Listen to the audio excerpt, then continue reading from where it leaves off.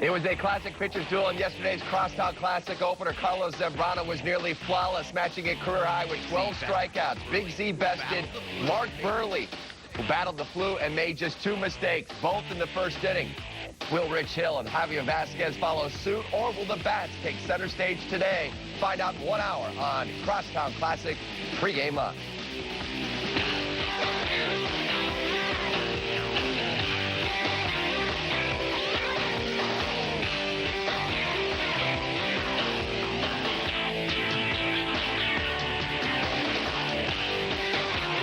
That's a live look at U.S. Cellular Field, where it is a heavy spritz right now. Some might say pouring. We have scattered rain showers in the Chicagoland area. Batting practice was canceled for both teams, but we are not expecting the weather to prevent us from witnessing Game 2 of this Crosstown Classic, which tees off in exactly 59 minutes. Good morning, everyone. The rain brought our pregame show into our gorgeous and dry downtown Chicago studios. We'll be back at the park tomorrow. Welcome to Verizon Wireless Crosstown Classic Pregame Live with Dan Plezak and Belton Bill Melton. I am Pat Boyle. Bill, Dan and I are a little upset. We wanted to begin our breakfast with a Belton Bill Melton brat, but we're not going to get that opportunity. Hopefully tomorrow. We got a chance tomorrow for a day game, but I tell you what, you've got to have one of those Melton brats. I'm telling you. I don't know. I might buy one for probably you guys. is up every night till 2:30. I might take you guys out there and buy one. Oh, we'd appreciate that. It's just nice to be a guest of yours today, right? That's right. We're taking you up to game time, which you can see right here on Comcast Sportsnet in high definition at noon. Let's set the lineup card for you this hour. We'll go one-on-one with Cubs rookie center fielder Felix Pie, who had a couple of ribbies yesterday. We'll also talk with a man who's been to over 9,000 sporting events, and he gets paid for it, but he's not an athlete. Plus, we'll hang out with Matt Sinatro, the Cubs first base coach, who's hard to miss because, just like Melton, always has a smile on his face, setting an example for the Cubs players to appreciate this game they play for a living. Of course, winning can certainly help you appreciate the game a little bit more. With the 5-1 victory for the Cubs yesterday, they're now 6 games under 500. They won 3 of 4 against the White Sox so far this season, and they remain 8.5 games back of first-place Milwaukee. With more on today's lineup, we send it live to Mitch Robinson, who's on the soggy south side. Good morning, Mitch. Good morning. And before I go any further, I understand that Mark Burley had 2 of those brats before yesterday's game, and that was the trouble. just a source, I heard. You know, you're right, it is soggy here, but talking to Roger Bossert, the heads ground crew keeper here, the guru, the sod father, says that this is the worst it'll be all day. Rain will be in the area, but he doesn't think it will delay the start of the game, nor will it delay the game once it is going, so we're hoping Roger is right with that. Now, in the Cubs locker room, not a lot of big stories coming out today, except for the one rumor that is beginning to circulate even more and more every day. Jock Jones, the veteran outfielder, and what will become of him. Stories as early as late as today coming out that he could possibly end up even on the south side, that he will be traded from the team. Talking with Jock Jones a little while ago, he says he's trying not to worry about that, but he would like to get more playing time. I don't want to deal with those, man. If it happens, it happens. If it doesn't, it doesn't. I'm just here to stay ready to play and get my work in and ready to play. You can't worry about it. If I worry about it, I'll worry myself sick. I'm not going to worry about it. I'm just going to show up to play every day. I don't know anything. That's not my area. So I really don't know if the trade rumors are accurate or not. I haven't discussed anything with our general manager, so I really don't know. I like to give people opportunities. I like to play everybody. But, right now we're in a situation where the people that have done the best are the ones that are going to get more bats, and that's what we're doing. Looking at today's lineup, Jones not in the lineup once again. Alfonso Soriano leading it off. Derek Lee's a .366 hitter against Javier Vasquez with 3 homers and 12 RBI. Turris is a .313 hitter against Vasquez. Interesting to note that Ryan Theriot, not in the lineup. He hits Javi .375. He's had 3 homers and 8 RBIs against Vasquez, but Theriot is not in the lineup. Also, Henry Blanco throwing again today before the game, loosening up, trying to see how his neck responds. Blanco said he was sore after yesterday, but thinks he feels a bit better. Pat? All right, Mitch, thank you very much. We'll look for an AccuWeather report a little bit later on in the show. And Dan, you look at the productivity from the Cubs' top 4 yesterday. Their top 4 hitters had 6 hits. They drove in 3. They're all over 300. If they're going to make a run at the Brewers, they have to get productivity up there. Well, they have to get productivity up at the top of the batting order. In particular, they're going to need some long balls from Derek Lee. His home run totals are down. But really, this is a very important stretch for this team.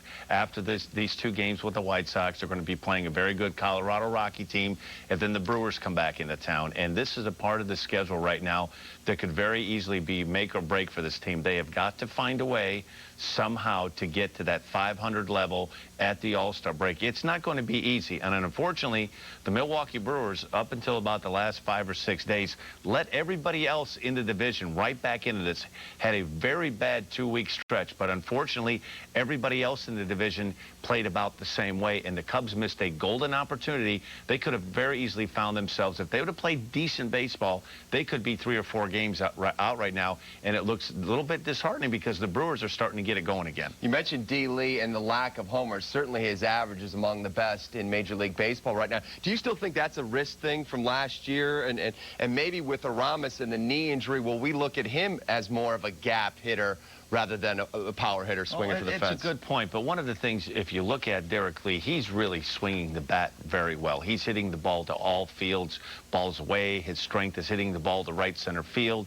He's turning on the fastballs in. He's been very good swinging the bat. It's just the home run total has been down. Aramis Ramirez has to be a concern. You don't know how long he's going to be able to continue to go, and you don't have the luxury playing in the National League using him as a designated hitter. So this brief little 3-day interleague is certainly going to help him to get his timing and to get his batting stroke back, but you're going to have to be worried about when he goes out and plays the field. And when you're playing third base, which is very much a reactionary position, you know, you can go on assignments and you can go work out and think that you're feeling good, but all it takes is one quick movement to come in to get a ball down the line, or you're going to have to charge a bunt and throw awkwardly, you know, off balance. I mean, it's going to be a little bit of a dicey situation for a while. As a former AL home run champ, and you look at Derek Lee and Aramis Ramirez, Aram coming back, he's going to wear a knee brace now.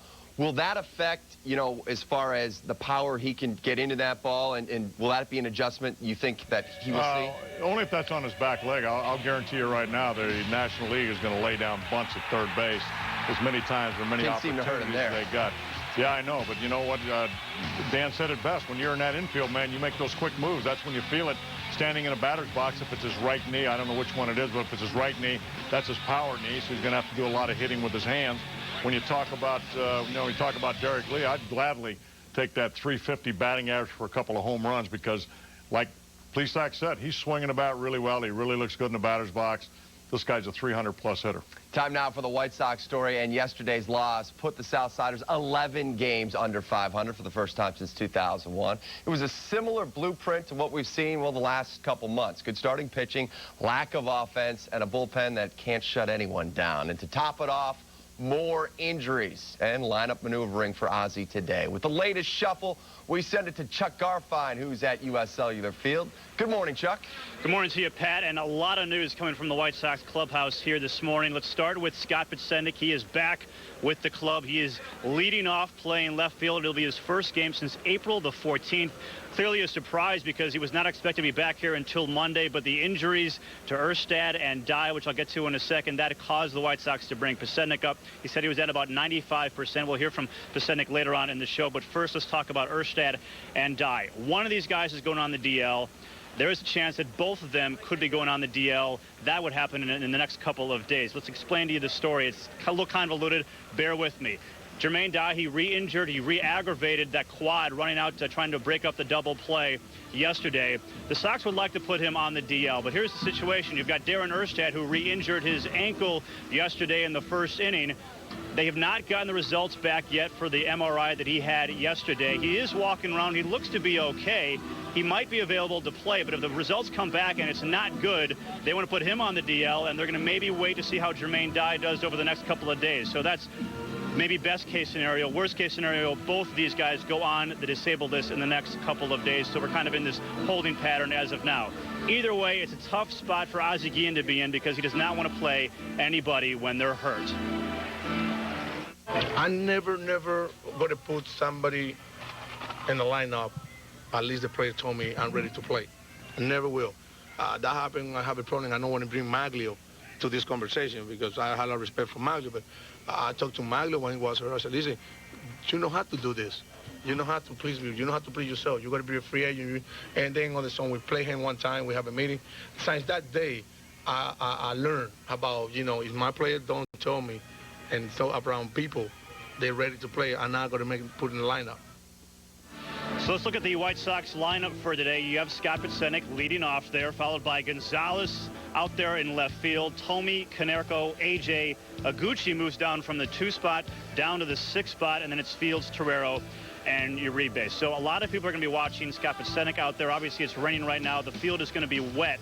But you have this, that Scott did play a couple of games in AAA where it was raining, so he is used to playing in these conditions. The Sox are not worried about that. We're going to hear from Podsednik later on in the show. We're also going to hear from Mark Buehrle, who had a little bit of car trouble coming here today. That's an interesting story, to say the least. Also, he'll talk about how dominating Carlos Zambrano was yesterday. That's the story from here with the White Sox. To send it back to you, Pat.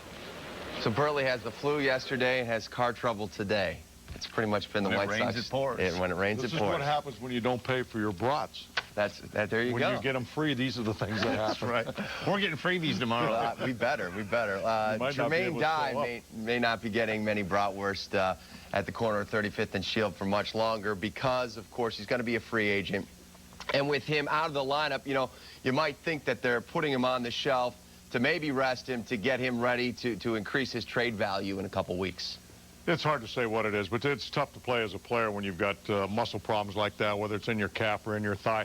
They'll generally never heal, and of course he's 33 years old, I think, so it takes a little bit longer for stuff like that to heal. And again, I've seen him play now for about a week, maybe 10 days, where you see sometimes where that's affecting him, and he really can't push away from home plate or push in the outfield. If he was an infielder, you might be able to deal with a little bit of first base. But when you're covering right field, which is a demanding position, it's better he sits down and gets healthy. I think Ozzie says it best. It's better to have a healthy player out there than it is to have guys at 85 and 90%. Just let him sit down. Hopefully it'll heal. Get Herm Schneider and the guys working on it, and probably come back pretty quick. And they're working on Darren Erstad right now as he tried to come back yesterday. Only lasted a half inning with the bad ankle. So now Scott Podsednik, he was going to return Monday. Hey, it's all hands on deck right now. He's inserted into the lineup today. And Dan, you mentioned we're not seeing enough long balls from the Northsiders like Derek Lee, but are the White Sox swinging for the fence too much, Bill? I mean, are they doing enough small ball? Because it does seem like they do come through with the home runs, but they can't string any singles or doubles. Well, last year we didn't complain about it. They hit a lot of home runs, but they also had a lot of extra base hits. So, this is a free swinging ball club. When I say that, they're not real selective, but when they're hitting the ball well, we wouldn't even be talking about this because there'd be a lot of extra base hits and the home runs. It's built around home runs. In this ballpark, you have to be able to hit home runs, and a lot of these guys can do it. They're not doing it this year, and when they are, they're not doing it with men on because there's nobody on. So, no, the bottom line is, you really want them to be, a lot of times, a little more selective. A lot of times when they're in slumps, you'd like to see them take a walk. That's not the way it is with power hitters. When they see something they can drive out of the ballpark, that's what they want to do. You see them at times going to right center field and right field. That's the best way to get back into your power swing. They don't go up there swinging for home runs. They're a little out of sync because the home runs will come because they can hit it to every part of this ballpark, each and every one of those guys. Did Kenny call you about maybe helping out his bullpen a little bit? No, that number's been disconnected. Disconnected, all right. I'm a realist. It was time to get out when I got out. We're just getting started here on this hour-long edition of Verizon Wireless Crosstown Classic Pregame Live. Our line is always open. Coming up next, we'll go one-on-one with Cubs center fielder Felix Pie, who hopes AAA Iowa is in his rear-view mirror for good. And Game 2 between the White Sox and Cubs coming up at high noon right here on Comcast Sports at High Definition. Our meteorologist on site, Mitch Robinson, along with Chuck Garfine, predict we will get this game in. Len Casper and Bob Brenly will have the call for you when we get started. As we go to break, we want you to get interactive with us. Here's our Pontiac opinion poll today. Which young player do you think will have the best career here in Chicago? 6 to choose from. 3 Cubs, 3 White Sox members. Brian Terrio, Felix Pie, today's starter Rich Hill, John Danks, Luis Torero, or Josh Fields. Go to ComcastSportsNet.com. Click Chicago, then on the White Sox or the Cubs page. Cast your vote. We'll have the results on our postgame show following today's game. Honey, I think he's trying to tell us something. His first word. Feldco. Smart kid. Call 866-4FPL. DCO. Feldco windows are a part of family life. More than 100,000 satisfied customers prefer our top quality professional installers and great warranty. Call for a free estimate. Financing available. Call now. For quality windows, siding, and doors, call 866-4Feldco. If. For such a small word, it packs a wallop. If I live to 100, if Social Security isn't enough, if my heart gets broken, if she says yes. We believe IF should never hold you back. IF should be managed with coverage that builds on what you already have. Together, we can create a personal safety net, a launching pad for all those brilliant ifs in the middle of life. Call on our expertise and get guarantees for the if in life. After all, we're MetLife. Four Seasons, the largest family-owned and operated heating and air conditioning contractor, has simple goals: provide exceptional service at the best possible price and offer products that leave you nothing but satisfied. Call Four Seasons Heating and Air Conditioning today for a free estimate. A splitter looks like a fastball until velocity is lost and the bottom drops out. Watch every pitch in clear Panasonic Motion. Panasonic Plasma for the speed of sports. Panasonic, ideas for life. To my darling wife, I leave my stock portfolio. To my daughter, Susan, I leave my yacht. And to my son, Jack, I leave my garage. Yes. Yes. Must be a Danley. Now you can own a Danley and get a garage door opener free with 2 remote controls. Call 773-GARAGES and get a free garage door opener with a Danley of your choice.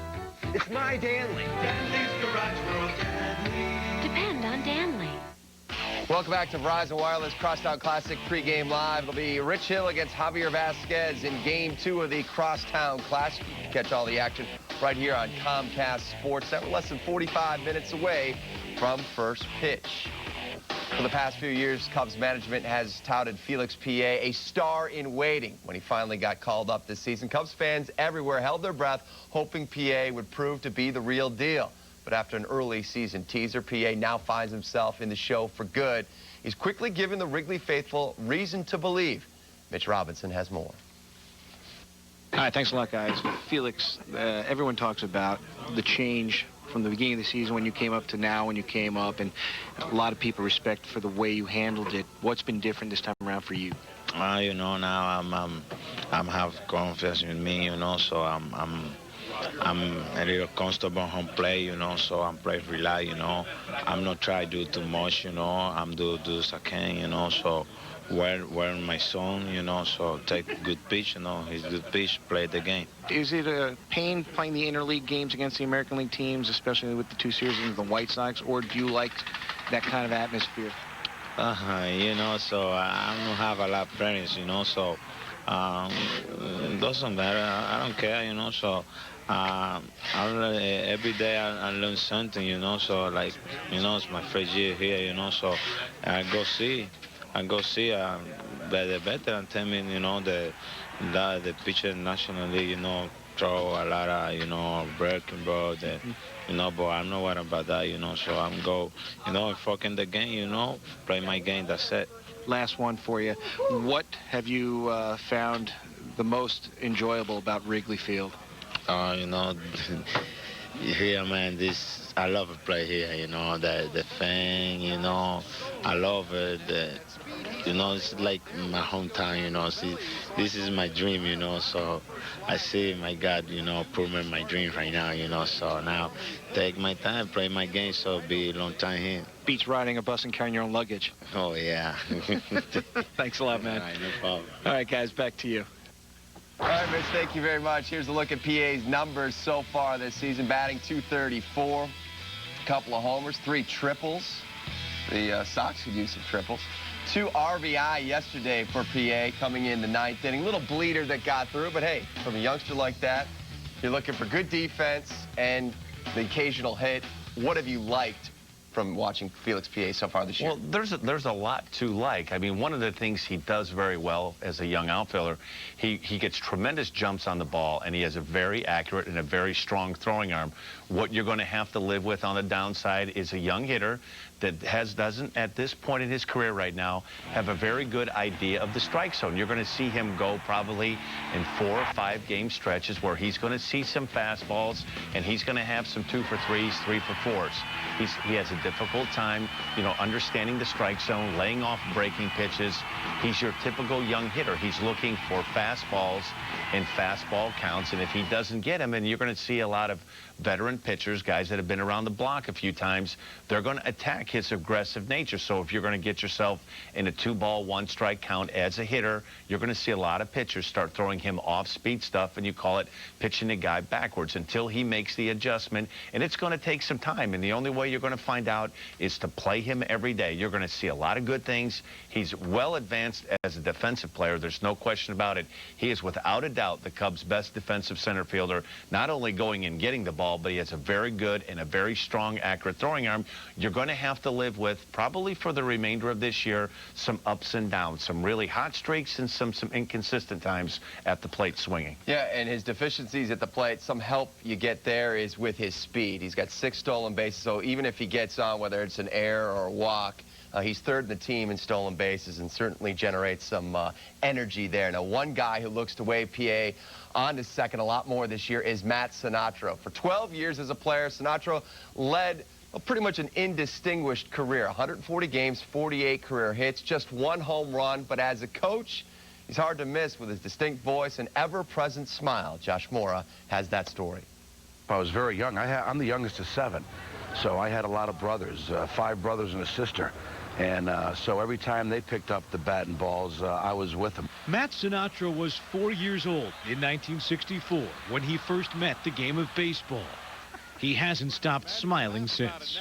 I'm happy every day because I love Chicago and I love being a Cub, and I've got a nice job and something I really enjoy, you know. That's the good part. He's always upbeat. You need those guys, like you said, there are some tough times throughout the season. You need that guy who can keep you laughing a little bit, and he's one of those guys. He's got that type of happy-go-lucky attitude. He really does. It's a blessing in a way because this is a tough business.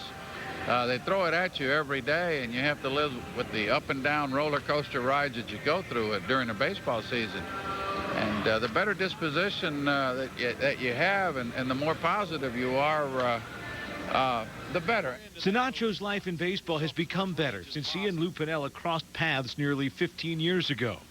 After an indistinguished playing career in which he never played more than 37 games in a season, Sinatro found a second life in the game as a scout and coach. I stopped playing in '92 when I was injured, and I had a book on the American League like that. And I said, you know, I want to interview to be the advanced scout. And we talked, and he said, you got it. So I advanced scout for him for 2 years, and that's where I really became close to Lou. So close that Piniella has taken Sinatro with him from Seattle to all of his subsequent stops. So close that Sinatro hasn't coached for anyone else. We share a lot of the same interest off the field, and professionally we both like to win. We've been together a long time. He's a good baseball man. He really is. He's very positive, and the players like him. He gives his coaches a lot of authority to do things, but along with that, he demands a lot from the coaches. He's not afraid to get in my face. Sometimes I need it. There's no doubt he's made me a better coach. And there's other times where, you know, I don't back down as easily as I might, you know, from the first, second years that we've known each other, because, you know, he doesn't want a yes man around. He wants someone to get the job done. I'm convinced if I haven't done a good job for him, I wouldn't be with him as long. And now it's all come full circle. Matt has 3 sons of his own. His oldest is 13 and just struck out 8 batters in 3 1/3 innings a couple of weeks ago. Yet Sinatro doesn't necessarily wish a life in baseball for them, only the happiness that life in baseball has provided for him. It's tough for young kids, you know. I want my kids to do well in school, and I want them to enjoy sports and enjoy high school. ball when they get there. And if they're good enough, maybe go to college and play ball. But I don't think right now any too much past that. Whatever they want to do and whatever for them to be happy, that's all I want them to do. And that would leave the baseball man with plenty to smile about. At Wrigley Field, Josh Moore, Comcast Sportsnet. All right, Josh, thank you very much. You know, you look at veteran managers, whether it's, you know, on the south side or with Lou Piniella, and they always seem to find a couple guys that they bring with them from stop to stop, and it sounds like Sinatro is that guy for Lou. Well, I think it's very important for a manager to have some guys on his staff. You can go just about every manager in baseball that they have one or two guys, usually your bench coach or first or third base coach, that they've spent the majority of their time. And I think it's very important for a manager because a lot of times coaches have a lot more interaction with the players than the managers do. The managers, there's just kind of this wall there that they're the boss, and you don't get too overly friendly because, listen, the manager, Lou Piniella, he's got to make some tough decisions on who's playing, who's not, who's pitching, and who isn't. But you're always going to find, usually on every team, there's a couple of coaches that the players feel that they can confide in, and it's a very important part of a team. And we've seen it with Ozzie. I mean, bringing in not only former White Sox players, but a lot of his friends, and that'll help you get through a difficult time like they're going through right now because they've got to stick together. Well, really friends and teammates, and you know Harold Bain at first base, Ozzie and him were friends, and that's the one Ozzie looked up to when he came over to the White Sox to play for the White Sox for the first time. You got Mark Salas and Art Kushner down in the bullpen. Players really gravitate towards Art Kushner because this guy is a funny guy, and they, you know, all the coaches are good guys. Razor Shines is new up here at third base, and of course Ozzie's best friend is Joey Cora, and he's on the bench. Yeah, there's a close relationship with this group. I think one of the keys, you look at Sinatro and Harold Baines, both of them are magnets. I've seen more balls in the last 2 weeks, and they're having a hard time. Harold takes one in the knee yesterday. Matt Sinatro took one in his shin in Atlanta. These two guys are foul ball magnets. The last thing the Sox need is another guy on the DL. One guy coming off today. He'll be at the top of the White Sox order. Scott Pacendic, you'll hear from him next. Time for another break here on Verizon Wireless Crossout Classic pregame live. That's a mouthful. When we return, we'll preview today's starters. Rich Hill against Javier Vasquez. And another full house, 39,000 plus, expected to make their way to the soggy south side of Chicago this afternoon. For the White Sox and Cubs, a game you can see right here at the top of the hour on Comcast Sportsnet. Time now for our Just for Men Stay in the Game moment. It came in the 7th inning of yesterday's game. Following Paul Konerko's home run that cut the lead in half, Carlos Zambrano settled down and kept the Cubs in the game, getting Jermaine Dye to hit to an inning-ending double play. Stay in the game with Just for Men hair color. One day you find it's not business as usual. Your hair is gray, and you wonder, will people still see me as a valuable player? Is my career going down? How do you stop that? Just for Men stops gray from hiding who you are. Easy, with 5-minute target gray technology. Now doors are opening, and you wonder, why did I ever put up with gray hair? Let the real you come through. Stay in the game with Just for Men. What your boys got there? It's a Pizzone. That's huge. Delicious. So... No. It's back. The Pizza Hut Pizzone is yours alone. Over 1 pound of melted cheese and tasty toppings baked in a pizza crust. A big eat for the tiny price of $5.99. Or get 2 for $10.99. Tackle your hunger with classic, meaty, or pepperoni. Hey, Mooch, you want one? Yeah? Order up. Get way more. Get America's favorite pizza, Pizza Hut, now online. I would recommend on-media advertising simply because it's very convenient. It has a lot of opportunities for customers to see it. And also we've got a sales individual that comes to us quite often, gives us updates on what products are available. The feedback we're receiving through on-media advertising has been very positive. We're seeing people from the Quad City area, from our local Geneseo market, who are seeing our commercials. It's really a great way for us to continue to grow our business. That's kind of exciting for us. Legendary off-road ability. 20 miles per gallon fuel economy. 4-year, 50,000-mile bumper-to-bumper warranty. And now, get 0% APR for 60 months, plus up to $19.50 cash back on all new 2007 H3s. The Hummer H3, like nothing else. At D&D Hummer, I-80 and Highway 61 in Davenport. The Bulls Blackhawks, Cubs, and White Sox. Comcast Sportsnet. All right, we invite you to get interactive with us today. Here's our Pontiac opinion poll. Which young player do you think will have the best career here in Chicago? You got 6 to choose from. 3 North Siders, 3 from the South Side. Ryan Theriot, Felix Pie, Rich Hill, today's starter, John Danks, Luis Torreira, or Josh Fields. Go to ComcastSports.com. Click Chicago, then on the Cubs page or the Sox page. Vote away. We'll have the results in our postgame show. And welcome back to Verizon Wireless Crosstown Classic pregame live. Scott Pasednik is back in the White Sox lineup today. He's at the top of the order with the latest on Scott. And a weather update. We send it to our chief meteorologist, Chuck Garfien, an intrepid baseball reporter. Take it away, Chuck. If it's weather, if it's injuries, I'm your man there, Pat. Yeah, here is the situation with Pasednik. You know, he was batting .303 in those first few weeks that he was playing for the White Sox. The Sox were 5-3 with him leading off. He's back in the lineup here today, but there is the question with the weather. Can he play at 100% considering the weather? And our producer, Aldo Perry, asked him that specific question a few moments ago. That's going to be a concern. I haven't played on a wet surface as of yet, so I might be a little bit hesitant as far as my footwork goes in the outfield, but I'm confident that it's strong enough, and you know, I'm going to try to go out there and just let it go. All right, so that is the situation with Pasednik. It looks to be he's going to go at it 100%. Kenny Williams said yesterday that he was at 95%. Will be interesting to see how he does here today. The story with Mark Burley is this. He was sick yesterday, felt better this morning, hopped in his car with his friend to come here to the game, put some diesel gas in his car. They get on the road. They're on the highway. Smoke starts coming out of the engine. They had to pull over. The car could not be driven.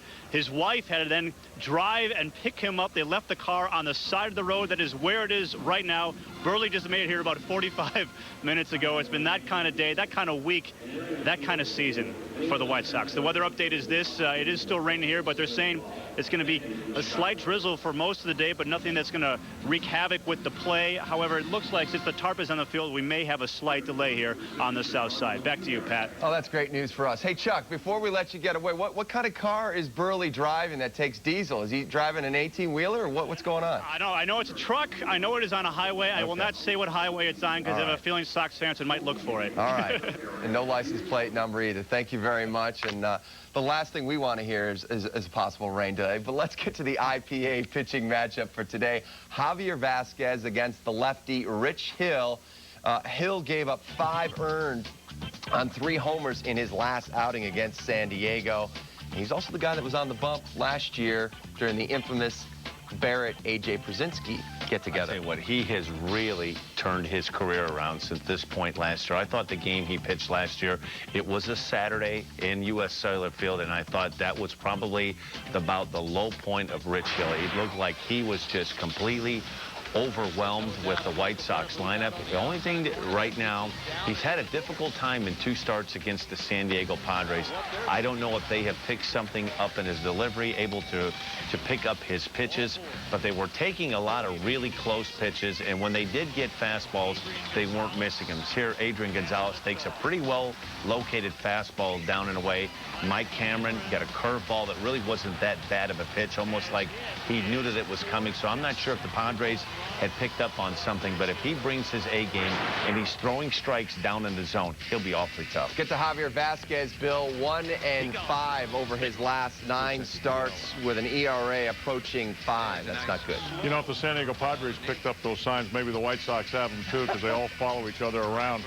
Anyway, Javi Vasquez, you know, this is a guy last time out, 7 innings, 5 runs at Wrigley Field, but he's one of 5 guys. When you look at our starters, you're talking about 21 games where the last 21 games, our ERA has been right around 3.5, which is big time. I mean, the starters have generally kept the White Sox in the game, so I look for Javi to do the same thing. So Rich Hill is coming off his shortest outing since August of 2005, and we caught up with him before his 2nd career start against the Southsiders. Thanks a lot, guys. And Rich, the last time you appeared in a game was the little fight between Barrett and Przinsky, so it's been a long time memories of this crosstown series for you. Right, yeah, a lot to learn from that game. Grew up a lot and moved on from then and looking forward to this weekend. When you step to the hill in a game like this, can you feel any electricity from the fans? Yeah, absolutely. As I've said before, the fans, this is what it's all about. They're the ones, I think, and not to downplay it as a player, but, for us, we need to go out there and just win another game, and it doesn't matter who it's against. But for the fans, you realize what this series is all about and how important it is to the city. Last game, the questions they were saying you might be tipping your pitch or anything. You guys have looked at tape. Did you? I know specifics you won't give away, but did you find anything different or no? No, I didn't find anything. I think San Diego just had a pretty good day.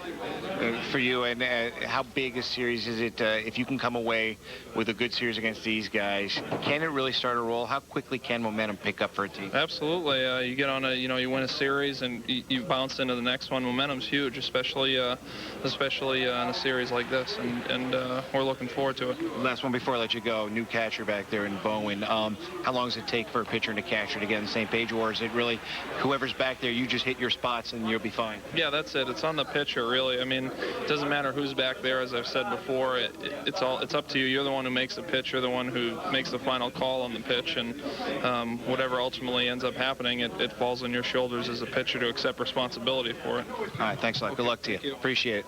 All right, guys, back to you. All right, Mitch, thank you very much. Didn't take Zambrano long to get used to Rob Bowen yesterday. Oh, Carlos Zambrano right now, this is a man possessed. It is remarkable the turnaround in his last 4 starts. He basically went the first 2 months of the season, and he really didn't string together more than like 3 or 4 innings in any of his starts that made you think of the Carlos Zambrano the last 2/3 of the season. This guy, the last 4 games, has got it going right now. I mean, he is locked in, and everything is tight. Rich Hill looks to carry the momentum into today's affair. Much more to come here on Verizon Wireless Crosstown Classic pregame live. When we return, Chuck Garfien. Well, he had some time on his hands when he wasn't checking out his weather maps, so he went in search of the most interesting jerseys being worn around U.S. Cellular Field and Wrigley. So what jersey will be in the winning clubhouse today? It's the Sox and Cubs on Comcast Sportsnet High Definition. Glenn Casper and Bob Brenly will have the call for you at the top of the hour.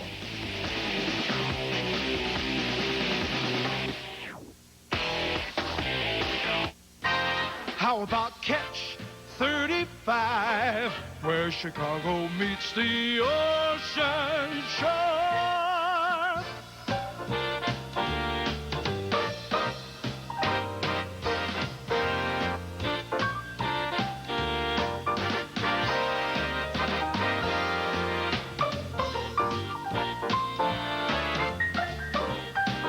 So how about Catch 35?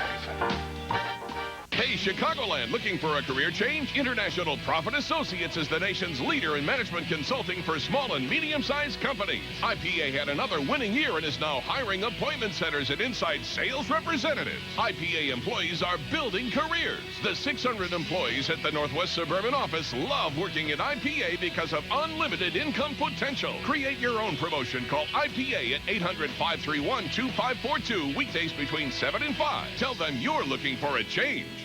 It's all about freedom to see clearly, to be at the top of your sport, the top of your profession, at the top of the world. It's freedom, brought to you by Kraft Laser Vision Correction. No one can match the Kraft Eye Institute in laser vision experience or results. Why trust your eyes to anyone else? The Kraft Eye Institute. It's freedom to see, to do, to be your best. Call Kraft today and see how far freedom can take you.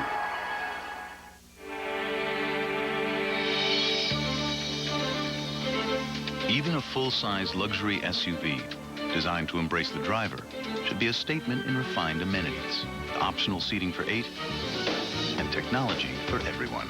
The new QX56. Exclusively with XM satellite radio with XM nav traffic and a complimentary 3-year subscription for both from Infinity.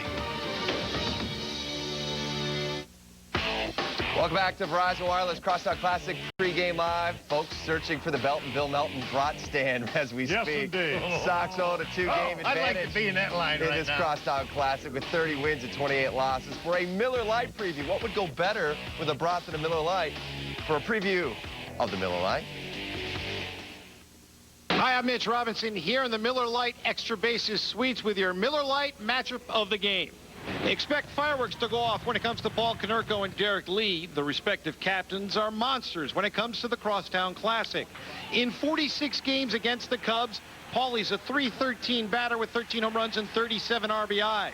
Of his 51 hits, 22 have gone for extra bases, while Derek Lee sports a .293 average, which includes 2 home runs and 8 RBI. So you can look forward to these two really getting it on in the series.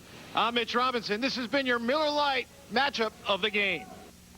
Thanks, Mitch. All right, you know, when it rains, it pours, guys. Breaking news from the South Side. Darren Erstad is indeed going back to the DL. He didn't even get through a half inning yesterday, Bill. Re-aggravated his sprained left ankle on the sliding catch on Fontenot. Here's the play right here. And, you know, this is the one worry that when Kenny made the move, the guy's been injured a lot in recent years. Taking nothing away from him because he's been a gamer at the plate, but this is certainly something Sox fans didn't want to see. Well, it's more frustrating for a guy like Darren Erstad than Kenny Williams. I mean, Darren Erstad is a guy that obviously you can tell by the way he plays. This is a guy that likes to be out there every day. In the last 4 or 5 years, you know, he's had a lot of injury problems, but I'm not sure about this ankle. I don't know if there's a tendon problem in it or not. Just not strong enough. But again, that's disappointing not only for Darren Erstad, but for the White Sox. I mean, this is a guy that with Scott Podsednik back, maybe we could hit him number 2 in the batting order, get some guys on base for our RBI guys, and now that he's not in the lineup, played a terrific center field, I don't know what the White Sox are going to do. So Erstad back on the 15-day DL. Now, while today's rain may cause several fans to go sans their favorite Cubs or Sox jerseys, still baseball jerseys have become a game day necessity like your favorite cap or lucky glove. These jerseys have become a form of expression for fans, and through it, you can see just how passionate they are. Chuck Garfien has that story. They are links between players and fans. I wear AJ all the time, every game day. Every game day. It's all I got is AJ shirts. Clothes that make them feel closer. Lou's taking us to the promised land. We're going. This is the year. Cubs fans, Sox fans, who figure if you can't be like him, you might as well dress like him. Are you a big Mark Pryor fan? You betcha. You're going to hang on and wait for him to come back, aren't you? You betcha. Yeah? I am. Yeah, big 22. Mark Pryor, you wear it proud. But what if he doesn't come back to the Cubs? I'll cry. But for every Paul Konerko and Derek Lee, stars of the present, you will find a thread, or should we say threads, to the past. Carlton Fisk. Why did you choose Fisk? He's an old throwback. I love him. I've always wanted a jersey, and every time I come in, I'm not sure they're going to have the player next year, so I figured this was a safe one. I don't know about you, but when I think of Chicago Cubs baseball, I think Glenn Allen Hill. I always think of Glenn Allen Hill, because when you think of Cubs baseball, you got to think of a Hill. Me or Glenn Allen. Oh, because your last name is Hill. Yes, it is. So when Glenn Allen came here, you thought this is the greatest thing ever. Well, the only thing that was not coinciding was really the way we looked, because Glenn Allen... You don't really look alike, do you? Distant relatives. In fact, some of these uniforms could have been worn by our ancestors. How old is this jersey, or it's from what year? I think it's like 1917. I got the 1908 home world champion jersey as well. Really? Yeah. Maybe you should wear that to the park more often. I've been a Sox fan since I was 8 years old. I've been coming out here since opening day, you know, since I was 8 years old. So I'm a big Sox fan, so I love getting all the jerseys. I actually have all of them, except the one from 1972, I think, with Chet Lemon played. I would kill for a Chet Lemon jersey, just so you know. Oh, yeah, but the fly collars on it, you can't beat that at all. What other jerseys do you have? 1908 home and away, 1914, 1932. You're living in a bygone era, you know that, right? Yeah, but it was a good era, and we're kind of bringing it back again to the north side. 1938, the homer and the Goldman. 1945, the road one with Andy Pasco, the last time we won the National League pennant. You have a Julio Cruz jersey. Yes, indeed. I got the 1984 home and away, the Eastern Division team. And then... Do you have any other clothes besides Cubs jerseys? I get into it about... No, I like the jerseys. And for Cub fans, there's probably no jersey more polarizing than this one. And yet, some fans still feel the need to represent. I bought the jersey on eBay, went to Mexico, came back from Mexico, and my jersey had arrived, and there was a picture of Sosa in the newspaper wearing a Baltimore Orioles jersey. So he got traded when I was out of the country, and I will still wear this jersey. Do you think it'll come around eventually that people will accept him for what they thought he was originally? No. No? Not from what I hear in the bleachers. And, what are they saying in the bleachers about Sammy? Sammy's the reason. Sammy and his big contract is the reason I'm paying $6 for a glass of beer. And while that hangover from 2003 still exists on the north side, there are those to the south who continue to take great delight in rubbing it in. S. Bartman, huh? S. Bartman. Steve Bartman in 03. Want to thank you, Steve. So this is basically, you wear this to represent the hex of the Cubs? What is it? I've worn this to every Sox game that I've come to since he did that, absolutely. And I want to keep the hex alive. But isn't it kind of wrong to have a White Sox jersey on the front and Bartman on the back? Absolutely not. This symbolizes the fact that Steve Bartman is actually a Sox fan from what he did. Would you ever wear this to Wrigley? I've worn it to Wrigley. And what's happened? Not much. It's a lot of booze. No beer throwing, though, I'm glad to say.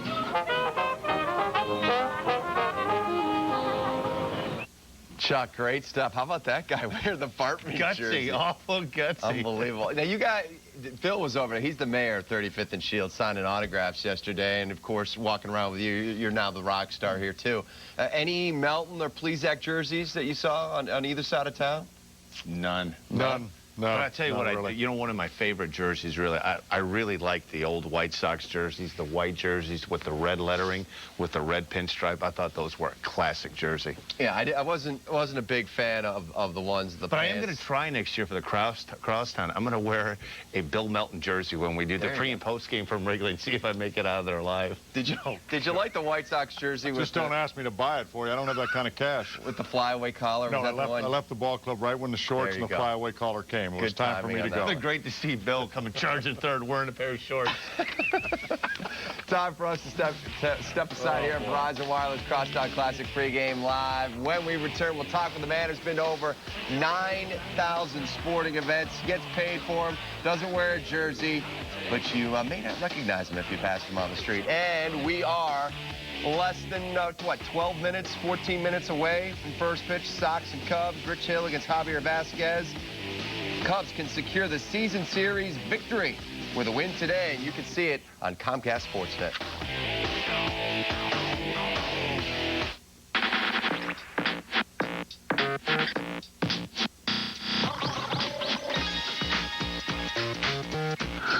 With every step, it gets better. Miller Genuine Draft. Cold filtered 4 times for smoother flavor. Four Seasons, the largest family-owned and operated heating and air conditioning contractor, has simple goals. Provide exceptional service at the best possible price and offer products that leave you nothing but satisfied. Call Four Seasons Heating and Air Conditioning today for a free estimate. We'd love to show you the world's next great video game. There's only one problem. You haven't created it yet.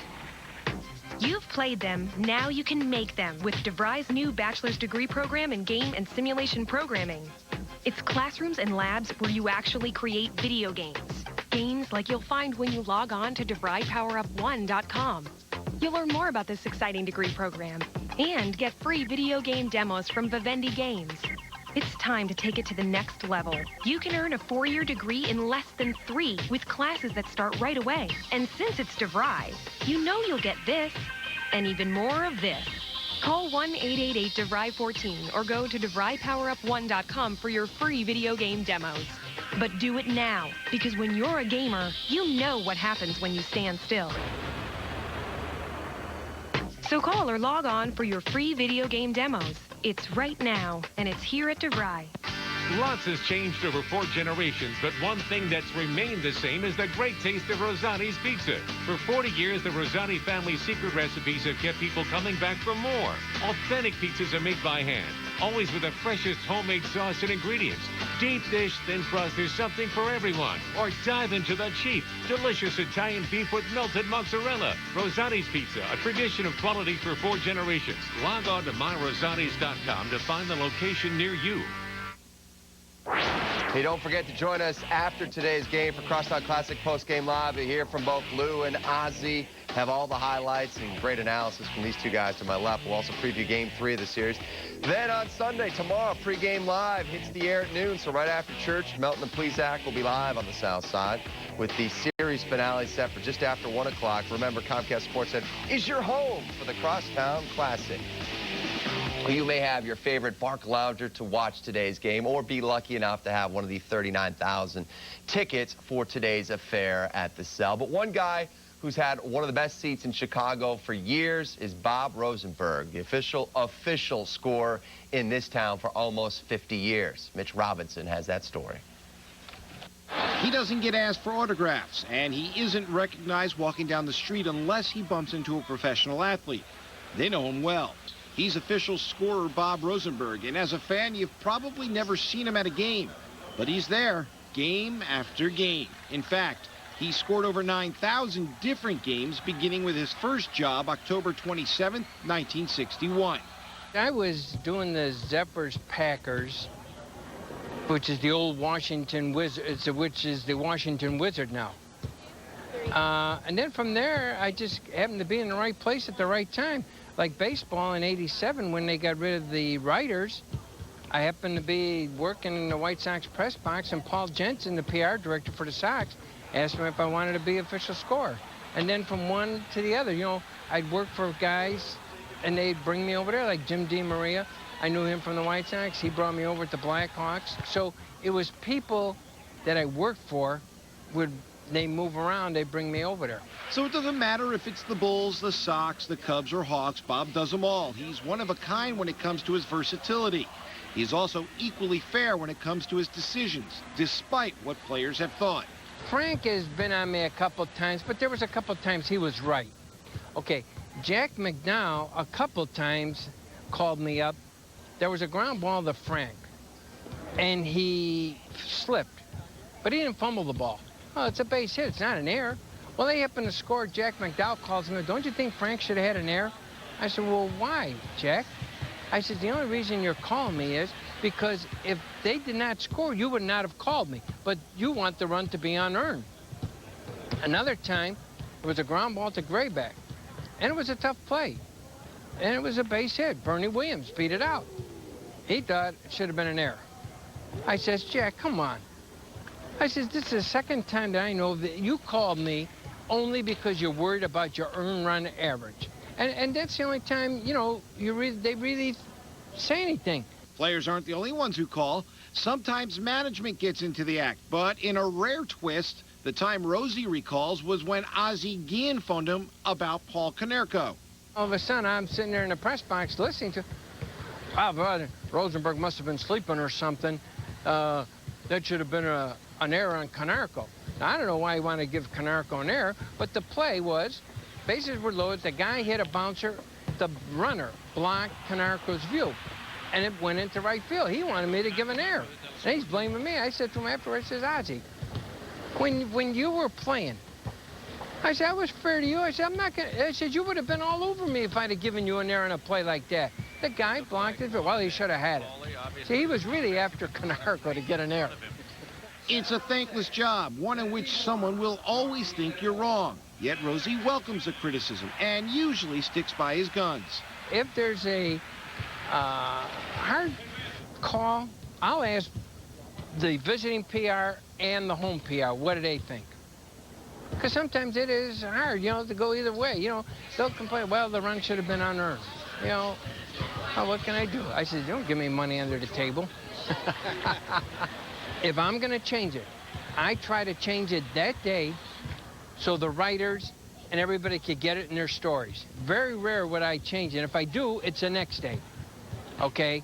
But most of the time I try to do it right then and then. I go to look at the replay again after the game. If I'm wrong, I change it. So as an official scorer, Rosie's never been afraid to make any call, whether it's controversial or not. The one thing that he does fear, especially here at U.S. Sailor Field, is being alone. Now that the press has moved, Bob's got too much privacy. You know as well as I do, any baseball game, if it's a long game, a hot day, you know, and if it's boring, you're going to get tired. But you got to sit there and watch, and I hope they put somebody in there with me. I'm only 66, Mitch, and it's not a tough job. So I'm as long as I can. Otherwise, I don't want to just sit at home. Mitch Robinson, Comcast Sportsnet. All right, Mitch, thank you very much, Rose. I think he was looking for a friend. Like, come on, Mitch, why don't you join me up there? Rose is a little lonely. Yeah, I don't know if he could stand a day with Mitch Robinson, be part of the Mitch Robinson experience. Hey, that's why I sit with Bill and watch all the White Sox games, because, you know, we don't want to be lonely. He's the voice of reason. He is the voice of reason. Rosie was kind of glad when he left. You guys ever have a beef for the official score? I'm sure both of you have. I have one with him. 1993, I was pitching for the Cubs. Rain delay for 3 innings. I came in and pitched a scoreless third, fourth, and fifth inning. So I figured I was going to be the pitcher of record. We held on and won. And to make a long story short, he gave the win to Jose Bautista. I felt like I got robbed. So, Rosie, you robbed me out of a win. Good to see you let it go after 15 years. Yeah, no problem there. That therapy's really working out. The highlight of your career when you look back that far. Has a score ever cost you some money? You're late in the season. You're close to a certain average. Have you? No, not really. We had the basically we had the writers and the press, and they didn't want to deal with you, and you didn't want to deal with them. We never had the official score, but you get a position player and a pitcher next to each other. It's not fair. Everything is a hit. And then, you know what, as a pitcher, you got no chance nowadays. Right. The ballpark. Especially when I used to lay down those bunts and beat them out and always get called out. Oh, the speed of Beltonville Mountain. Hey, time for us to take a break here on Verizon Wireless Crosstown Classic pregame live. When we return, the guys will give us their keys to the game. We're inching closer to first pitch. Ozzie talking to the sod father, Roger Bosser. They are taking the tarp off the field as I speak. They're going to try to start on time. Doppler 7 Bazillion says they're going to get this game in. Stay with us. Honey, I think he's trying to tell us something. His first word. Feldco. Smart kid. Call 866 for Feldco. Honey, I think he's trying to tell us something. His first word. Feldco. Smart kid. Call 866 for FPL. DCO. Feldco windows are a part of family life. More than 100,000 satisfied customers prefer our top quality professional installers and great warranty. Call for a free estimate. Financing available. Call now. For quality windows, siding, and doors, call 866 for Feldco. Grab the new Sun-Times and get the real Chicago story every day. Subscribe at suntimes.com. Chicago Sun-Times. Let's get into it. Try Arby's new popcorn chicken. Popcorn chicken so big and juicy, others don't compare. Made with 100% natural all-white meat chicken. So delicious, it'll have you saying, I'm thinking Arby's. When it comes to going bald, you now have a choice. Advances in medical science have resulted in the world's first and only permanent solution to hair loss. It is your real hair. It's your natural hair. You wash it, you cut it, you swim with it. Bosley is the world's most experienced hair restoration experts, having pioneered virtually every major advancement in the art and science of hair restoration. I'm very satisfied, very happy with what I've done. This has got to be one of the best decisions I've made in my life, I'll tell you that. Bosley Hair Restoration is a relatively simple outpatient procedure. The results look completely natural, and it's affordable on nearly any budget. Call the toll-free number now to receive your free, no-obligation information kit that will help you decide if hair restoration at Bosley is right for you. You don't have to accept going bald. Do something about it right now. Call 1-800-978-7510. That's 1-800-978-7510. Call now. Watching the home of the Bulls, Blackhawks, Cubs, and White Sox. Comcast Sportsnet. Here's our Pontiac opinion poll today. Which young player do you think will have the best career here in Chicago? Terrio, PA, Hill, Danks, Torero, or Fields? Go to ComcastSportsnet.com. We'll have the results on the post-game show. Time now for our Lexus keys to the game.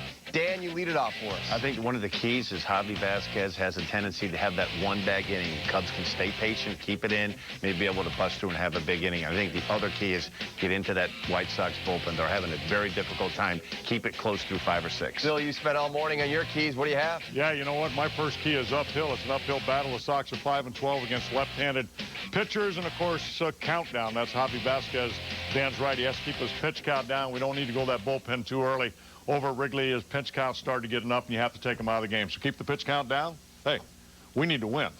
You'll take it any way you can get it. We are told unofficially that the game will start around 12:30, but for the latest update, we'll find that out from Len and Bob. That's going to do it for Verizon Wireless Crosstown Classic Pregame Live. For the quirky one, Dan Plezak and Bill Melton, I am Pat Boyle. The game is in the on-deck circle. Len Kasper and Bob Bradley will have the call from soggy U.S. Cellular Field. Enjoy the game, everyone. We will see you when it's over.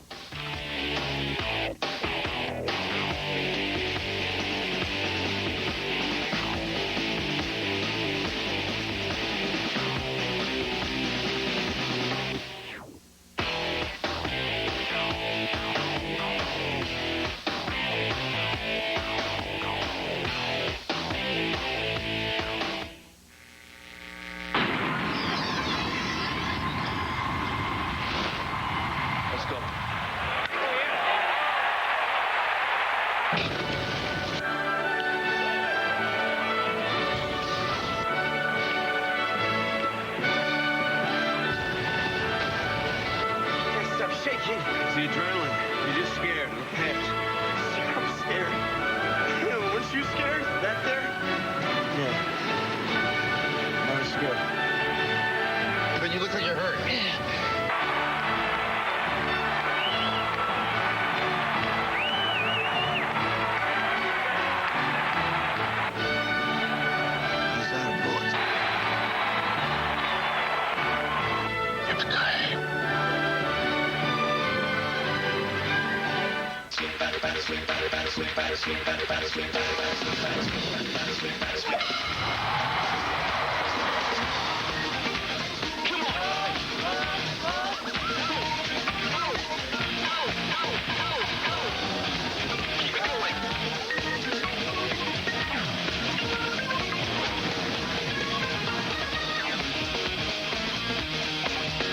Live Free or Die Hard opens Friday.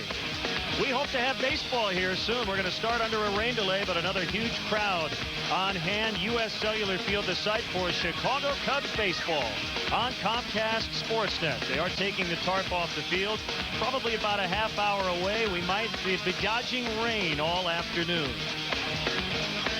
Welcome to Cubs baseball today. Bob Brenly and Len Kasper with you. The Cubs with a nice 5-1 win yesterday, and gray skies. It's been wet all morning and into the afternoon, and at some point we'll play, but might have to play through a little bit of precipitation. I think both managers knew this rain was coming today because all the batting practice was held in the cages underneath the stadium, and we've seen players walk back and forth to get their cuts in, hoping we can get this ball game in. It'll be Rich Hill against Javier Vasquez. A little bit more on that matchup later.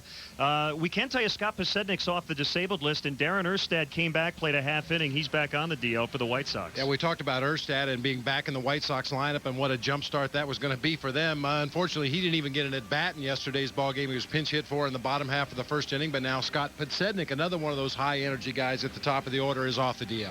All right, more on this matchup coming up. Again, we hope to have baseball in about 30 minutes. But now rain delay programming, the best damn 50 spectacular baseball plays coming up.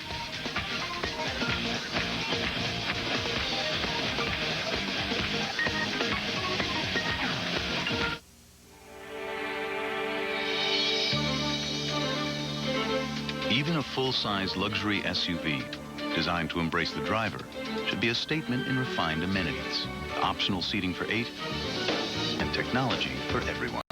The new QX56. Exclusively with XM satellite radio with XM nav traffic and a complimentary 3-year subscription for both from Infinity. When your vehicles are in need of service, drive to the big QC sign. Trust your vehicle to a group of technicians with over 30 years of experience in the Quad City area. Locally owned and operated, we're your neighbors. Our kids go to the same schools. We shop in the same stores. QC Auto Service Centers. Same great service, same great locations for over 30 years. Drive to any of our 3 Quad City locations. We'll treat you like family. QC Auto Service Center, keeping you on the road.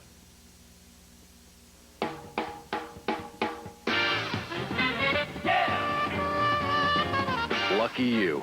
Your local True Value has everything you need to take care of life's little surprises, and you'll get in and out fast. True Value. Help is just around the corner. Replace it, repair it, restore it, Enjoy it at K&K True Value Hardware, 18th and Grant Street in Bettendorf.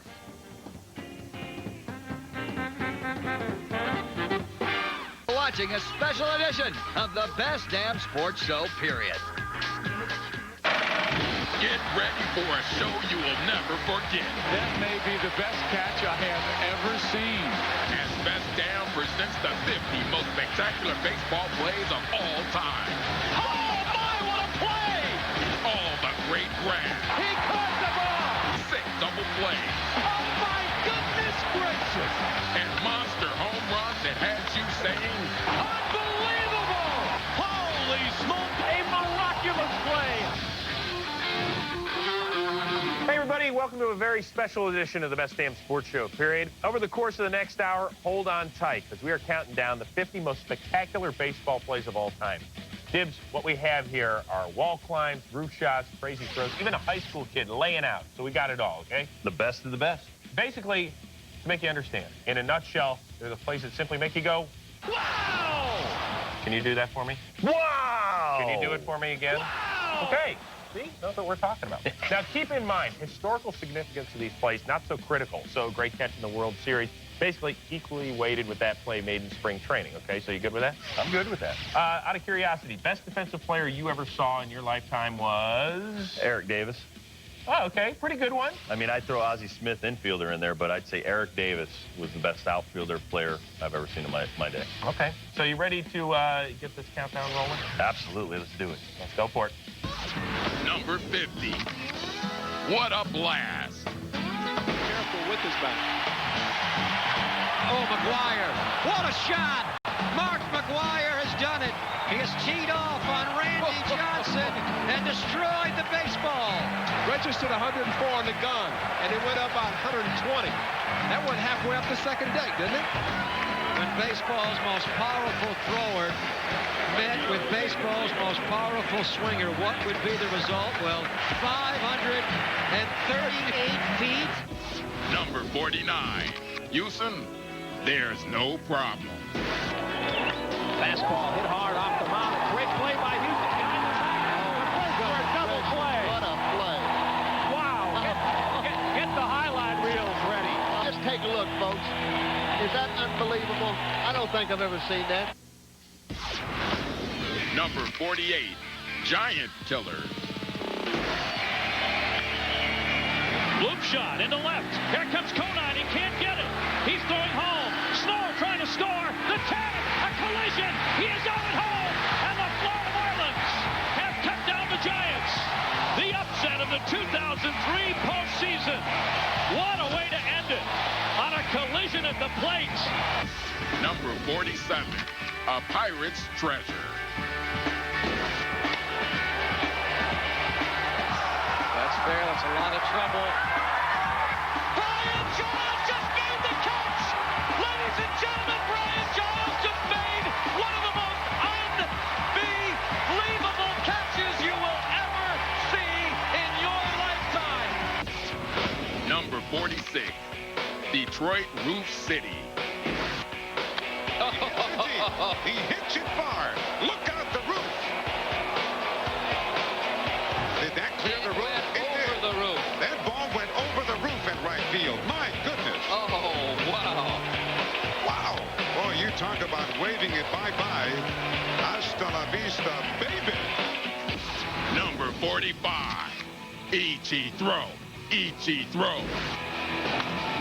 Ground ball, base hit in the right field. Heading for third is Terrence Long. The throw by Ichiro. Beautiful. Peggy got him. Holy smoke, a laser beam strike from Ichiro. To the third baseman, David Bell, and Terrence Long is gunned down at third base. What a throw. Number 44, those amazing Mets. Straight away for him in the outfield. And there's a drive to right center. Swoboda comes up with it. The tag is third. Here comes Frank Robinson. The game is tied. Ron Swoboda making another sensational catch for the Mets. Beautiful catch by Ron Swoboda. Number 43, the buck stops here. Drive to deep left field. It is hooking. It is... Oh, what a try! Did he make the catch?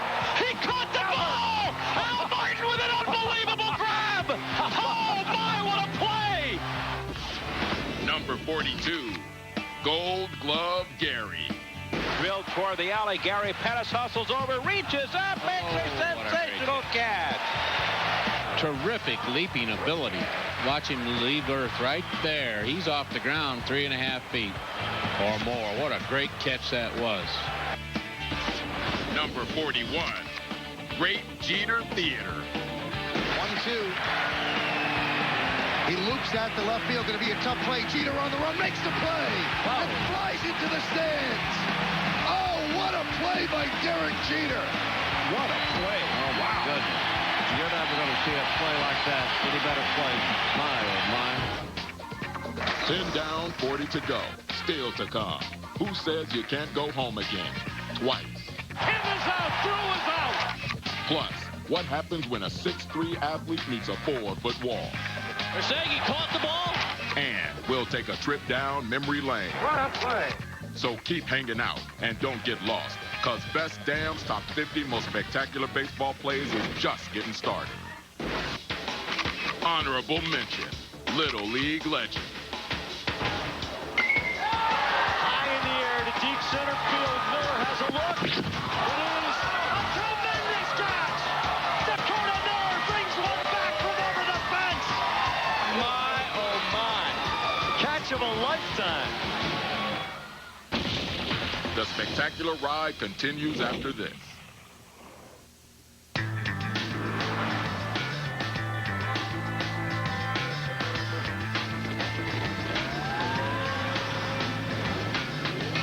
There were two options.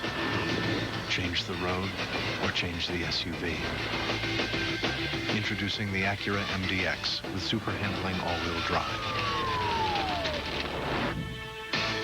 Technology takes it to a whole new place. Acura. Advance. Ladies and gentlemen.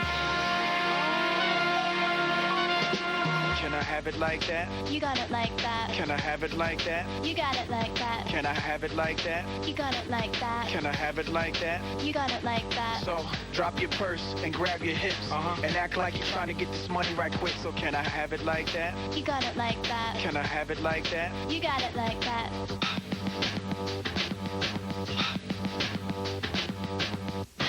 Imagine a car with the same fuel economy as Camry, but with a lot more power.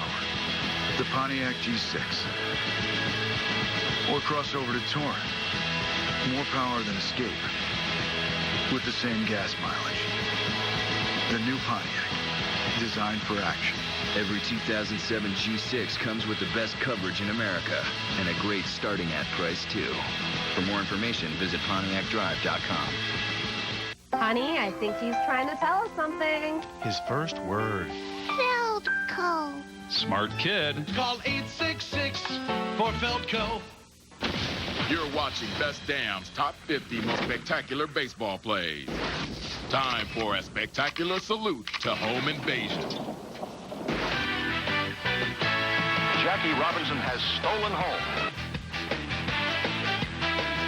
Here comes Crawford stealing home. Crawford steals home. Here he goes. He's stealing home. And he's safe. A wild throw by the pitcher. He dives in and scores.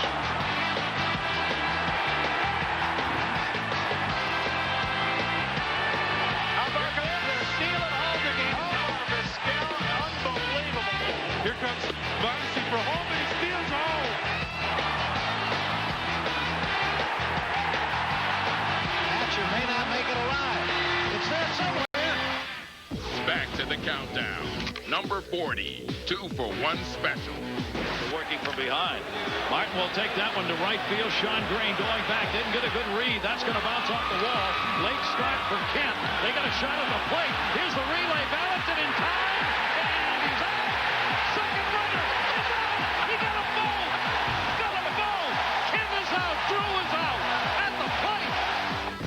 Number 39, hanging with Ichiro.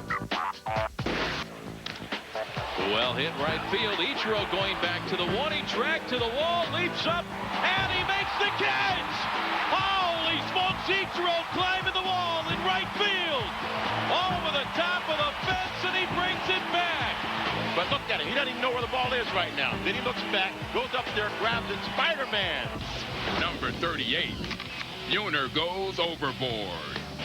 They bat in the bottom of the 8th inning. Hatteberg steps into the first offering by Hurtado, deep out to right field, and gone, a home run. They're saying he caught the ball. They're saying he caught the ball. What a catch. Number 37. Here's to you, Mr. Robinson. Fair ball. Great play by Robinson. Look at that. Great day in the morning. What a play. Just a remarkable play. That's one of the best plays you'll ever see a third baseman make in a World Series game. Number 36. Dominican Dart. That ball is fair because it went off Galarraga's glove. Absolutely right. Tim Raines rounding third. Ozzy's going to send him. Here's the throw to the plate. And he's out. Well, I'm telling you what, this is a terrific throw. I mean, it's a tremendous throw.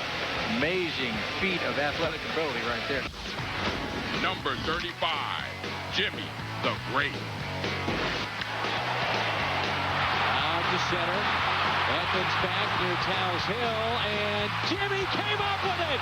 An unbelievable play by Edmonds. Remarkable play by Jim Edmonds. That was fun to see, wasn't it? Oh, my goodness, what a play. Number 34. Double your pleasure. And it's grounded up the middle. Oh, my goodness gracious. My goodness gracious.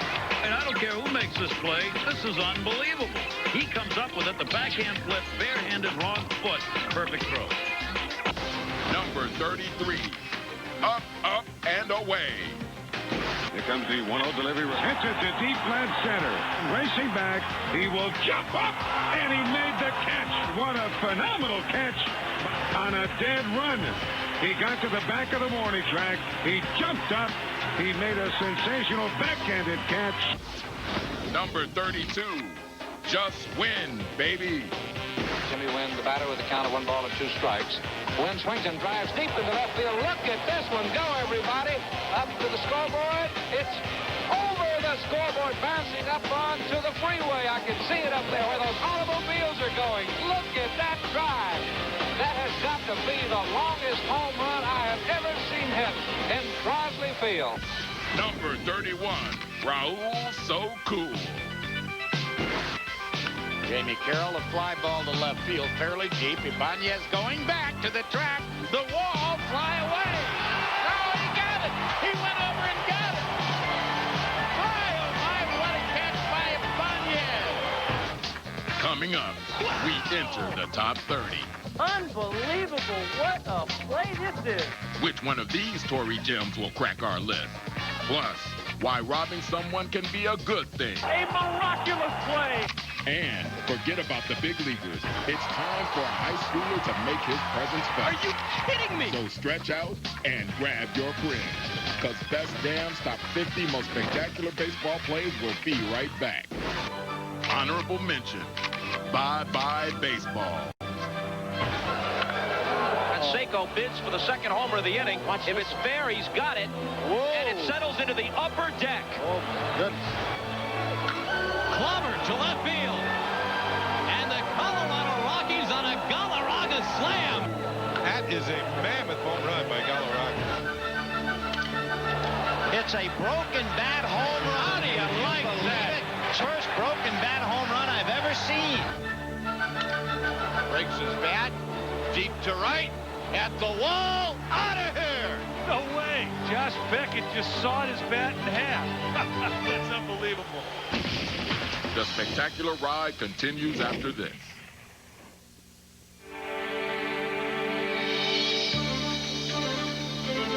Even a full-size luxury SUV designed to embrace the driver should be a statement in refined amenities, optional seating for 8, and technology for everyone.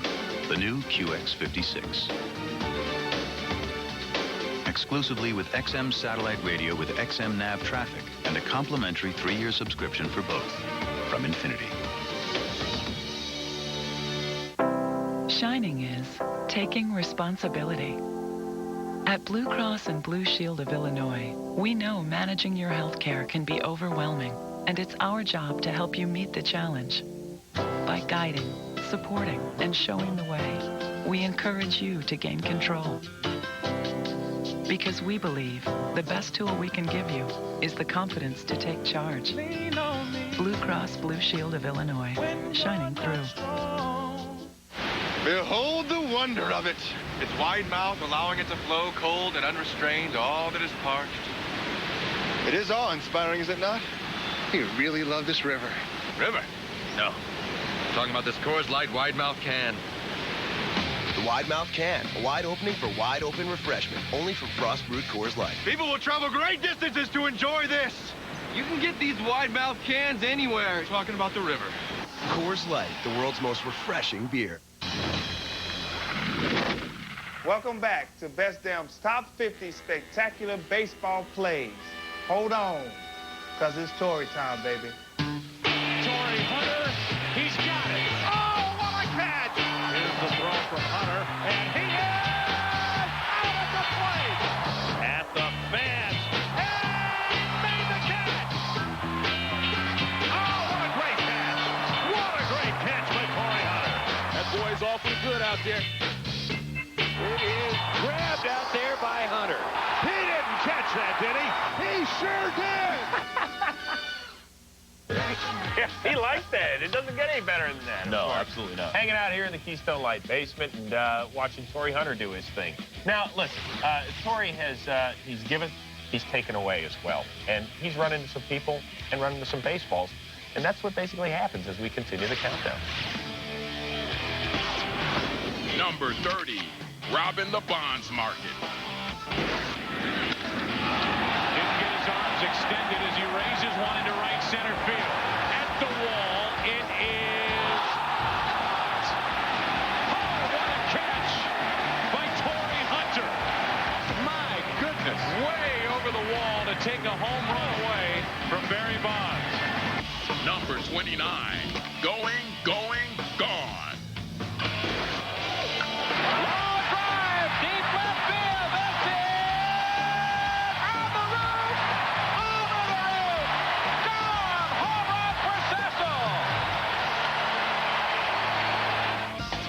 Number 28, catch you in Cleveland. Green light, they do, and he hits it in the air to center field. Kenny Lofton trying to time the jump, and he made the catch. Oh, unbelievable. The play of the day. This ball was a good 3 feet out of the ballpark. Wow. Seen a lot of them. That might be as good as anyone you will ever see. Number 27, Red Baron flies again. Gaetti to the gap. Diving catch! Tony Barron! A headlong, horizontal dive. One of the great catches you'll ever see. Wow. That's on everybody's highlight reel for maybe a couple of days. Number 26, lights out in Detroit. 1 ball, 2 strikes to Reggie Jackson. There's a long fly. That one is going way up. It is off the roof. That hit the transformer up there. I've never seen anyone get out as quickly as that one did, and it looked like it was on the rise. It wasn't a high fly ball. It was going up. Number 25, California collision course. Hits it high in the air to left center, way back. Downing is back there, so is Lynn. It is caught by Lynn. Lynn makes the catch right at the top of the wall. They bet between 370 and 386, and they come out of it as Lynn tosses it to the second base umpire. Number 24, the crazy catch. Liner deep to center field. Back goes McCray. Wow! That one fooled Brian just a little bit. He can flat get him in center field. Number 23, No pain, no gain. Fastball hit in the air to right center field and deep. Ken Griffey Jr. leaps. Does he have it? Yes, he does. An incredible catch. Holy mackerel. Oh, what an amazing play. One of the best catches I have ever seen at any time. Griffey is hurt, though. He is hurt. He may have broken his wrist. Number 22, high school hero. 2-1 pitch, hammered to center. Mott going back on it on his high horse. Dives, and did he come up with it? He did. What a catch by Clayton Mott. Are you kidding me? Completely laid out in left center field, robbing Hamilton of extra bases. Oh, I've seen it all now. Number 21, the Indy of everyone. Fastball hit in the air to left field. That's deep. That goes Chavez back near the wall, leaping, and he made the catch. He took a home run away from Rollins, trying to get back to first base. He's doubled off, and the inning is over. Andy Chavez saved the day. He reached high over the left field wall. A miraculous play. If you thought those were good, wait till you see our top 20. Maybe the play of the year. Still to come, which Griffey made which catch? He leaps and makes a spectacular catch. And which one's higher on our list? Plus, you'll be shocked when you see the catch this shocker made. So go find Dad and hustle back to the TV, because Best Damn's Top 50 Most Spectacular Baseball Plays will be right back. Honorable mention, more Torrey Hunter. 46 RBIs. Michael Coleman, the batter. Coleman sends one to pretty deep center field. Torrey Hunter going back toward the warning track. Reaches up. Did he get it? He got it, and he goes out of the field as he knocks the fence off the hinges. Deep to center. Hunter going back. Torrey Hunter with a great catch at the base of the center field fence. What a great catch. Certainly one of his best catches ever. The spectacular ride continues after this.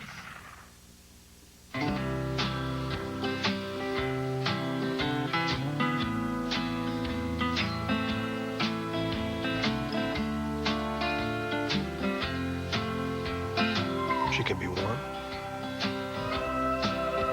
You can be cool. Oh, the band marched on information. Even if you don't happen to be, you know, cool. When you get into a Volkswagen, it gets into you. Stop, Hub! Where should we sit? Right at first base. Wait, how about along the third base line? Wow, this is great. Just like having season tickets. Looking for great seats? Buy tickets from other fans. Have extra tickets? Sell them to other fans. Go to StubHub.com today for tickets to the hottest sports, concert, and theater events, even if they're sold out. Peanuts. Hey, there's still tickets right behind home plate. Let's go for it. StubHub, your choice, your ticket, your experience. StubHub! IF has always been a part of your working life, but as you plan for retirement, you face a new set of ifs. If I can't count on a big pension, if I want to stay in the house where my kids grew up, if my money has to last and last. MetLife has been protecting retirements for over 100 years. We can ease your transition from work to retirement by helping you create your personal safety net, so you're taken care of. Call on our expertise to get guarantees for the if in life.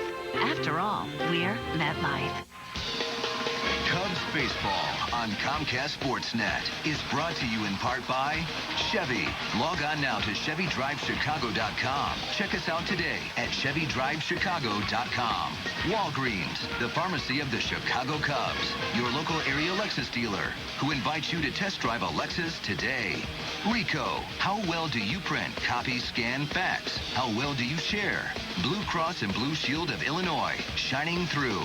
Cadillac, Life, Liberty, and the Pursuit. And by Southwest Airlines. With more flights to more places than ever before, Southwest is taking low fares farther. Visit Southwest.com. Welcome back. It's Cubs baseball from U.S. Cellular Field here on Comcast Sportsnet. And we are set to go. It is still raining, and Bob, it may rain all afternoon, but not raining very hard, and this is the kind of stuff that you should be able to play through. Well, certainly it's going to affect the play on the field. The baseballs that roll through the grass for any amount of time are going to be extremely wet. You have to assume there's some damp spots out in the outfield and in the area in foul territory, but the infield itself was covered with the tarp. The grounds crew came out just moments ago, got the field ready to go, and we'll see how it proceeds this afternoon as the rain continues to fall. Veteran right-hander Javier Vasquez will go to work against this Cubs Southwest starting lineup. Cubs come in tied for second in the Central, 8.5 out. Soriano hit the big home run in the first inning to get him going yesterday. Fontenot at second. Lee, Ramirez, Floyd. Rob Bowen moving up a spot from the original lineup. Mark DeRosa taken out about 15 minutes ago. We're waiting on a report. So Ryan Terrio in at third. Felix Pie, big hit in the ninth, scoring 2. And Cesar Torres hits 9. Take a look at the White Sox defensively. Scott Podsednik activated off the disabled list before today's ball game. He'll take over left field. Luis Torrero in center. Andy Gonzalez over in right field. Fields, Uribe, Iguchi, and Konerko across the infield today. A.J. Brzezinski once again doing the catching for the veteran right-hander Javier Vasquez. See his numbers on the season. It's been a little bit of a rough go for Vasquez. He hasn't won in his last 3 starts. The team hasn't scored a lot of runs for him, however. 2 of those 3 starts, he was the beneficiary of 1 run by his offense. Finally got 5 runs last time out, and he gave up 5 runs. Came out with a no decision. The all-important weather conditions, 65 degrees, high humidity. The wind out of the southeast at 11, and cloudy and overcast. And some haze right now after the fireworks.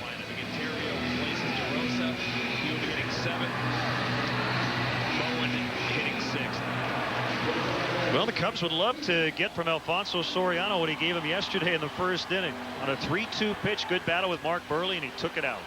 The Cubs did exactly what they had to do against Burley yesterday. Get to him early, because even though he did surrender the 2 solo home runs in the first inning, he settled in quite well after that. Alfonso with a 4-game leadoff hit streak on this road trip. Here we go. Ball 1 a little bit low. Game time temperature 65 degrees.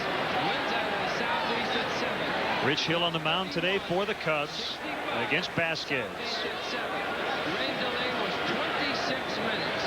Rain delay 26 minutes. There's a fly ball hit by Soriano. Deep right center this time. Gone! He's done it again. That's his 37th career leadoff home run.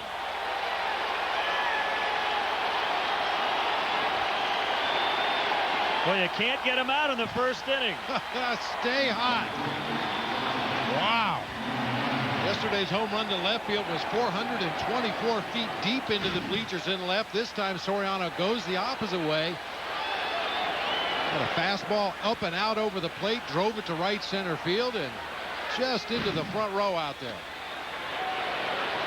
So another 1-0 start after 1 hitter.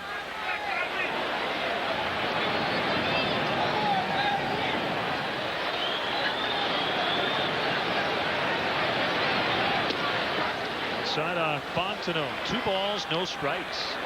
That's good managing, man. Hey, Fonzie, you're going to lead off again today, okay? Go up there and hit a home run.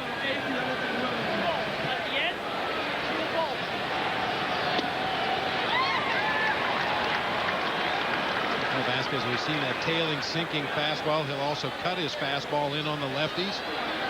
A variety of breaking balls depending on the situation. Occasional straight changeup.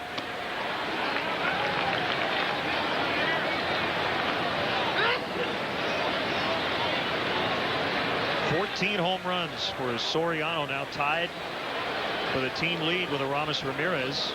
They were tied yesterday for 3 hitters. Into right field. Diving attempt. Gonzalez can't come up with it. Fontenot's on with a hit. 6-game hitting streak now for Mike Fontenot. He's hit in 12 of 13 since his call-up. Andy Gonzalez just couldn't get it.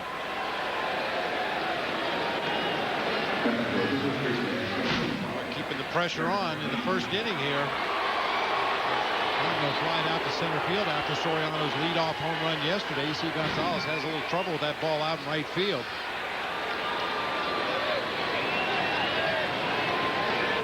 So it's Derek Lee at the plate.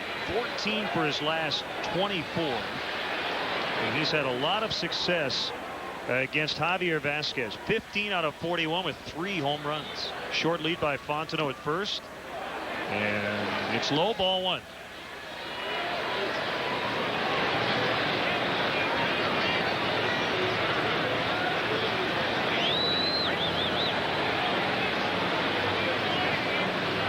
Kick and a pitch. Finds the strike zone.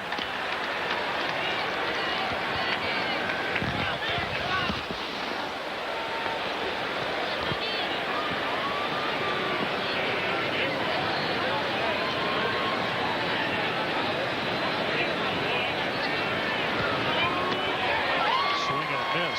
1 ball, 2 strikes. And Vasquez is right. His curveball is very tight, very short, sharp, late breaking. Occasionally he has trouble keeping it in the strike zone. This is a good curveball this time, however. Starts it pretty much in the middle of the plate. These dive bombs low and away from Derek Lee for the swinging strike.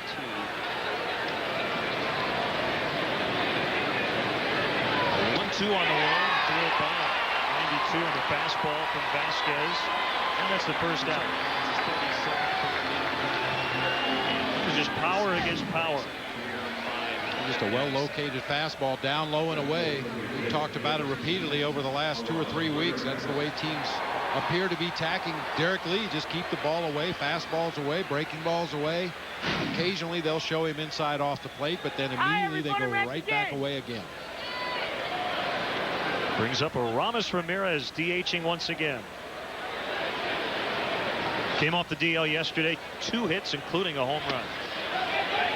Check swing. They're going to get down to first, and C.B. Buckner said he went after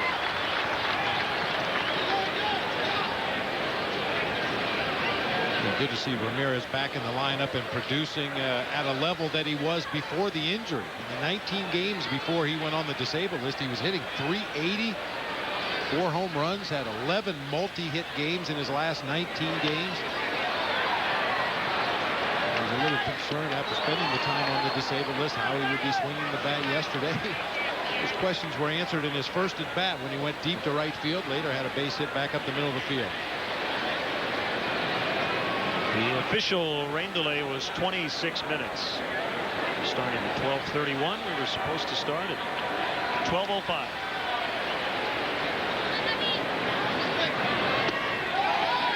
He went. Call was made by Ed Hickox, the home plate umpire. So no appeal down to first that time.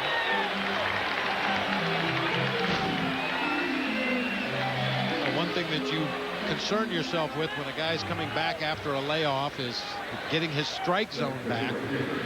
Ramirez with a couple of check swings in the course of that at bat, called out by home plate umpire Ed Hickox on that check swing.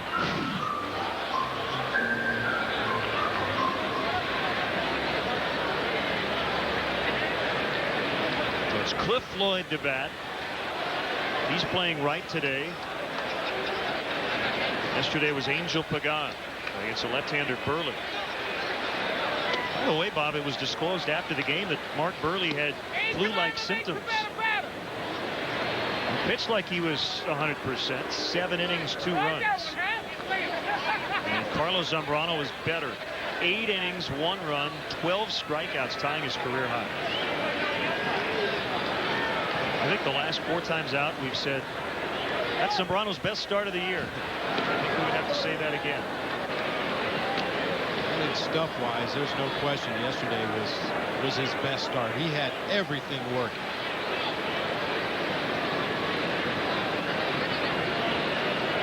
Everything but his bat. I asked him if he missed his at-bats yesterday in the ballgame, and he said, yeah. Well, we speculated that maybe that was the reason he stayed so strong, so deep into the ballgame, was the fact he didn't have to hit or run the bases. Popped up by Floyd. And the outfield grass is Iguchi, and he makes a catch. Alfonso Soriano now has led off a ball game 5 times this year with a home run. He pulled one to left yesterday, goes oppo today, and the Cubs with the early 1-0 lead.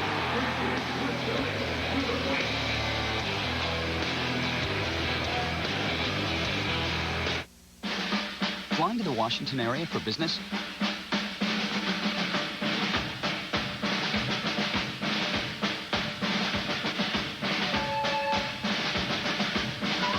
If these 15 reasons don't convince you to fly Southwest Airlines nonstop to Baltimore, Washington, and Washington Dulles International, maybe this will.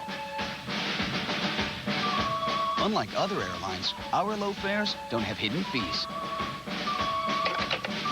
You are now free to move about the country. Experience a Cubs game at historic Wrigley Field. Individual tickets are available for upcoming games. Get your tickets now by calling 1-800-THE-CUBS, visiting the Wrigley Field box office, or by logging on to Cubs.com. See you at beautiful Wrigley Field.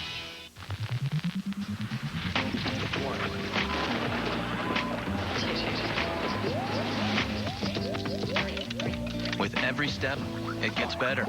Miller Genuine Draft. Cold filtered 4 times for smoother flavor. I wanted to add something new to our relationship, but I was afraid to bring it up. Then a close friend turned us on to KiaMatch.com, and in just minutes, we found the perfect companion for both of us. The Kia Sportage. I felt so safe. And with 28 miles per gallon, we could just go forever. Find your match at KiaMatch.com or visit your Chicagoland and Northwest Indiana Kia retailers. Cubs getting the run on the Soriano blast. Now Ozzie Guillen Southwest starting lineup for the White Sox. Scott Pasetnik off the disabled list today, and Darren Erstad back on the DL. Andy Gonzalez in right. Jermaine Dye tweaked his quad again. Tomi Konerko, Przinski, Iguchi batting 6th at the bottom. Fields, Torrero, and Uribe. Take a look at the Cubs defensively, brought to you by Rico. Move your ideas forward with Rico dependability. Soriano, PA, and Cliff Floyd across the outfield today. Terrio, the late insertion at third base for Mark DeRosa. Cesar Izturis at short. Mike Bono at second. D. Lee, Derek Lee over at first base. Rob Bowen once again doing the catching today for left-hander Rich Hill. And you can make the argument that Rich Hill's career turned around at this ballpark. The infamous fight game last year, Michael Barrett, A.J. Przinski, some of the comments by Rich Hill after the game infuriated the White Sox. Found himself back in the minor leagues, but he's been a different pitcher completely since that day.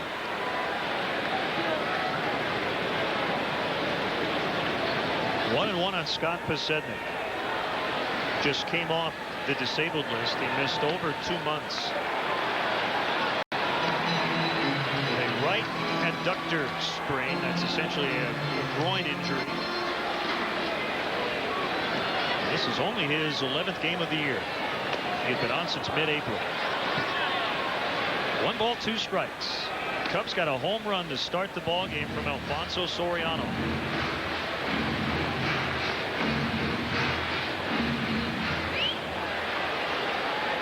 Tough break for Darren Erstad. He came back, made a great catch, but re-aggravated the left ankle injury. There's a base hit by Pasetnik. So he's aboard. Each leadoff man with a hit.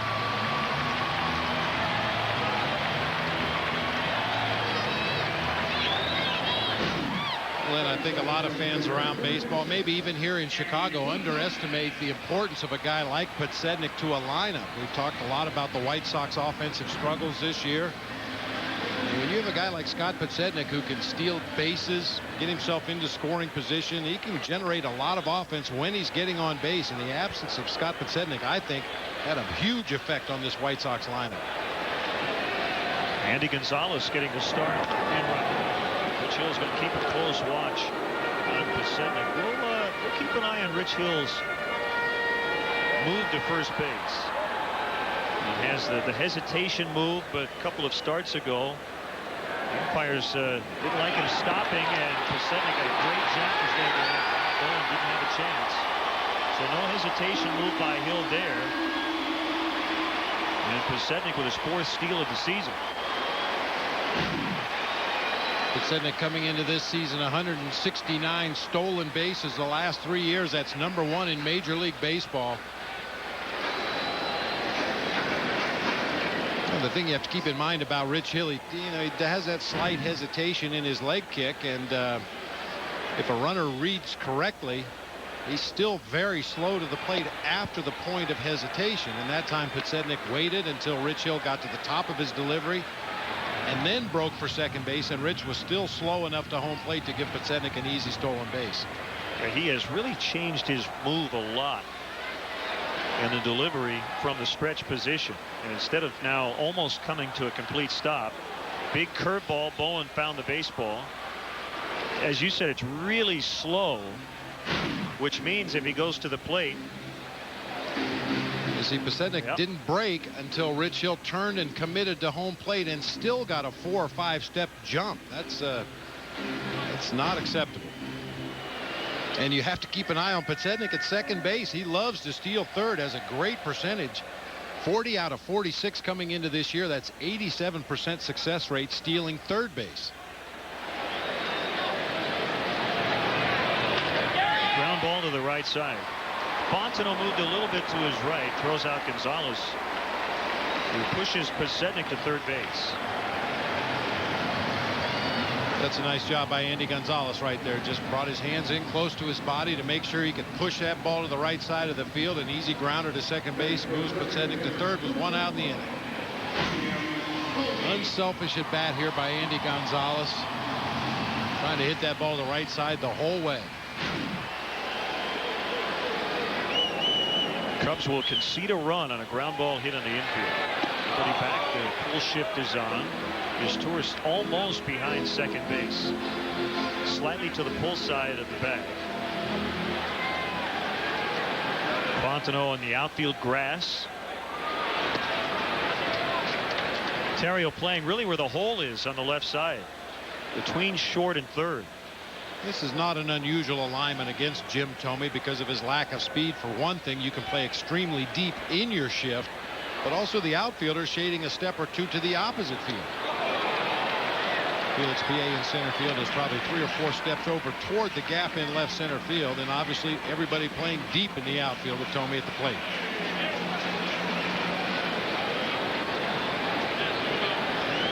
Pull on the ground, the other way in the air. Hill would like to strike out Thome here with a chance to get out of this inning. Way out of the zone, 2-2.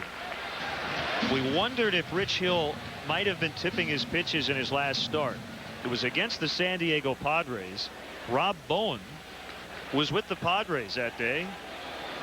So one of the first things the Cubs asked him when they acquired him, what was going on? There's that ground ball. And it's a tie ball game as Thome picks up an RBI on a ground out to the right side, but it goes 6-3.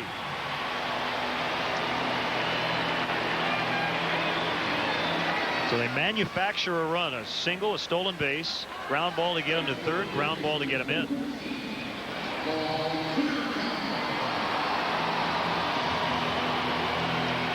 And it's Paul Konerko who supplied their only run yesterday with a solo home run. So the bottom line was no. Rob Bowen said we didn't pick up on anything. Bowen was in the lineup that day. Went 0 for 1 against Rich Hill, but hit a deep fly to right. He later would hit a home run off Michael Wirtz, but Bob, I guess the Padres were looking for that inside pitch, and every inside pitch he threw, they crushed. Well, and we mentioned it at the time. When you make mistakes over the heart of the plate, a lot of times it will appear like you may be tipping your pitches, but there was just that one specific at bat when Mike Cameron homered to the left to straightaway center field on a big curveball. Just the way he reacted that pitch, it almost looked like he knew it was coming. Now maybe he went to the plate guessing curveball, and when he got it, he hit it out of the ballpark. But you talk about a way a hitter reacts to a certain pitch, and when they don't react the way you expect them to, there's always going to be a red flag, and you start looking for reasons. No, Rich Hill just said I made terrible pitches, but not looking back, just looking ahead. It was his shortest start of the year. It went 3 innings. Curveball. And a fair ball for Konerko. On his way to second, here comes the throw, and he's in standing. Paul Konerko does not run well. That's being kind. But he was able to get in standing. Well, you always have a shot at him going for that extra base. Soriano got over and cut that ball off in good shape. Looked like it was headed for the left field corner, but once again, the wet grass, that ball really got out there and died. Soriano got over to it. Actually, I'm sorry, it did get by him, but played the ricochet very well and got off a strong throw. Mike Fontenot was off the bag at second. If that throw is on line and Fontenot's at the base, they have a play on Konerko.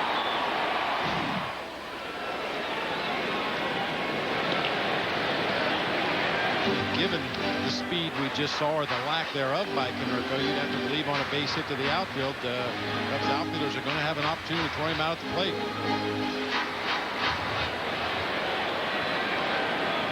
Each team with a run in the opening inning. We started almost a half hour late. Still very lightly raining. The lights are on.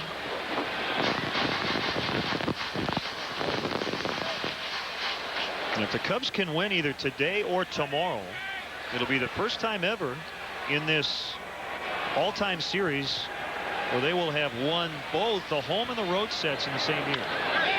Line and caught. Ryan Theriot with a catch, robbing Przinski of a base hit. Can't say an RBI because certainly Soriano would have had a shot at Paul Konerko. Hard hit out to end the first inning. It's 1-1.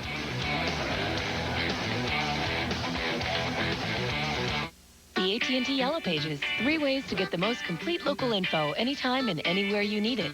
The main directory. To find, say, a tuxedo anywhere in town. The Plus Book. The compact yet still complete companion book. To perhaps find a smoothie on the go. Or the website with all the information right at your fingertips to find the nearest place to go when you spill your smoothie all over your new tux. Yellow Pages, Plus, and online. 3 ways to find anything you need. The AT&T Yellow Pages, published by R.H. Donnelly, your local expert.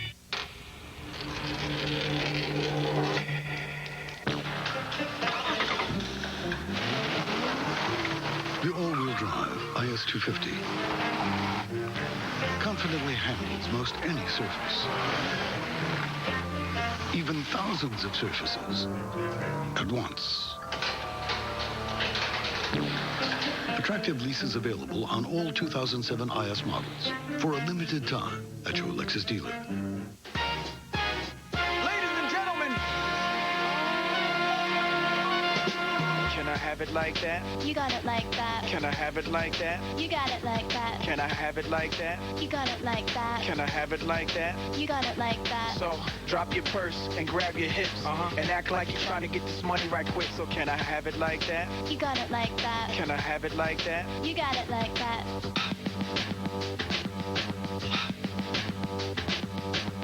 Tomorrow, the Crosstown Classic wraps up on the south side as Paul Konerko leads the Sox against Alfonso Soriano and the Cubs in HD. Coverage starts with a full hour of Crosstown Classic pregame live. Cubs Sox tomorrow at noon on Comcast Sportsnet. Fans' best friend. Monday on Chicago Tribune Live. Dan Plesac stops by to break down the weekend's Crosstown Classic. Plus, a preview of the Cubs and Rockies from Wrigley. All that and more starts Monday at 5:30.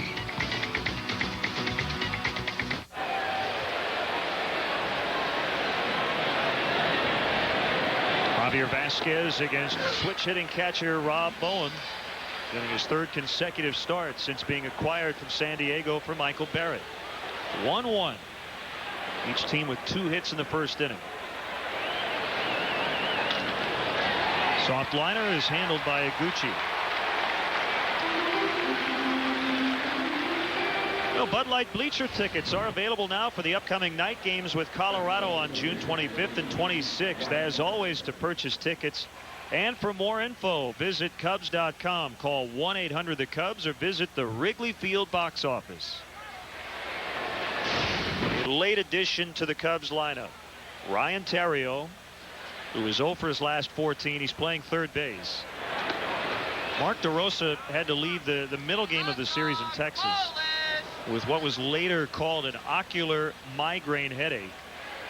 But he was back in the lineup the next day played yesterday, but just not 100%. High in the air, and Scott Pasetnik is going to have room. Tarrio just got under it. Now 0 for his last 15, 2 outs. So D-Rose is going to get a day, and we are told, Bob, that he is available off the bench. Well, ideally, he wouldn't be needed in the ball game today. We'll see how that goes as we move forward here, but good bat to have available off the bench late in the game.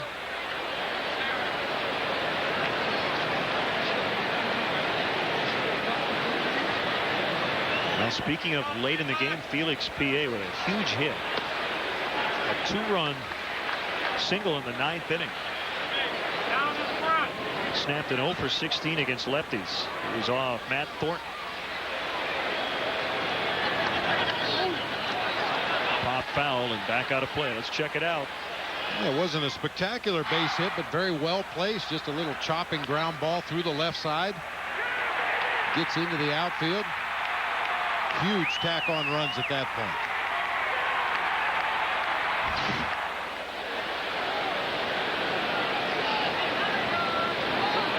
Haskins with an 0-2.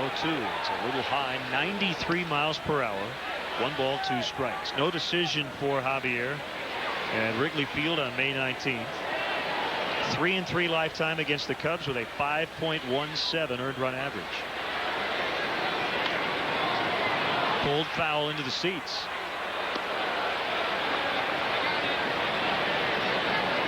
And that's one thing teams have discovered this year when you're playing against the White Sox. I mean, there's a lot of bullpen problems around baseball, but the Sox have their share of bullpen woes as well. ERA nearly 7 out of the bullpen. Well, when your offense is struggling, even when you're getting decent starting pitching, which the White Sox have, you go into the late innings in a 2-1 ball game like yesterday, and all of a sudden you give up those insurance runs late. The Cubs with 3 big ones in the 9th. And that was all she wrote. Good to see the Cubs add on. Created a non-save situation for Ryan Dempster, who went 1-2-3. Speaking of save opportunities, back on the White Sox bullpen, they've blown 13 saves already this year. It's not hard to figure when you look at the numbers.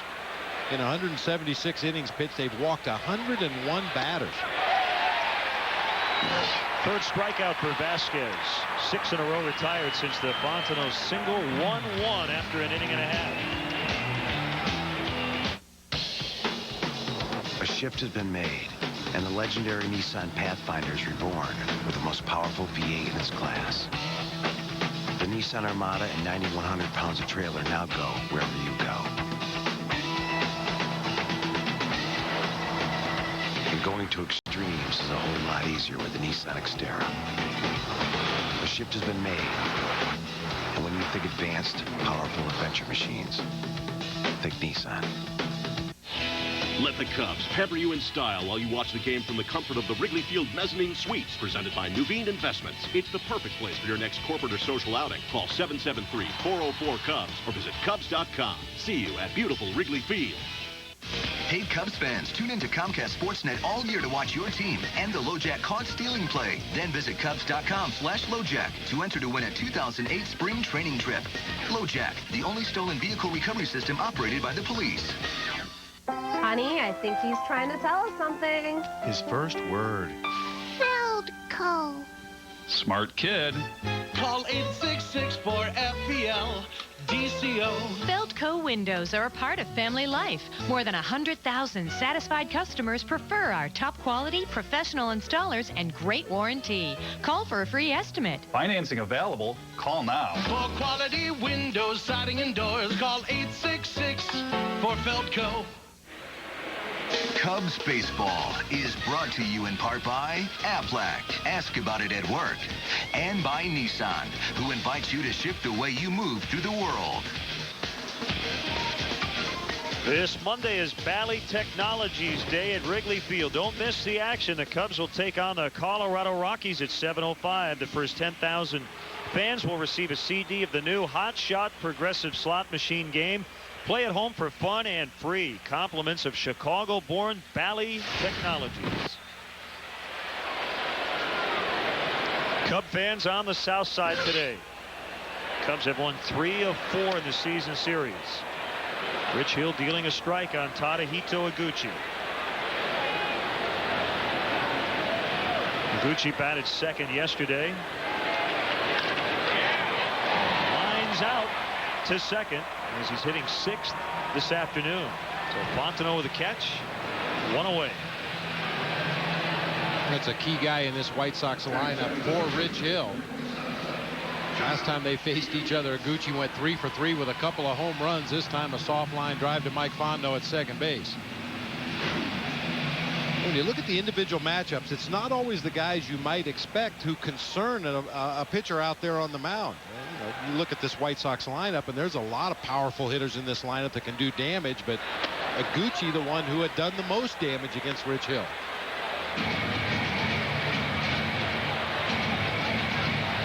Have to find a helmet that has half Cubs, half Sox. Got the jacket, the jerseys, some Mardi Gras beads.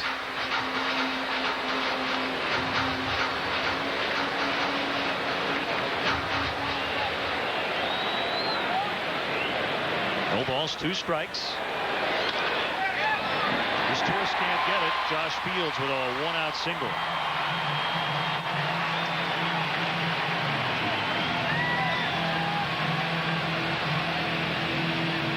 So their 3rd hit against Rich Hill. You know, you mentioned last year when Rich Hill got knocked around here and then made the comments after the game, was criticized for criticizing A.J. Przinsky, and you know, he quickly admitted that maybe it was a mistake what he said about it.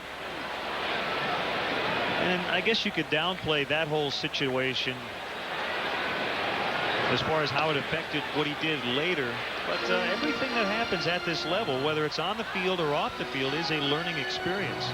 And I'm sure that that had to sting a little bit for Rich Hill, who had never really said anything provocative to the media. But not only was he criticized by Ozzie Guillen, but his own manager and general manager basically said, you know what, really was wrong what he said, because everybody in the aftermath agreed that the AJ play was a clean play. But Rich went back to AAA, dominated, and as you said, since he has come back, has been a completely different pitcher. I think perhaps he just went a little overboard in defending his own teammate. You know, something he felt he needed to do. And I think, on further reflection, Rich wishes he hadn't said what he said, but he did, and he learned from it, and he didn't let it become a negative in his progression in his career. And I guess the point is that you sit here and you say, you know, do you regret it? Would you take it back? Everything happens for a reason, and maybe if that situation hadn't occurred, it might have adversely affected how things went on the mound when he came back. Who knows? That's why we try, and I know I'm guilty of it, but somebody gets picked off or something happens and the next guy gets a base hit or hits a home run. You can't just say that would have been a 2-run homer or the guy would have scored who was on base. It affects everything that happens in the afternoon. Fields was dancing off first base. Hill to the plate and dealing a strike on Torrero. 1-2.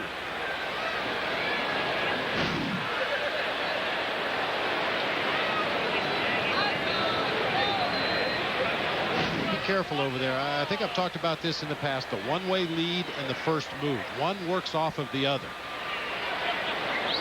And I'll explain that after this pitch.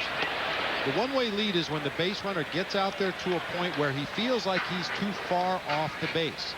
Any movement that left-handed pitcher makes, your first move is back to the bag. Back to the bag at first.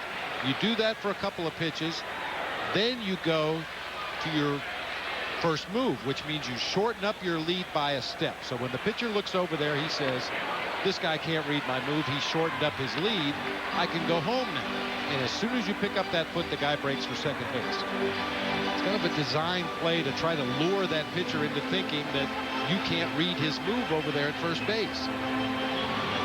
Take your maximum lead and then take one extra step and always be moving back to first base. After you do that on a couple pitches, you set him up, you shorten your lead, break for second. Fields was moving with a pitch. It's a gapper. It's going to be cut off by Soriano.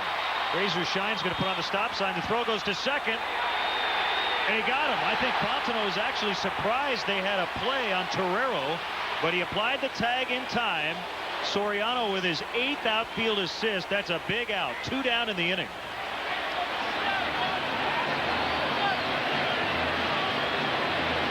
Well, you're right. That is a huge out in this inning. Soriano once again hustling over, makes a perfect throw to second base. Fondo a little bit caught by surprise right there. Looked like he was about to take the ball out of his glove in the event he needed to throw home. Realized he had a runner coming into the bag right there, and fortunately is able to get that down, the tag down quickly enough for the out at second base.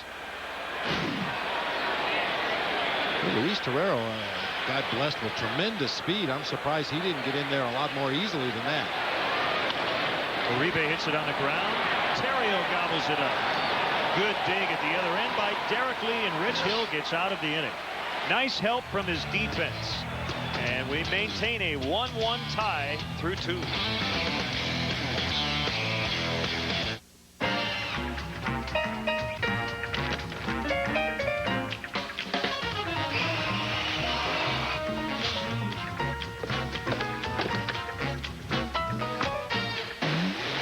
Prepare yourself.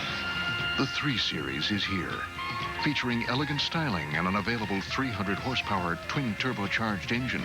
Stop in and take a test drive today. Lease a BMW 328i for $339 a month until July 2nd. This copyrighted telecast is presented by authority of the Chicago Cubs and may not be reproduced or retransmitted in any form. And the accounts and descriptions of this game may not be disseminated without the express written consent of the Chicago Cubs. If you need to tow it, Quad City Spring has it. Quad City Spring is the area's suspension, spring, truck accessory, and towing experts. From goosenecks and fifth wheels to every kind of hitch imaginable, including Blue Ox base plates and tow bars, strong as an ox. And Quad City Spring installs and services everything they sell. So tow it right. Get your ride to Quad City Spring. Quad City Spring, 34th Street at River Drive in Moline. Keep your landscaping looking great with help from Menards. From patio block and retaining walls to wood and maintenance-free fences, you'll find thousands of products to help your yard look its best. Holland pavers are only 33 cents each. Protect your deck with CWF UV exterior wood finish. It penetrates deep into the wood to seal out moisture. Honey gold, clear, cedar, or redwood finishes are on sale $13.88 a gallon. Home improvement for a better life at Menards. Save big money at Menards. Tomorrow, the Crosstown Classic wraps up on Comcast Sportsnet in high definition. Coverage starts with a full hour of the best pregame in town as Pat Boyle, Bill Melton, and Dan Plesac get you ready for the first pitch. Then after the game, stick around for Crosstown Classic postgame live. The Crosstown Classic in HD. Tomorrow starting at noon right here on Comcast Sportsnet. Fans' best friend. Underway in the 3rd inning. It's 1-1. And Alfonso Soriano already with 8 assists in the outfield. Golf down the right field line for Cesar Torres. That is a fair ball. And he'll pull into second with a double. You had the bald dude down there vacating the premises. He was in foul territory with the stool and ended up in fair territory getting out of the way. That ball landed fair. White Sox playing his Torres to hit the ball to the opposite field. He crosses him up by hitting one right down the right field stripe. Nice play by Andy Gonzalez to hold his Torres to a leadoff double. Ball bounced off the facing there by the railing.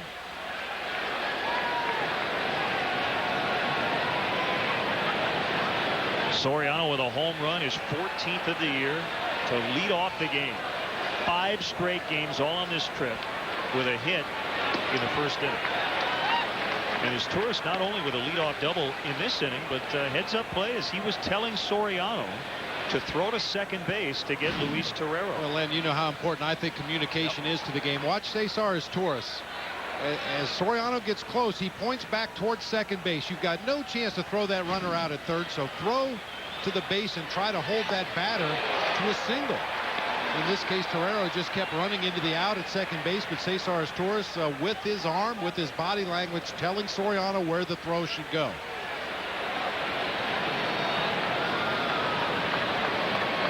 And it makes you wonder if Torero just assumed that Fields, who was running with the pitch, was going to be able to score, and the throw was going to go either to third or to home. And he was thrown out by a mile. Well, the idea in the outfield and for the cutoff men who go out to get those relay throws is to try to keep the double play in order whenever possible. As tempting as it is to try to throw that lead runner out at third base, you better make sure that you're going to throw him out at third base. Because if you don't, the batter just walks into second, taking the double play out of the equation, putting another runner into scoring position. Well, let me also ask you this. If you're as tourist, you have to consider who the front runner is. It's Josh Fields. It's not Scott Pasednik. If that throw goes to second base and it's Pasednik, there's no question he's going to try to score. Which is, I think, why we saw Mike Fontenot go into the glove and get ready to pull the ball out and make a throw before he applied the tag. He was thinking the same thing. And part of that whole play starts with the fact the runner was in motion. Torres knew that. He knew that Fields was well over halfway to second base before that ball was even put into play, and there was no chance to get him at third. So do the right thing, throw the ball into second base. And in this instance, they got Torero slowly coming into second base for the out. At worst, you hold him at first base, and you still have the double play in order.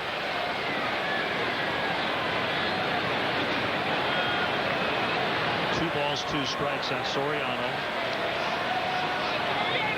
The pitch. Pulled to left in the air. Pasednik on the move coming into the catch. And I think the inning has something to do with it. If you're in the 8th inning in a tie game, you may not be as apt to go after the back guy. May not worry about him as much as that guy going to third base, because as you said, if it doesn't all work out, there's a chance you give up a run even if you do get an out.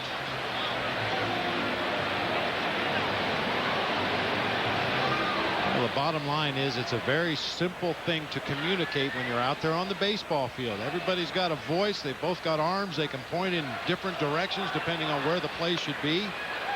And let's be honest, a lot of times those outfielders need that kind of help. You know, Soriano's running over to the gap. He's focusing on the ball to make sure it doesn't take a squirrely hop and get past him.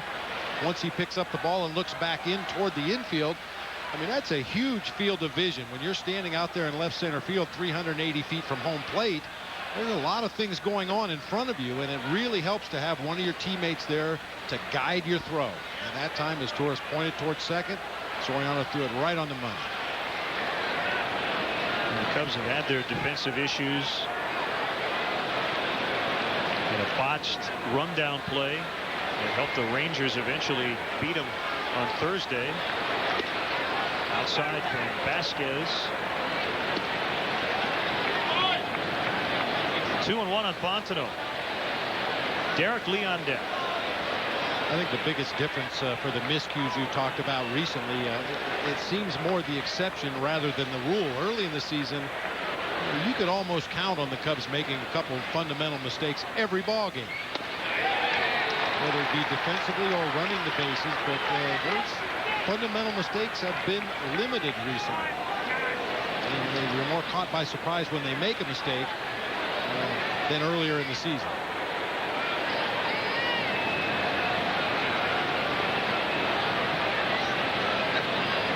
Call them fundamentals for a reason. You don't do them right consistently, you're not going to win. Did you ever have some sort of phrase to pound home the point? You know, fun.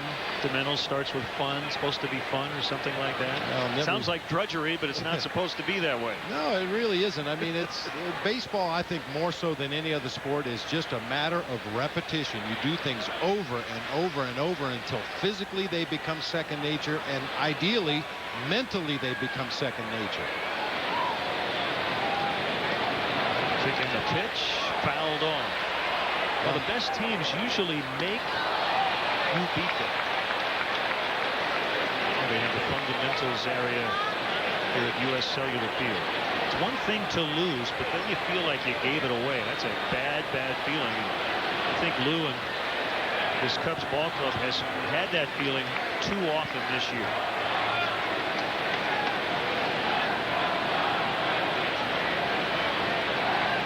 And the little saying was, execute the fundamentals or you don't play. Pretty simple. It's not catchy, it doesn't rhyme, but it seemed to work pretty well.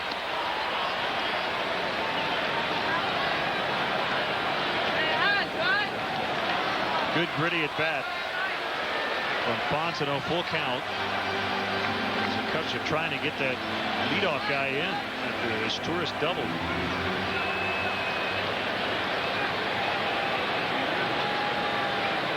Seventh pitch at bat and ready for number 8. Here it is. Good play by his tourist to get back to first as Uribe throws out Fontenot. Get a little bit of no man's land and another good fundamental play by his tourists. We talk all the time about that runner at second base. The rule of thumb is a ball hit to your left, you advance, a ball hit to your right, you freeze. But his tourist knew where Uribe was playing, up the middle of the field. So even though that ball was hit to his left, his tourist knew it was hit right at Juan Uribe, and there was no chance of him making it to third base. So he wisely stays there at second in scoring position for Derek Lee. It doesn't take much, you know. Put your head on a swivel, look around the field, see where the defenders are playing. Are they shallow? Are they deep? Are they shaded one direction or the other? And that will help you make better choices when the ball is actually put into play.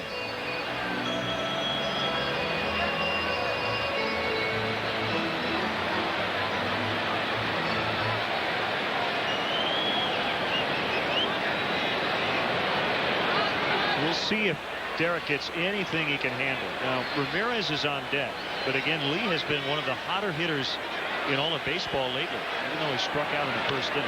Got something to hit, fouled it back.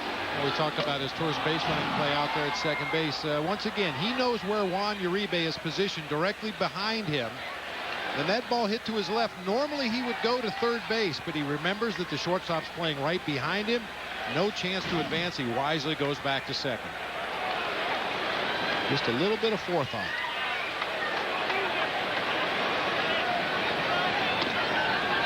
Just off the outside corner. So you mentioned Derek Lee got a pitch to hit on that first delivery from Vasquez. It wasn't anywhere near where A.J. Pierzynski wanted that pitch. He had moved all the way over into the left-handed batter's box, and that sinker strayed right back over the middle of the plate.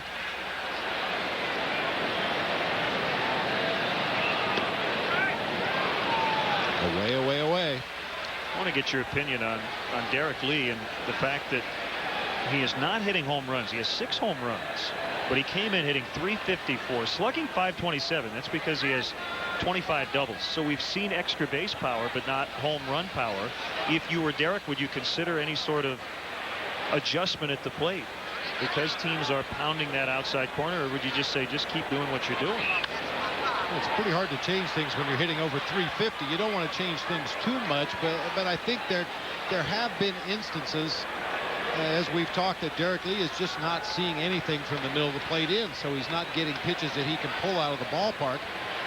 I think depending on the at-bat and once again on the game situation, he could kind of set the opposing team up, take his normal stance in the batter's box as Vasquez goes into his set position, cheat up on the plate another inch or two so you can reach that outside corner and drive that ball. Go away again. Tough one to take and a good one to take. 3-2. It's a good to take because Ed Hickox didn't give the pitcher the call.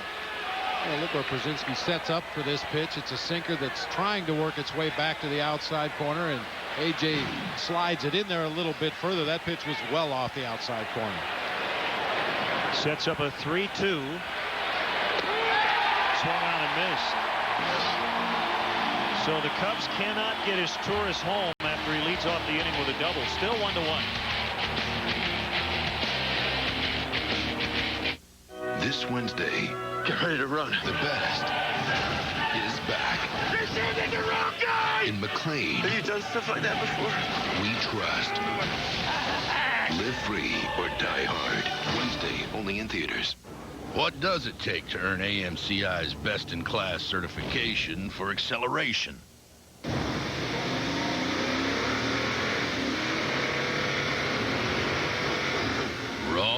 horsepower.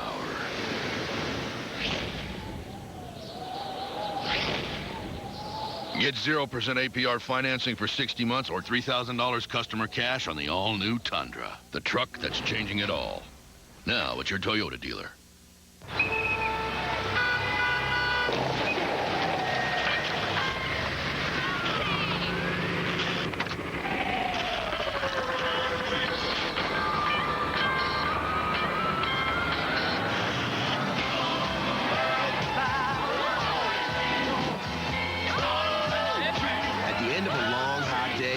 Beer that starts out cold and ends up refreshing. Frost-brewed Coors Light, the world's most refreshing beer. Try Arby's new popcorn chicken. Popcorn chicken so big and juicy, others don't compare. Made with 100% natural all-white meat chicken. So delicious, it'll have you saying, I'm thinking Arby's. Every night, only one show brings you closer to the teams that matter most. Sports Night on Comcast Sportsnet. Highlights, breaking news, interviews, and more time to tell in-depth stories. Sports Night presented by AT&T Yellow Pages tonight on Comcast Sportsnet. Fans' best friend. Hey fans, next Tuesday, June 26th at 7:05, the Cubs host the Colorado Rockies at Wrigley Field. The first 20,000 fans will receive a scratch and win card, and 100 random winners will receive a majestic 2007 Cubs home jersey. Compliments of Pepsi. Fans are encouraged to hold on to their cards for second chance drawings throughout the game. For complete rules, visit Cubs.com. And we want to point out that will be the Michael Barrett jersey giveaway. The Cubs have a Michael Barrett bobblehead day coming up. That will go on as planned. Well, a lot of people have been planning to come out and hope to get that Michael Barrett jersey. It's a collector's item, and that'll happen on Tuesday. Michael was wearing the throwback Padres uniform last night. They took on the Red Sox. Saw in the highlights, he had a base hit and an RBI in that ball game after an inauspicious debut. Struck out 3 times in his first game as a member of the Padres, but came back with a big RBI hit yesterday. Dice K beat Maddox. Boston 2, Padres 1 the final. 3-1 on Scott Podsednik. Back off the disabled list. Darren Erstad going back on. Swing and a miss. Full count, 3-2. Cubs' next opponent, the Rockies, trailing again in Toronto 6-3 in the top of the 4th. The Blue Jays won last night 9-8 in 10 innings, cooling off the Rockies. Strikeout for Hill. That's his first of the day. Good comeback. And it'll bring up Gonzalez. Got Podsednik to chase 2 fastballs up out of the strike zone in that at bat. Something to file away. You remember I talked about Aramis Ramirez coming off the DL, and one of the hardest things to get back quickly is your knowledge of the strike zone, the pitches you can handle and the pitches you can't handle, and Podsednik chased a couple out of the zone there. The DH just sits there all day with his batting gloves on. Oh, and every what? 40 to 45 minutes is asked to go up and come up with a big knock. And the batting cages here at the cell are on the third base side of the field. And we noticed it before the ball game while it was raining. The Cubs players one by one were filing across the field going into the third base dugout to go up and hit in the batting cage. So Aramis doesn't even have that luxury of a cage on his side of the field where he could go up and take some soft toss or hit off the tee in preparation for his next at bat.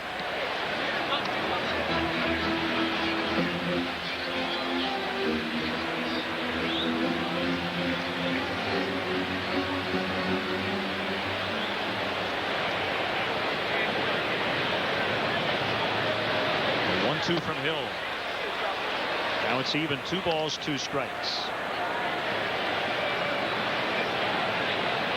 Gonzalez kind of filling that super utility role Pablo Ozuna had before he suffered a broken leg.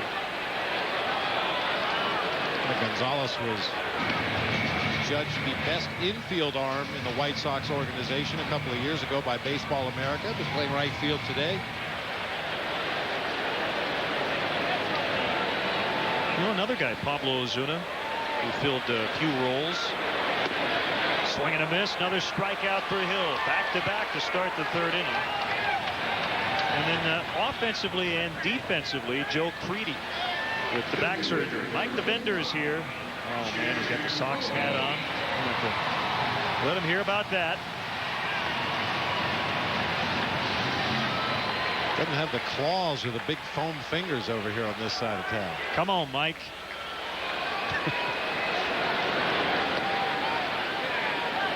Ball one on Jim Thome. RBI ground out in the opening inning. No, Jim Thome not 100%. Had the back spasms earlier in the week. Was on the DL earlier in the season with a rib cage.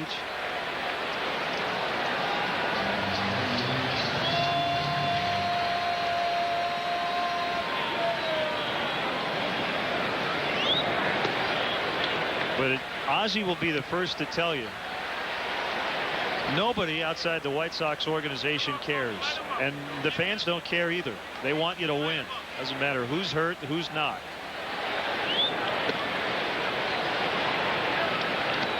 Well, certainly you get no sympathy from the rest of Major League Baseball when you're going through those kind of struggles, because everybody goes through those injury struggles at some point or another during the course of the season. There's a gapper for Thome.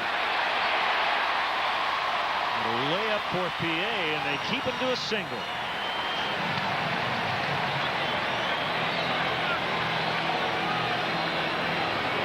Well, this is an offensive park if you can hit the ball in the air and give it a shot to go out. But we have commented on the thick grass, and today it's wet. And it's taken away maybe an extra base hit or two already in this series. What I think has taken away some extra base hits is the speed of the Cubs outfield. We saw Angel Pagan in right field yesterday, Cliff Floyd today, but with Soriano and PA in center and left, they cover a lot of ground and get to those gappers quickly. And we were talking between innings with Darren Erstad and Scott Podsednik and Luis Torrero to a lesser extent. You've got some speed when those guys are in the White Sox lineup. But other than those three, this is a very plodding offense. Thome and Konerko and Brzezinski. Iguchi does not run that well for a second baseman. Uribe doesn't run well for a shortstop. That Ozzie ball or smart ball or small ball, whatever you want to call it, is kind of a distant memory back to 05. And they weren't completely an Ozzie ball or a small ball team even in 05. They hit a lot of home runs, and they especially did it in the postseason. Scott Podsednik hit for power in the postseason. But this is a team that has not hit for that power this year, and when you don't have that speed factor either, it's a bad combination. They are last in the American League in slugging, on-base percentage, and runs. Got it. Called strike three. Rich Hill fans the side. A big strike out of Konerko, and it's still 1-1 after three.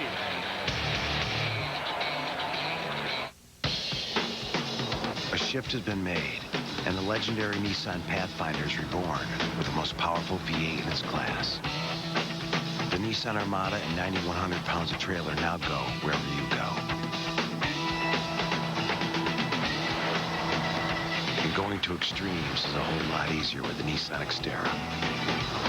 The shift has been made, and when you think advanced, powerful adventure machines, think Nissan. Stop, Hub! Where should we sit? Right at first base. Wait, how about along the third baseline? Wow, this is great. Just like having season tickets. Looking for great seats? Buy tickets from other fans. Have extra tickets? Sell them to other fans. Go to StubHub.com today for tickets to the hottest sports, concert, and theater events, even if they're sold out. Peanuts. Hey, there's still tickets right behind home plate. Peanuts. Let's go for it. StubHub, your choice, your ticket, your experience. StubHub!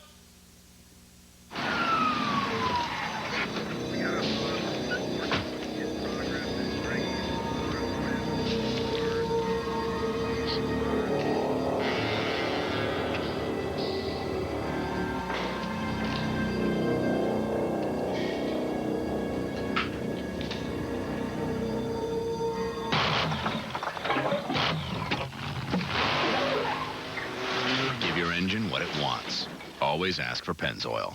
When the game is over, stick around for Crosstown Classic Postgame Live. Highlights, analysis from Dan Plesac and Bill Melton, plus locker room reaction from the Cubs and Sox. Crosstown Classic Postgame Live after the game on Comcast Sportsnet. Fans' best friend. Let's get today's Aflac trivia question. The Duck doesn't need an umbrella today, apparently. Which of the 3 All-Star games on the South Side had the most Cubs on the National League roster? 1933, 1983, or 2003?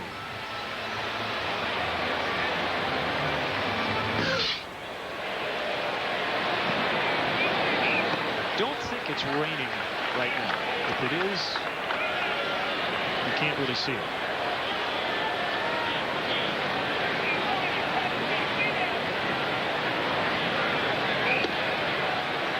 1-1 the count on Aramis Ramirez. Cubs hoping to just kind of stay within shouting distance of Milwaukee. The Brewers won their 4th in a row last night, beating Kansas City 11-6. We'll see them this coming weekend at Wrigley Field. I'd like to gain a game or 2 before then. Right now 8.5 out. 1-2 pitch. Popped up. Off of first base. Paul Konerko has room to make a basket catch.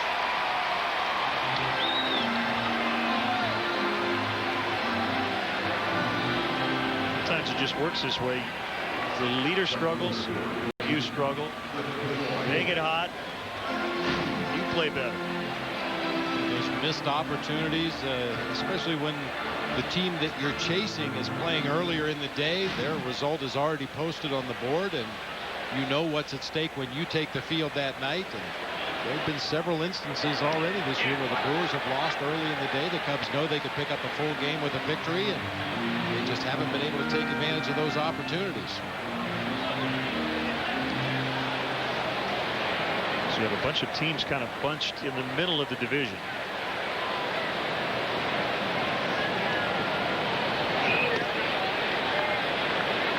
As I just said, the Rockies are not the kind of team that's just going to roll over. They're 3 games over and just 4 out in a very competitive National League West. They're in 4th place, in fact. High in the air off the bat of Cliff Floyd.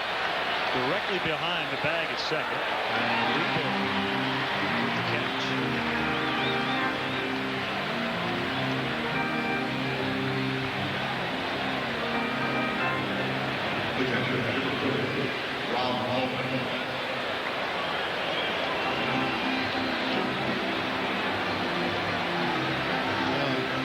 Fans, some reason for concern down south in St. Louis as well. Chris Carpenter has started throwing. Mark Mulder scheduled to start a throwing program very shortly. They'll have some players returning from the disabled list at some point, either before or after the All-Star break. So Cardinals are a team that could possibly be poised to make a run as we move forward here into the middle part of the season. Well, they are the defending champions. Houston always seems to hang around. Ever since Phil Garner has been there, they seem to be that team that has the great second half.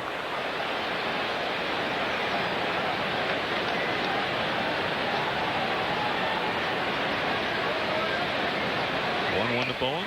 Outside, 2-1. Kind of makes you wonder. We just came from Arlington, Texas, and it's not hard to figure out why the Rangers fade in the second half of the season every year. The Astros, of course, have the Dome, Minute Maid Park, stay fresh into the second half, and have been furious finishers the last few years. Probably wouldn't be the same story if they were playing in an outdoor ballpark.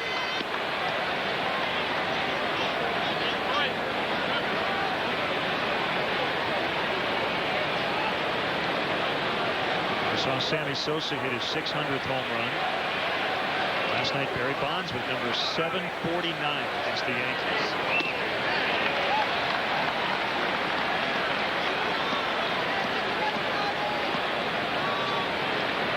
Javier Vasquez with just 1 win over his last 11 starts. Won his first 2 outings of the year, but since then, 1-5 with a 4.88.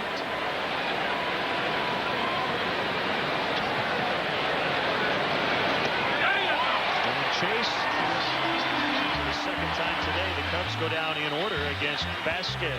Pitchers are on their game today, 1-1. Help! Help! I'm hurt and can't work. I need help to pay my rent.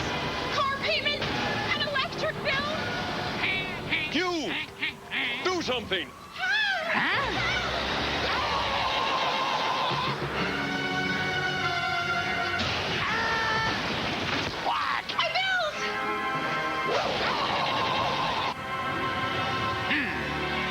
My hero. Aflac. Ask about it at work.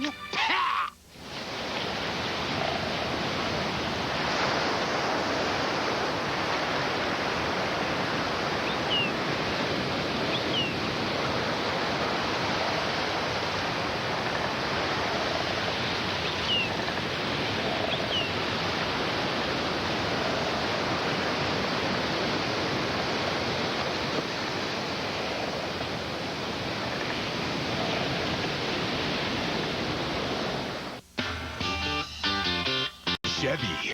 With 8 models that get an EPA estimated 30 miles per gallon highway or better. And we're so confident of our quality, every one is backed by something no one else has. The best coverage in America, including the GM 100,000-mile warranty. Get a 2007 Chevy HHRLS with an EPA estimated 30 highway MPG starting at $15,845 after cash back. That's an 07 HHRLS starting at $15,845 after cash back. Let's answer today's Aflac trivia question. Which of the 3 All-Star games on the South Side had the most Cubs on the National League roster? The most recent All-Star game was played in this ballpark. The other 2 at Comiskey Park, 1933. Cubs had 3 representatives.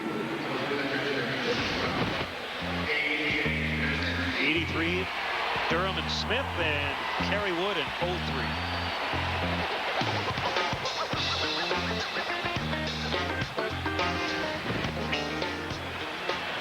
A.J. Przinsky leading off the bottom of the 4th. Kerry Wood here in the ballpark today. So Cubs clubhouse. Wished him a happy belated birthday. I called him an old man. He turned 30 recently. Really appreciate I said it affectionately.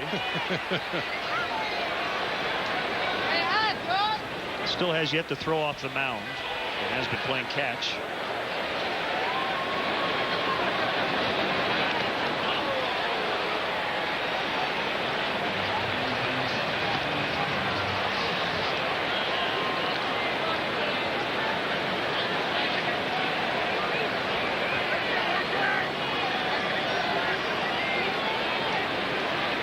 Rich Hill struck out 3 in the 3rd inning.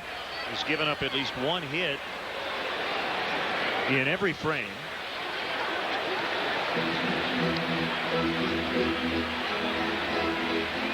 He's trying to beat the White Sox for the first time in just his 2nd career start against them.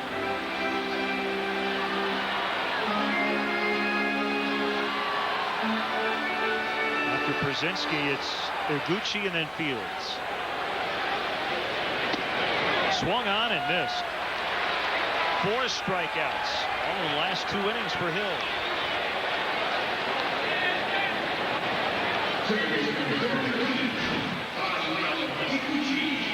Three of the 4 strikeouts coming on elevated fastballs. There's another one right here up above the belt to a left-handed hitter. Przinsky just can't catch up.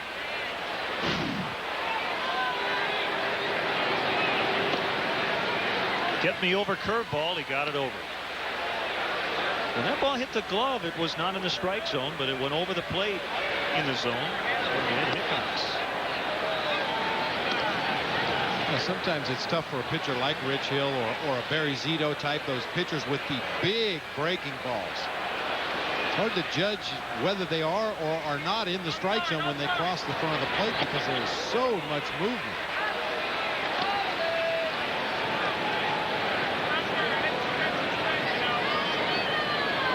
So the line out by Iguchi, the first time he has made an out against Hill. Another big curve is in foul.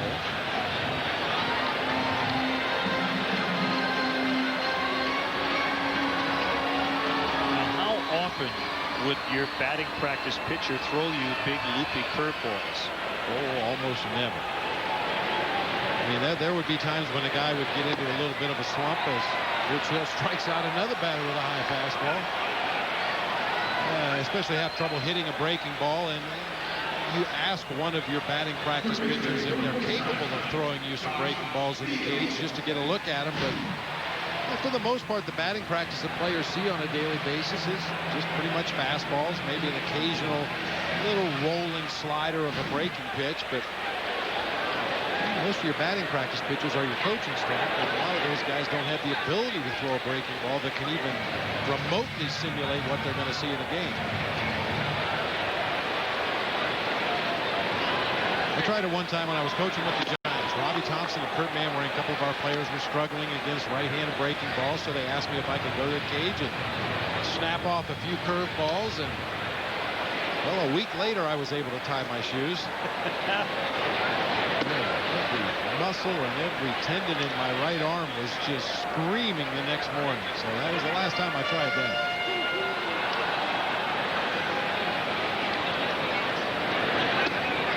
Called strike on a bender, 2-2.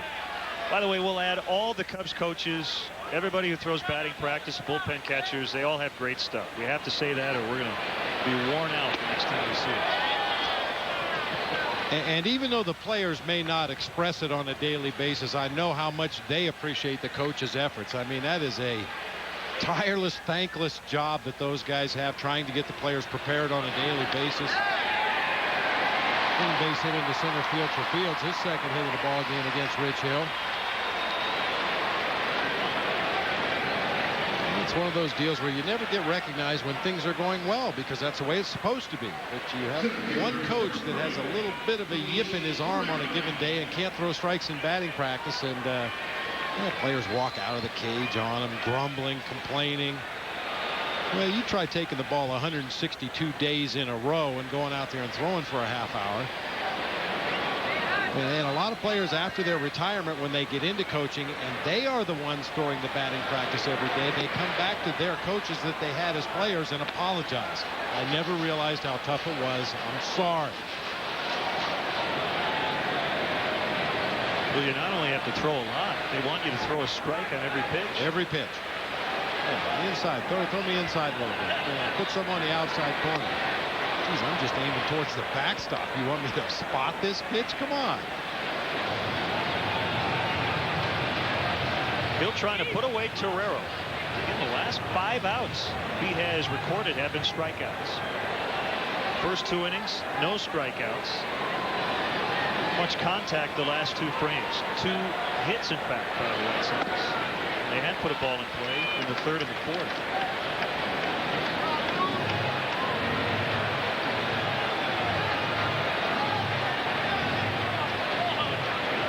Cubs could be poised to lead the major leagues in strikeouts again. They've done it each of the last 6 years. They're second right now behind the Dodgers. A chopper to his Taurus. That ball will take him right to second base. 6 unassisted. Fielder's choice for Torero. Inning over. 1-1. Prepare yourself for an event so big we couldn't fit it inside. Welcome to Nissan's tent event. Get great deals like a 229 lease or 0.7% financing on the Nissan Altima, or a 159 lease or 0.7% financing on the Nissan Sentra. Get to Nissan's tent event today for great deals on every new Nissan. But remember, the tents come down July 2nd. Get there now. Nestled deep in the rolling hills of Scott County Park is one of the area's premier golfing experiences. Rated 4 stars by Golf Digest magazine, Glens Creek features 18 holes of championship golf that will test the talents of players of all skill levels. The clubhouse features a full range of golf accessories, and with custom fittings for both Titleist and Ping and personalized instruction, the professionals at Glens Creek can help you find the equipment and the game that's just right for you. You've played the rest, now play the best. Call Glens Creek for your tee time today. When your vehicles need a service, drive to the Big QC side. Trust your vehicle to a group of technicians with over 30 years of experience in the Quad City area. Locally owned and operated, we're your neighbors. Our kids go to the same schools. We shop in the same stores. QC Auto Service Centers. Same great service, same great locations for over 30 years. Drive to any of our 3 Quad City locations. We'll treat you like family. QC Auto Service Centers, keeping you on the road. Bulls, Blackhawks, Cubs, and White Sox. Comcast Sportsnet. Len and Bob and our Comcast Sportsnet crew from the South Side. The Cubs leading the White Sox 1-1. Great to have you with us today. Started under a rain delay that lasted 26 minutes. And then when we started, Alfonso Soriano just picked up where he left off yesterday. Another leadoff home run. White Sox would tie it in the bottom of the first as they manufactured a run. So now into the fifth. Ball one on Ryan Theriot playing third base. In for Mark DeRosa.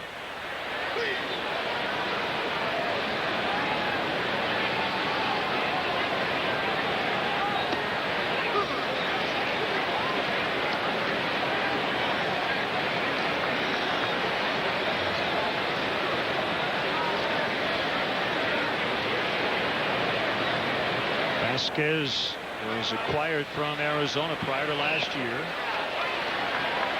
Fifth-round pick of the Montreal Expos. Remember them? Out of Puerto Rico back in 1994. He was an all-star with the Yankees in 2004.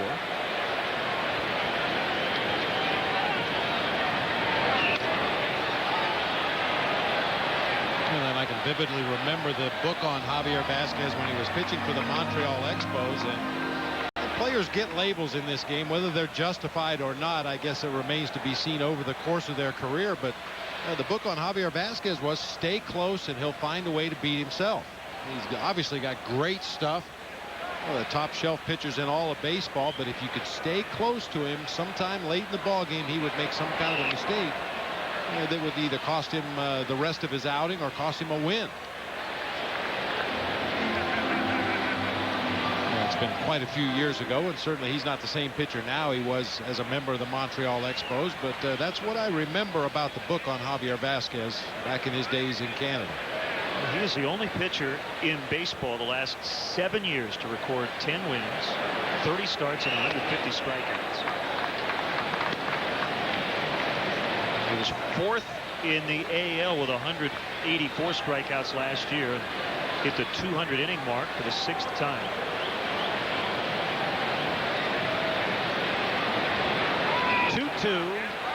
Lifted in the air, right center.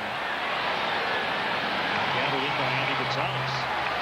Fans, here's your chance to have the final say on the Comcast Sportsnet mascot name. The results are in. Now it is your turn to vote. Text the number 1 for Champ, 2 for Jock, 3 for Deep Dish, or 4 for Homer to 65295. Standard text message rates do apply. The winning name will be announced during tomorrow's series finale right here on Comcast Sportsnet. Fans' best friend, Deep Dish. Oh, you know where I vote. Yeah. Pizza Man's going to vote for Deep Dish. Deep Dish has a little better ring to it than Thin Crust as far as a mascot goes. I would say Champ or Homer. Choices. Well, here's the number. You can vote, Bob.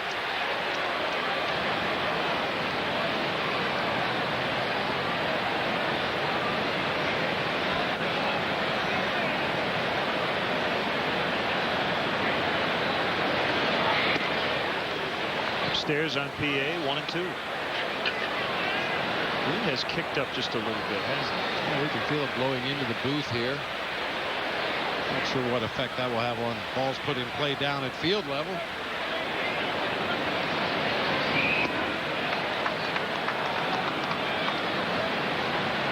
And it is drizzling once again. A light mist. Which is not good when the wind is blowing into the booth.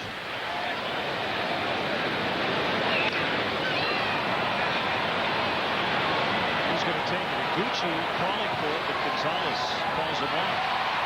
Ball was fair.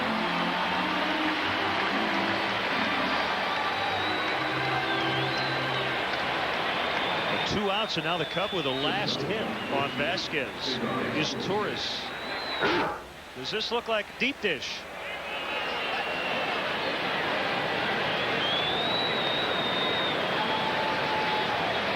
Well, we hate to sway the voting at all. I'm thinking Champ would be mine. You like deep dish. I like deep dish, but it has nothing to do with the mascot. No. Looks like a jock. It's athletic. Homer, always a good name for a dog.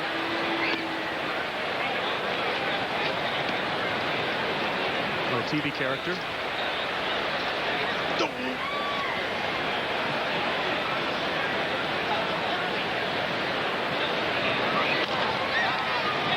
One bouncer backhanded and bobbled by Iguchi, and his Tourist is aboard.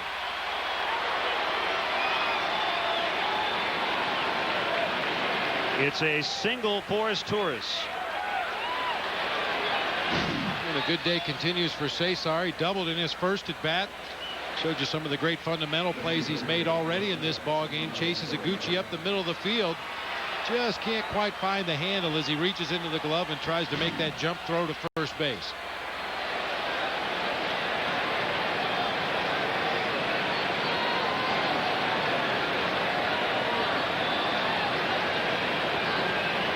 When I think of Champ, you had to think of Champ Summers, right? John Jr. Summers.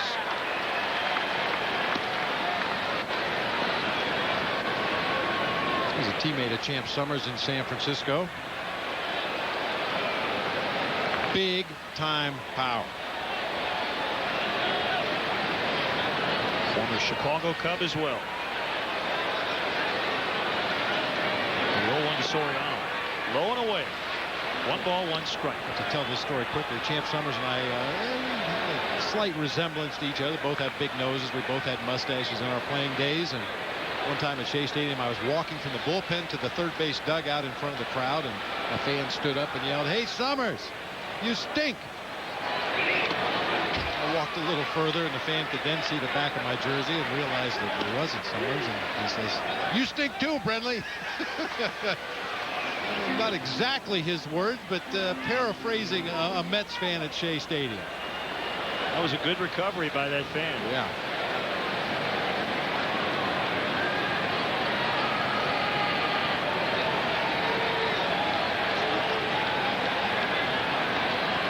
Is Tourist the runner at first? He is a 1-2. It's outside.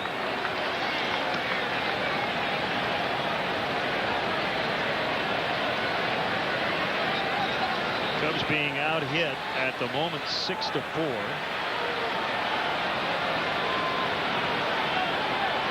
They have hit 3 home runs in the series. Soriano with 2 of them. Both leadoff shots. Swung on and missed. That's a strikeout. It's the Cubs' 5th inning. We're halfway home from the cell. It's 1-1.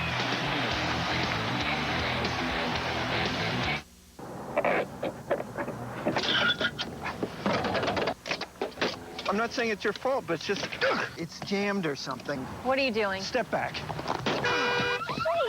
What are you doing in my car?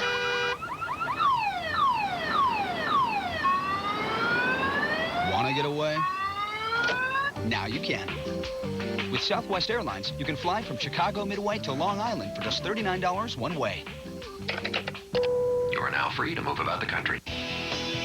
The Chicago Cubs strongly encourage the use of public transportation. The CTA offers a variety of options, including the Red Line, which stops right at Wrigley Field at the Addison Station. If you must drive, try the remote parking operation at DeVry University. Located near the Addison and Rockwell intersection, the remote lot offers parking and an express bus for just $6. For another option, try riding your bike. The Cubs provide a free bike check at the car wash at Clark and Waveland. For more details, call the CTA hotline at 773-836-7000 or visit Cubs.com. One half-ton pickup has the best warranty of any other, the best fuel economy of any other, not to mention the highest possible front crash test rating.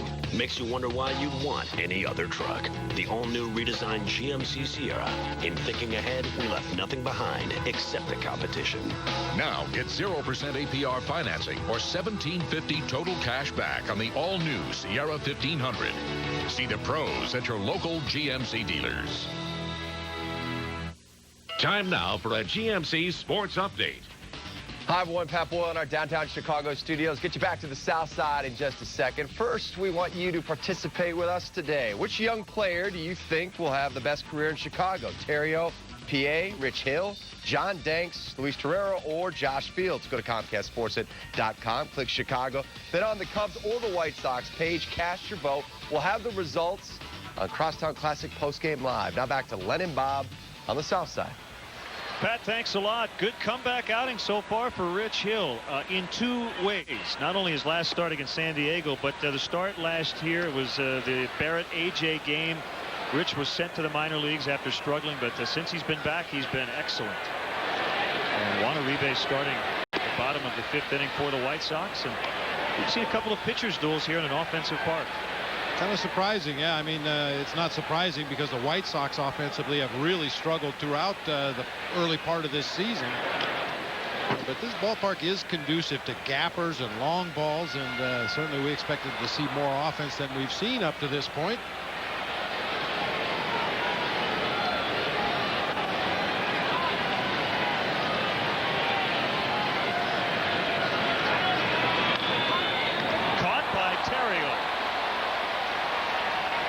Nabbed a couple of liners. Brzezinski in the 1st inning, Uribe in the 5th.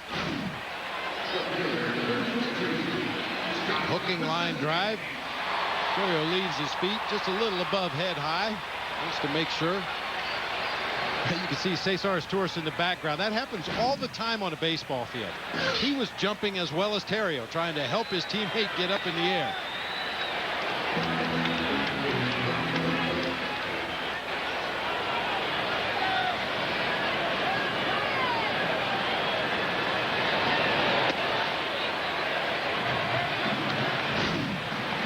Cesar Torres in the background.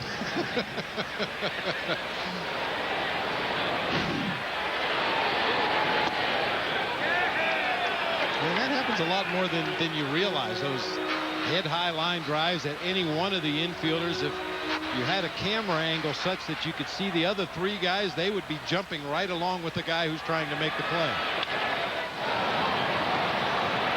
Is that like a bad actor mouthing the words of the actor next to him? Yeah. Just trying to help. Let's check in on the poll results. The updated voting. So Deep Dish is in pretty good shape. It's a Deep Dish and Homer so far.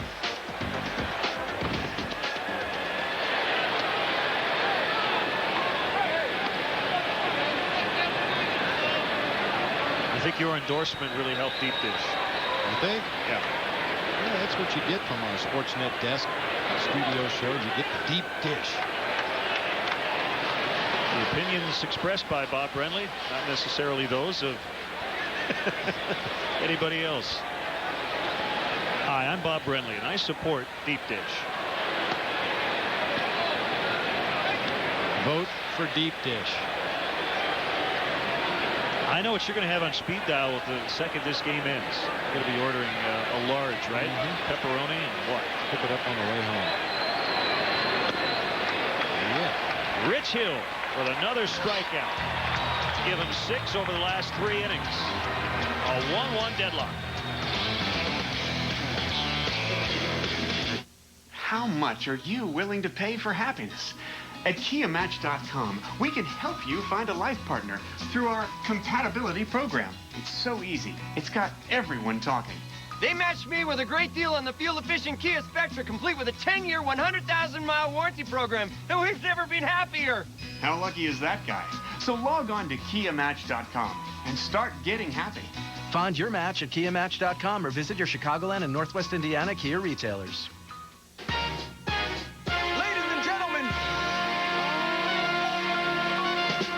Can I have it like that? You got it like that. Can I have it like that? You got it like that. Can I have it like that? You got it like that. Can I have it like that? You got it like that. So drop your purse and grab your hips and act like you're trying to get this money right quick. So can I have it like that? You got it like that. Can I have it like that? You got it like that.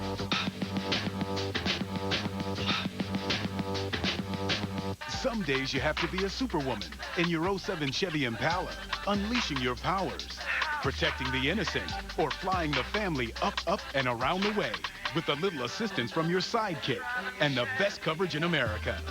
and not a hair out of place. The 07 Chevy Impala. Plus, qualified lessees can get a low mileage lease on an 07 Chevy Impala LT for $199 a month for 39 months, $25.79 due at signing. Visit your Chicagoland and Northwest Indiana Chevy dealers or log on now to ChevyDriveChicago.com for details. Check us out today.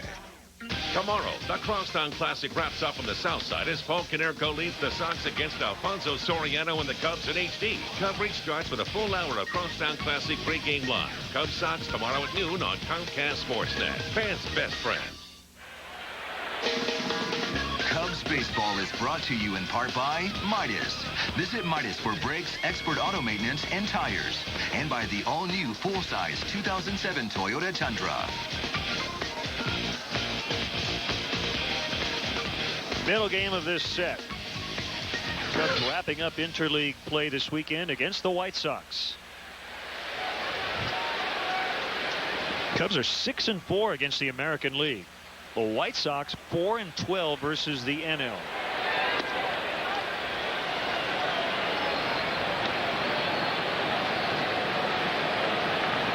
And to underscore how much the National League has struggled against the other league, the Cubs with that .600 winning percentage, 6-4, the second highest mark among National League clubs in interleague play. The Rockies have the best record at 10-6.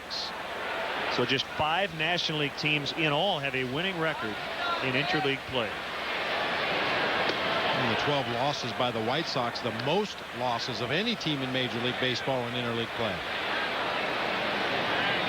They're now tied in Toronto. It's the Rockies and Blue Jays 6-6 in the 6th. Ooh, 6-6-6.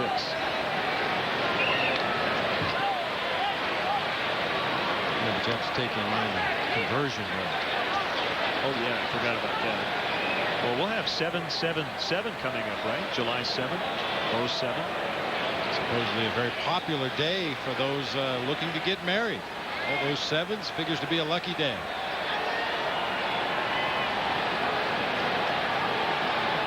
2-2 the count on Fontenot. The next pitch by Vasquez. Hit foul the other way. This has been a lot like yesterday for the Cubs offense.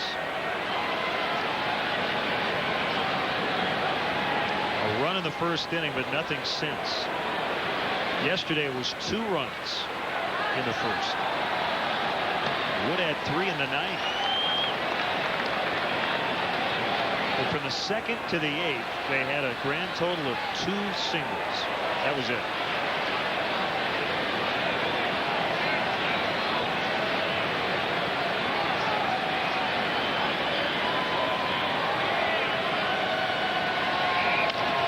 Drilled in the left, but right at the second.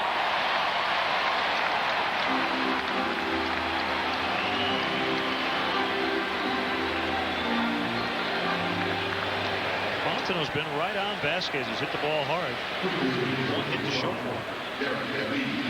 That's a frustrating thing for a hitter. You know, you go back to your bench and your teammates are trying to make you feel better. Hey, stay right there. Don't change a thing. You're hitting the ball hard. Just find a hole. But very little salve for an 0 for 1 right there for Mike Fontenot.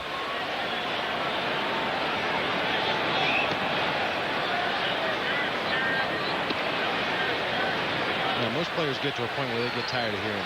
You know, if you're 0 for 15 or 16 and you're hitting the ball good, but you're just hitting it right at people, hang with them, you know. Yeah. With a break a bat and bloop one in for a hit here somewhere. I think Ryan Therrio's at that point without a hit in his last 16 at bats. A rare quiet start to a ball game for Derek Lee. Came in with 14 hits his last 6 games. He has struck out twice swinging.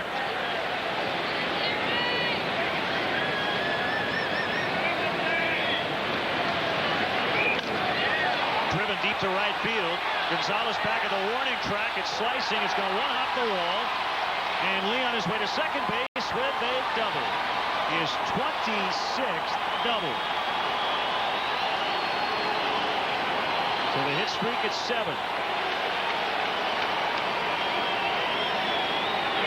And you would think at some point, if Derek Lee continued to take the ball the opposite field the way he does here, eventually he's going to get some pitches on the inside part of the plate to try to pull the ball out of the ballpark. There was a slider up and out over the plate. He just went with it, hit a line shot up against the fence out there in right field for a double.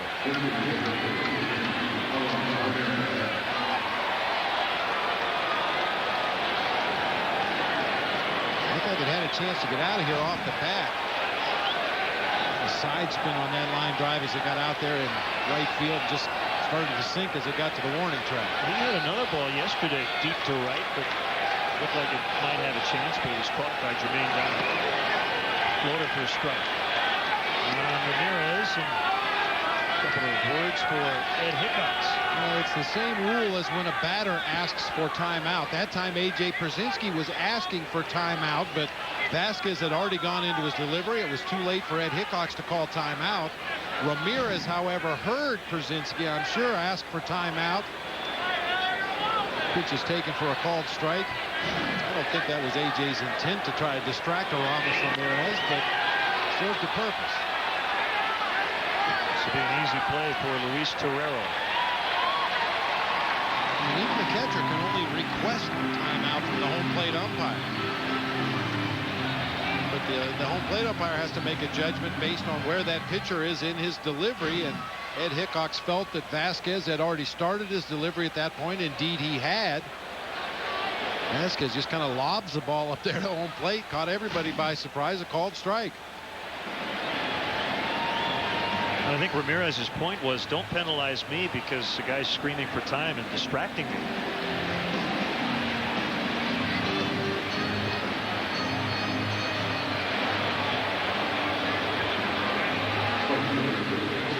Ozzie with a quick trip to the mound to talk to his starting pitcher. I'm sure this has to do with the decision as to whether they want to pitch to Cliff Floyd or put him on base and pitch to Rob Bowen.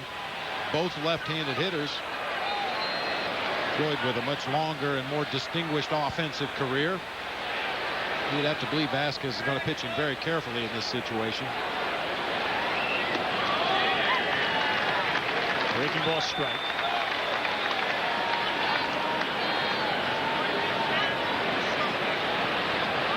Two former Expos.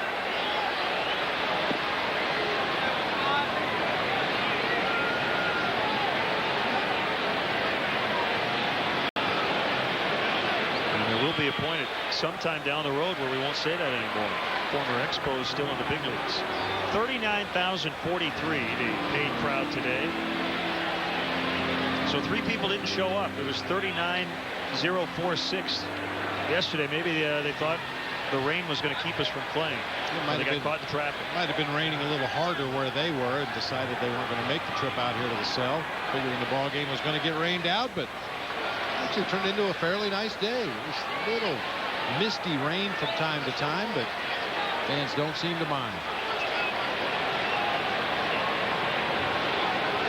Lee, the runner at second base, 2 outs in the inning. A swing and a miss, 2 strikes.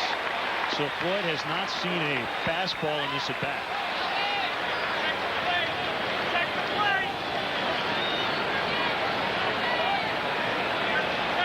Javier Vasquez has been pumping strikes all afternoon. So is Rich Hill. No walks for either pitcher.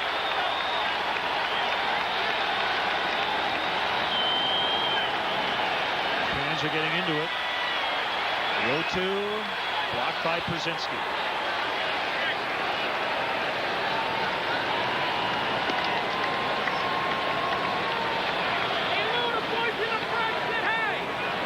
Well, you talked about the scouting report against Vasquez, weighed him out. You almost feel like that about the bullpen. If you can just stay close and get into the White Sox bullpen today, you wait him out. An opportunity here against the starter. With 2 outs in the 6th, the 1-2. It's low.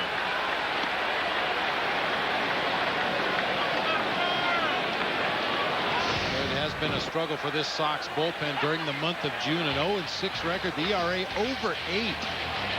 Nearly as many walks as strikeouts. Opponents batting average well over 330. And as we know from experience early in the season, when your bullpen is bad, it really puts a bad slant on everything you do up until those last couple of innings. Floyd whips to end the inning.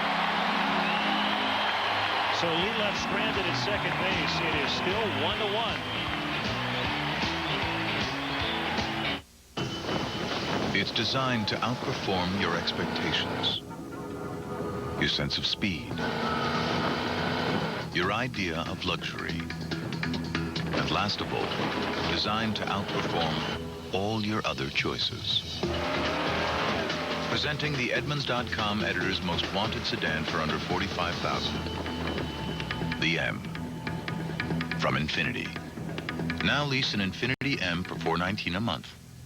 Every night, only one show brings you closer to the teams that matter most. Sports Night on Comcast Sportsnet. Highlights, breaking news, interviews, and more time to tell in-depth stories. Sports Night presented by AT&T Yellow Pages tonight on Comcast Sportsnet. Fans' best friend. When the subject is trucks, you've got to know how to work it. Quad City Spring is all over that. When you need organizing systems for pickups and vans, and Adrian Steel custom setups are your mandatory upgrades, Quad City Spring gets the call. Ladder racks, toolboxes, towing, and truck accessories, we've got you covered. When the subject is trucks, Quad City Spring knows how you want to get it done. Got a truck?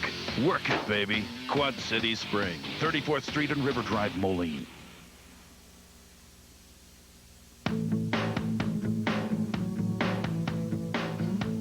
So, you're a green person, but which shade? Confusing, isn't it? Well, True Value's Color Made Simple can help. With exclusive tools, trained professionals, and expert advice, finding your color will always be simple. Now let's talk purple. True Value's Color Made Simple. Meeting the challenge since 1940.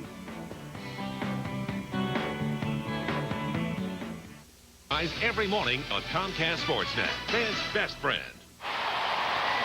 Coming up tonight at 6:30 on Sports Night, presented by AT&T Yellow Pages. A complete recap of today's Crosstown Classic with reaction from both clubhouses. Join Luke and Gale for Sports Night, presented by AT&T Yellow Pages. Tonight at 6:30, only on Comcast Sportsnet. Fans' best friend.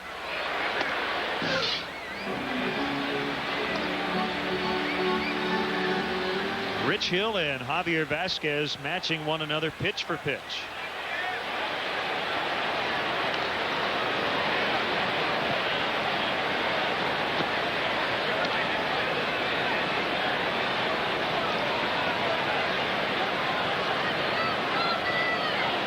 Tomorrow it'll be Sean Marshall and Jose Contreras. A rainbow to left for Soriano. Drifting. He has it in fair territory for the first out. Pledge your allegiance to the Cubs by becoming a founding member of the Cubs Club, the new official online fan club for the Chicago Cubs. Cubs Club members will receive benefits unavailable to other fans, including your very own 2007 membership card, MLB.com's game day audio for the 2007 regular season, and much more. To join today, visit Cubs.com, where baseball is always on.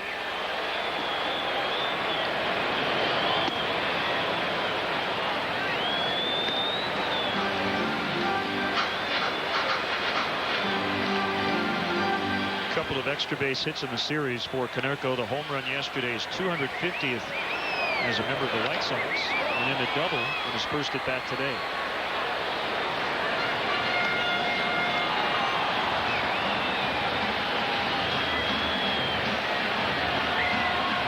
The double back in the first inning by Konerko came on a breaking ball. He really waited on it well. It was one of the curveballs that Rich Hill didn't quite get down where he wanted it. Fortunately, Konerko just hit the double down the line rather than hit the ball up in the bleachers.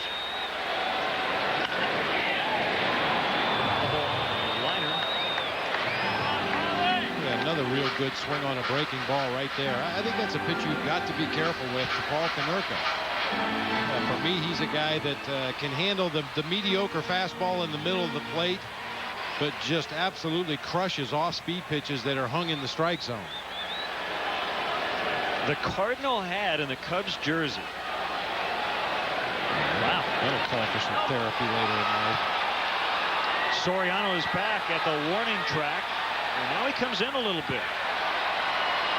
The way Alfonso played that one right off the bat, I wondered if it might have a chance to get out. Well, and the way Soriano reacted, I think the fans in left field thought it had a chance to get out. Some reaction from the Sox fans out there in left field, but Soriano has to come back in several steps to make the play.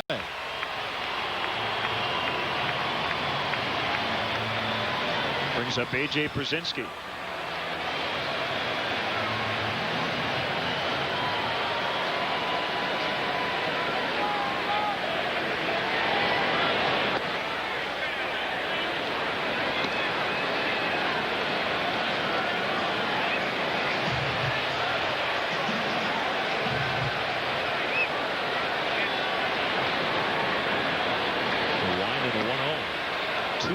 Brzezinski.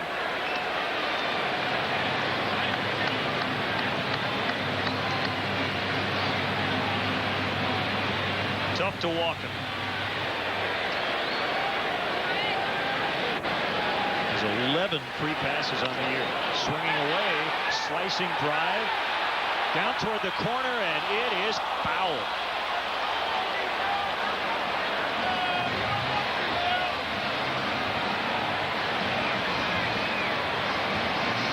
About how tough Brzezinski is to walk. I think he made up his mind he was going to swing at this 2-0 pitch no matter where it was. It happened to be a fastball away from him and just misses in a bid for a home run down that left field line. He doesn't strike out much either. Only 18 bunch outs. Came into the ballgame with just a .297 on base percentage.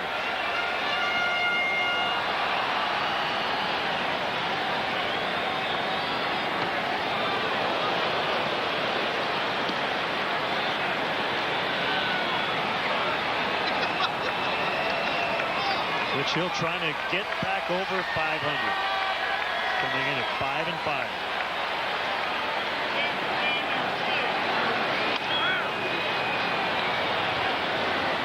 The offense hasn't given him a whole lot of support over his last 11 starts while he has been on the mound. The Cubs have scored just 18 times. Only one today. So you go back to April 24th, they've given him an average of 1.6 per game when he's been out there. Puts a lot of pressure on a pitcher. A lot of that is a byproduct of who you're hooked up against on a given day. That opposing pitcher is equal to the task. You're not going to get a lot of runs in support. I think it's one of the reasons why Rich has paid more attention to his offense, to his batting, trying to make better contact at the plate. Doesn't have to worry about that today. I was talking to Rich the other day, and Ron Santo came up and gave him a couple of pointers on hitting. And Ron said, I only give batting tips to the pitchers.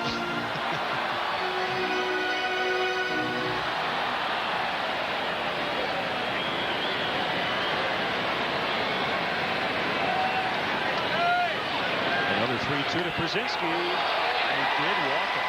Again, that's not an easy thing to do. That's the first walk of the ball game for either team.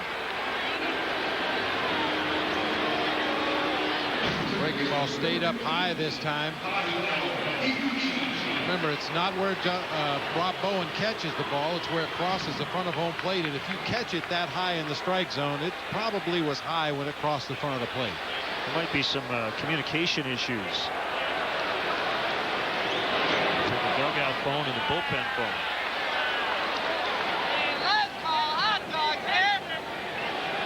And Sinatro going to dial another number. Larry Rothschild's going to head out.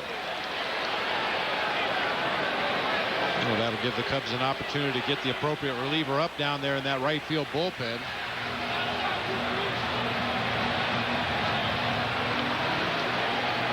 And believe it or not, that's one thing that that a pitching coach and a bullpen coach will do before the start of every ball game. They make sure that the phones are working between the dugout and the bullpen.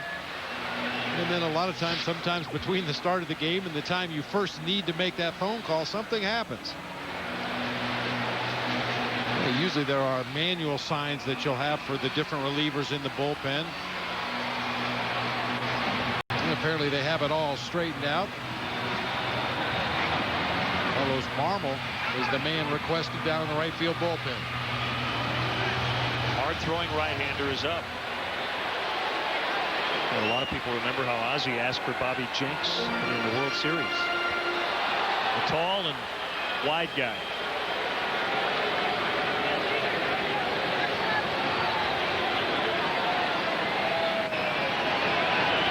Lucci swings and fouls off.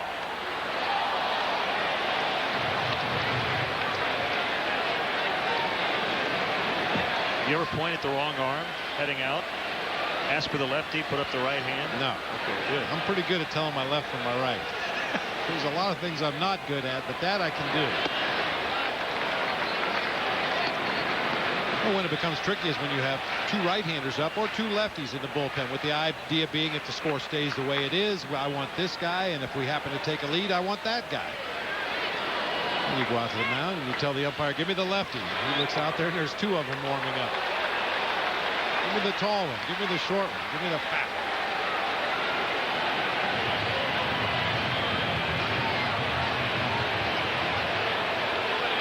Rare to see Rich Hill in this ball game working behind an account, but he's done it to each of the last two batters. Trying to get out of this thing, and he walks Iguchi. And he'll have to face Josh Fields.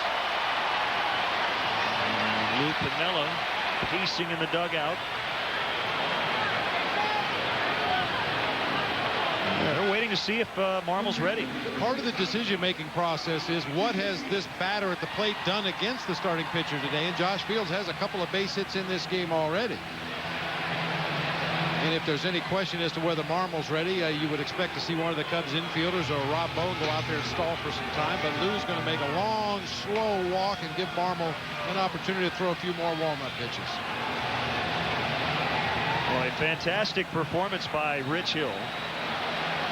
Unfortunately for him, the last two hitters he faced would reach on walks. But if Marmol can get out of this inning, Rich Hill can get a well-deserved no decision. He pitched well enough to win today, but Vasquez has been very good as well. 1-1, we'll be back.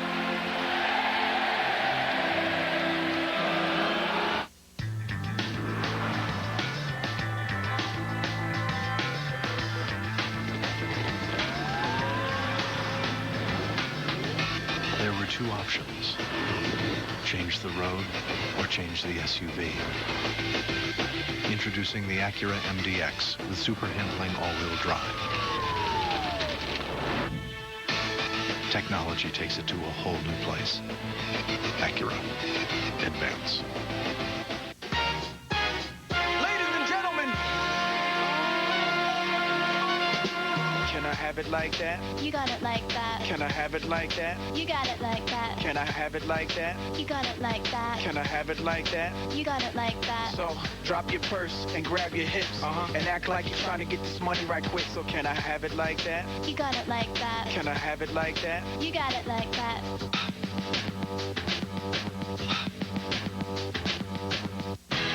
Imagine a car with the same fuel economy as Camry, but with a lot more power. The Pontiac G6. Or cross over to Touring. More power than Escape. With the same gas mileage. The new Pontiac. Designed for action. Every 2007 G6 comes with the best coverage in America. And a great starting at price, too. For more information, visit PontiacDrive.com. Honey, I think he's trying to tell us something. His first word. Feldco. Smart kid. Call 866 for Feldco.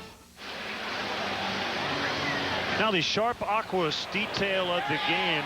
The White Sox manufacturing a run in the first inning. Now Jim told me he would get the RBI, but before that, Andy Gonzalez moving the runner to third for Sedman on a ground out to second. And one of those details that are very important in the game of baseball. Moving those runners up when you have opportunities, especially when you've got some RBI guys behind you in the lineup. So Carlos Marmol trying to follow up his unbelievable outing to start this road trip on Tuesday in Texas. He overpowered the Rangers and got the win in relief. 5 strikeouts, including the first 4 hitters he faced. 9 up, 9 down.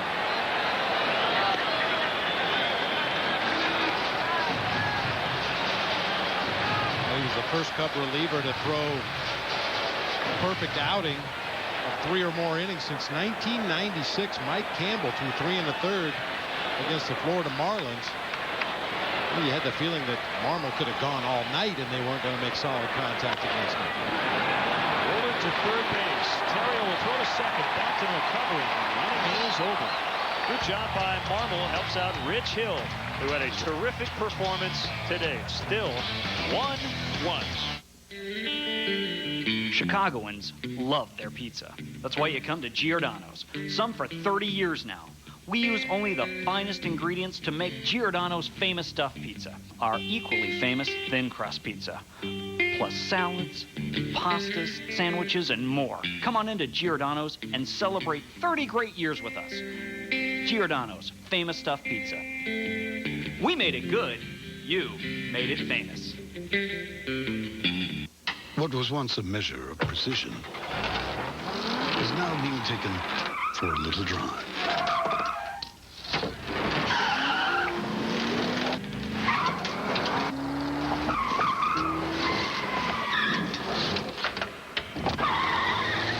A highly responsive IS from Lexus. Attractive leases available on all 2007 IS models for a limited time at your Lexus dealer.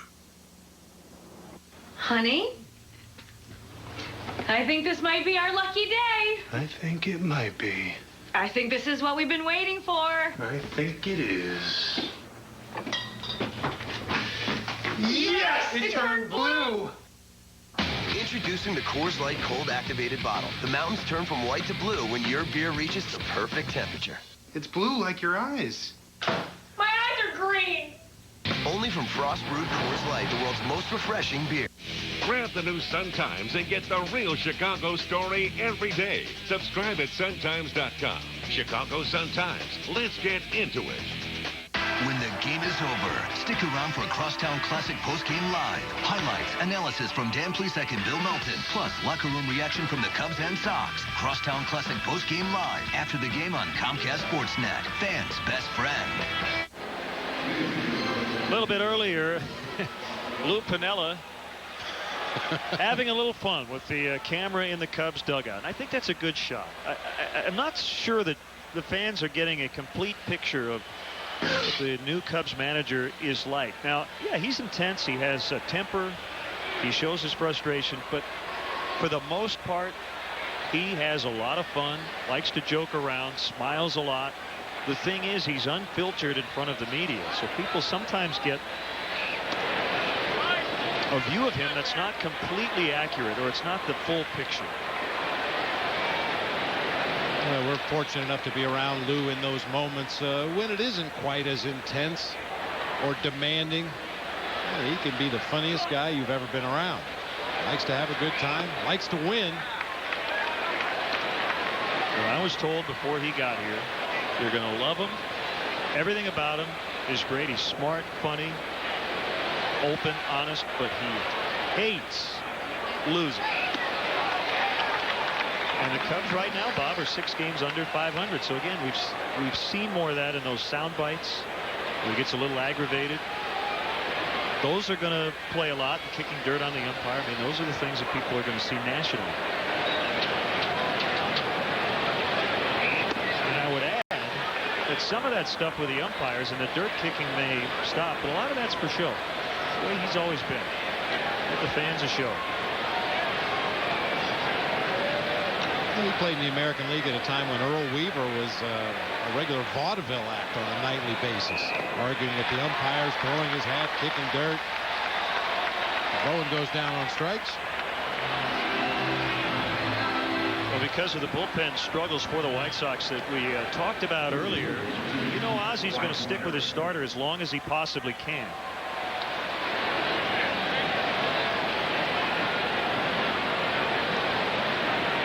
Vasquez over 100 pitches on the afternoon, and he has struck out 8. He hasn't walked anybody. Terrio shows bunt. Not a bad idea, especially for a guy who has struggled at the plate. That's a way sometimes you can work your way out of a slump, get on base via the bunt. And really, that's all you want to do is become part of the action once again. For a guy like Ryan Terrio, a high-energy player, when he's not getting on base, I'm sure he feels like he's not contributing to the team, even though he's played some stellar defense whether it's at shortstop or in the case today at third base, but you still want to be involved offensively.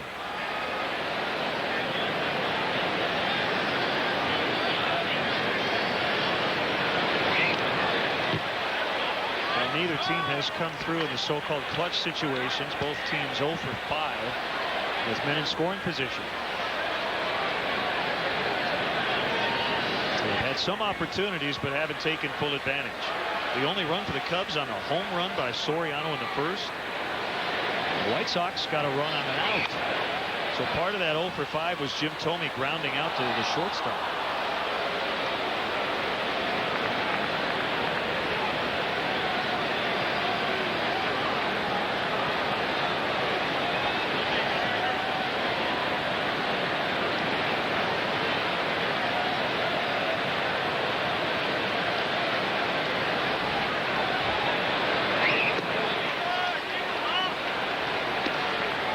Keen eye by Terrio.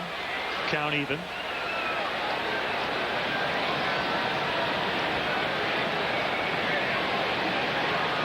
As most teams will do, they play him the other way in the outfield. They give Terrio a lot of room left center. Ground ball toward that direction, but the shortstop. Hey, Cub fans, don't miss any of the action as the Cubs battle the Colorado Rockies this Wednesday at 1:20. Kids, get to the ballpark early because the first 5,000 children 13 and younger will receive a Cubs bat, compliments of Kellogg's.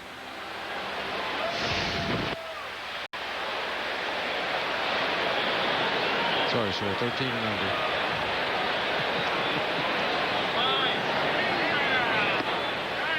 Ball one. Oh, that's a great giveaway. I tell you, when I was a 13-year-old kid, to get a bat, a wooden bat, all in one piece, are you kidding me? There's no tape on it. There's no nails in it.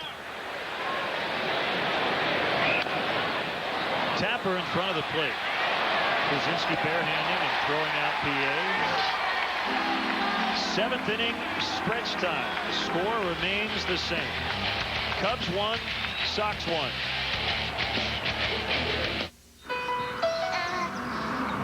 Who's counting on your breaks today?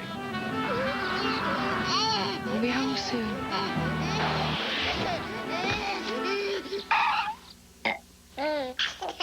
Your breaks are too important to trust to just anyone. So come to Midas, where lifetime guaranteed brake pads or shoes are just $89.95 per axle installed.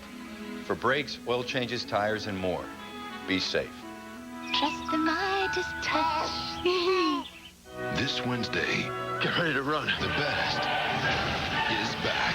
You're sending the wrong guy! In McLean. Have you done stuff like that before? We trust.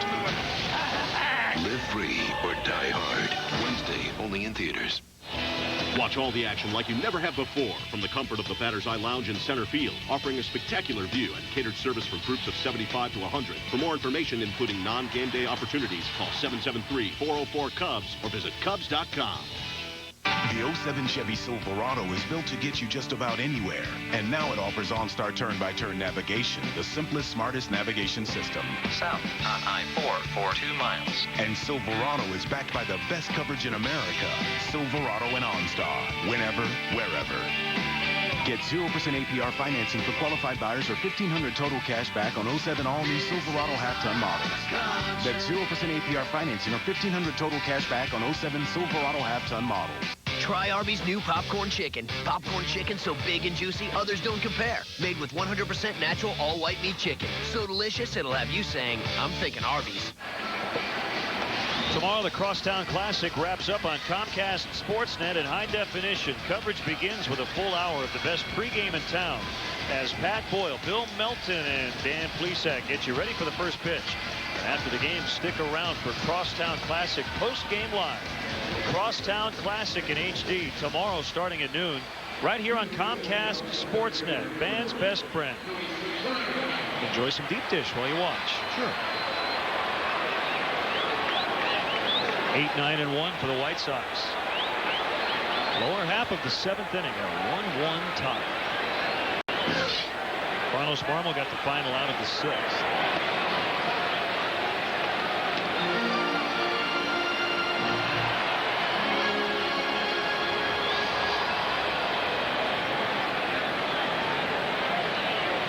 Sox in game 1 had just 3 hits. They have 6 today. Torero will be retired on a fly to left.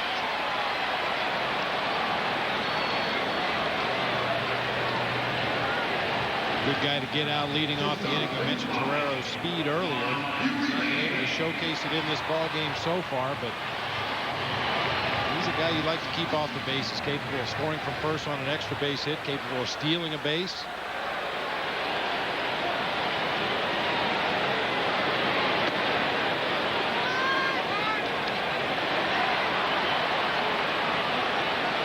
Uribe had the go-ahead 2-run single in the 2nd inning, helping the White Sox salvage the finale of the series at Wrigley Field. That was on May 20th.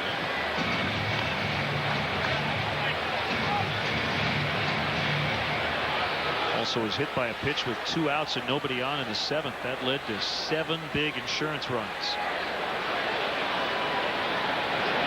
Almost 2-0. 3 balls, no strikes.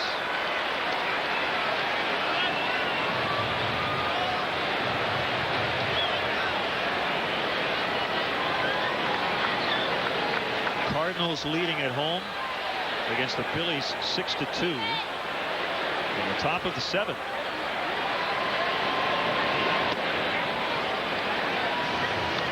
Juan Encarnacion with his 5th home run. Chris Duncan with number 14.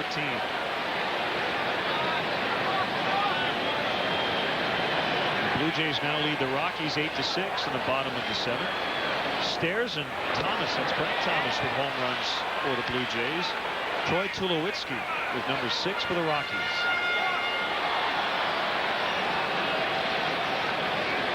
Great matchup later, Yankees and Giants. Chin-Ming Wong and Matt Morris. Swing and a miss. Carlos Marmol comes all the way back and strikes out Uribe. 2 down. Held behind 3-0. Called fastball in the 3-0 count. Got a check swing and then a full swing here on the slider. 3-2. Uribe's another guy that doesn't walk very often, approaching 200 at bats on the season. Only 18 walks.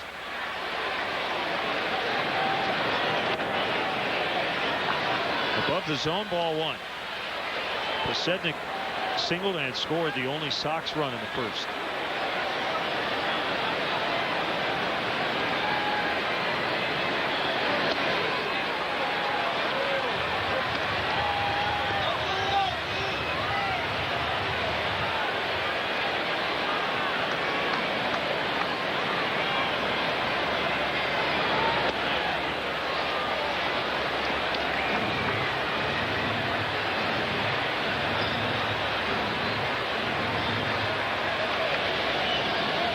Logan the lefty, and Buck pitched the right-hander.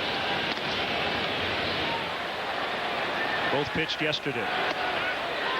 Slider strike.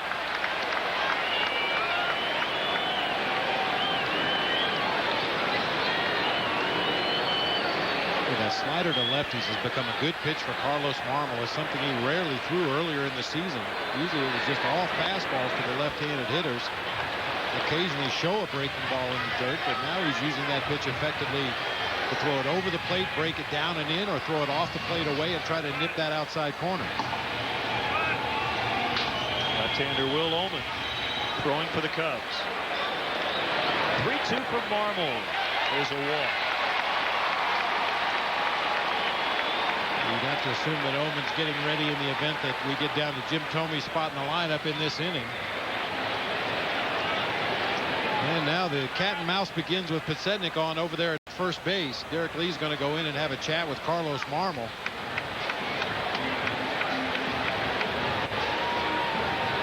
And a pinch hitter for the White Sox, Rob Makoviak, for Gonzalez.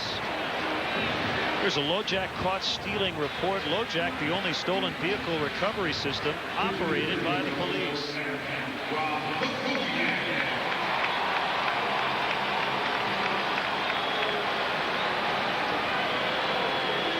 You know, that makes it an easy decision. If you're going to bring him in to face Jim Thome and Ozzie Guillen goes to a left-handed pinch hitter for Gonzalez, you go to Omen right now.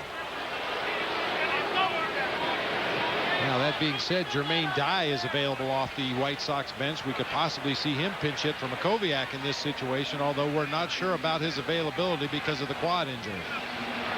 So right now, it's Ullman against Makoviak. We'll see if that stays that way. Makoviak is still in the on-deck circle. It's 1-1.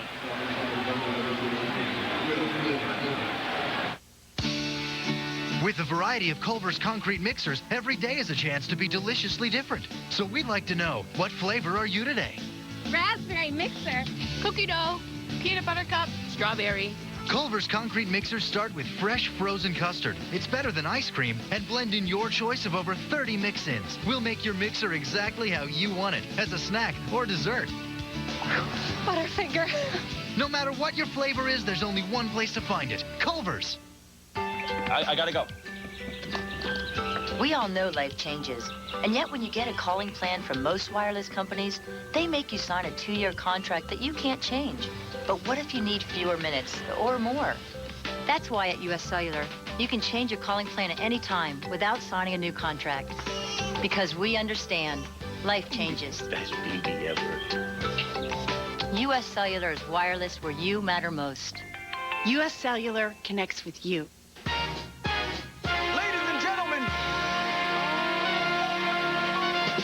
Can I have it like that? You got it like that. Can I have it like that? You got it like that. Can I have it like that? You got it like that. Can I have it like that? You got it like that. So drop your purse and grab your hips and act like you're trying to get this money right quick. So can I have it like that? You got it like that. Can I have it like that? You got it like that.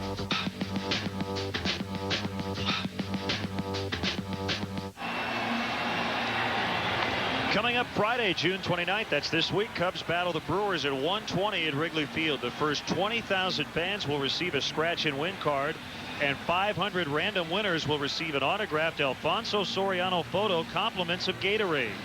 Fans are encouraged to hold on to their cards for second chance drawings throughout the game. For complete rules, visit Cubs.com. And based on what he's done on Friday recently, he'll probably hit another home run. Runner on, 2 outs. Will Ullman pitching against Rob Makoviak, a pinch hitter. The guy at first base, always a threat to steal. Posednik 1 for 1 today. Long pause by Ullman. Coming to the plate, foul back. Yeah, the move to Ullman became very easy when Ozzie sent Makoviak up there to pinch hit. You put lefty on lefty. Also, it's going to make it a little tougher for Posednik to get a jump over there at first base against a left-handed pitcher.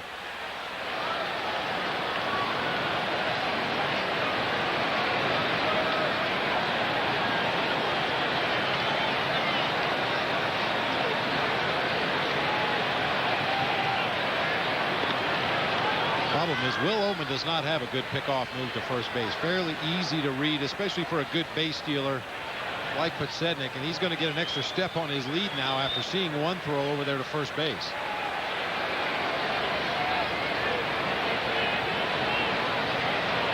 Posednik has as big a lead as you could possibly get. The pitch out is not running. I don't understand that by Will Ullman. On a pitch out, you want that runner to run. That's the idea. You want him to run, and you're going to give your catcher the best possible chance to throw him out, and you have to do everything as similar to a normal pitch as you can. That time, Will Ullman went with a very quick slide step on the pitch out. Posednik couldn't get a jump and didn't run. Right back to the bag, and a flail by Makoviak. 1-2. Was that that one-way lead, or did he think he was going over?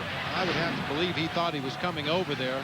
I mean, he even turns his head toward the bag at first, completely turned away from Will Ullman. That's how sure he was coming to first base.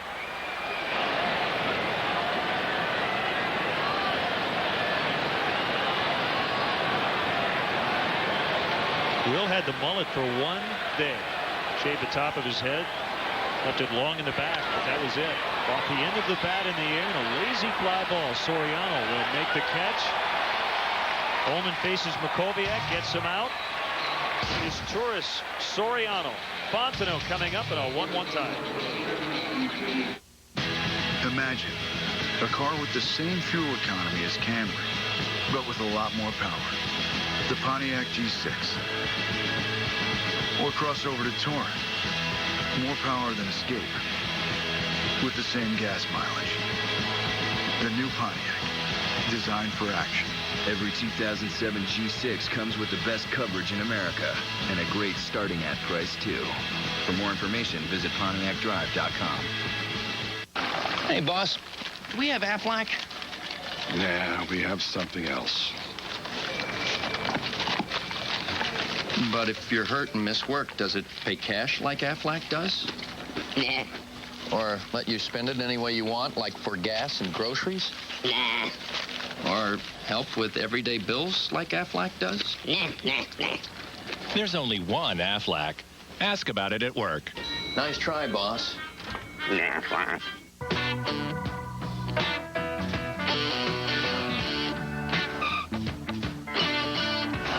Sometimes when you're together, you just can't stand the idea of being apart.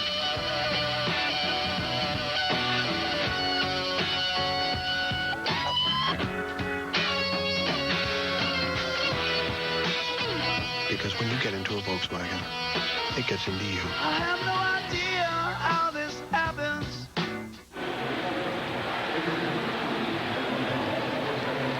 Saturday, June 30th, the 7-Eleven day at Wrigley Field. Don't miss any of the action as the Cubs battle the Milwaukee Brewers at 2:55. The first 20,000 fans will receive a Cubs commemorative medallion, compliments of 7-Eleven. Oh, thank heaven. Changes for the White Sox. Makoviak remains in the ballgame to play right field. And a right-hander on out of the bullpen, Ryan Buckfitch. His 10th appearance.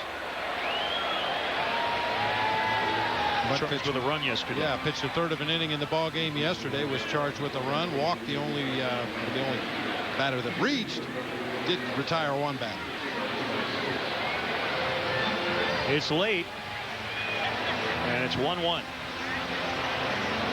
Cesar's had a good day. A double and an infield hit. And a heads-up play helping out Alfonso Soriano on maybe the biggest play of the ballgame in the second inning, as the White Sox were going to have runners possibly at second and third. As Torrero was trying to get a double, Soriano nailed him. So it would have been second and third, one out. It ended up being runner at third, 2 outs. And then Hill got out of it. Fair ball past Josh Fields. Posednik over to get it. And is Turris not going to test him? Pretty good throw back to second base, and I think ultimately a good choice by his Turris. The go-ahead run is on base. Well, only the fact that they shade him toward the line in left field was Posednik able to get over there and cut this ball off and hold his Turris to a single. Sure looked like extra bases off the bat, but Posednik uses that speed to get over there quickly, does the reverse pivot, got the throw off to second base quickly, and his Turris had no choice but to slam on the brakes. So is Turris, who came in at 244, 3 for 3.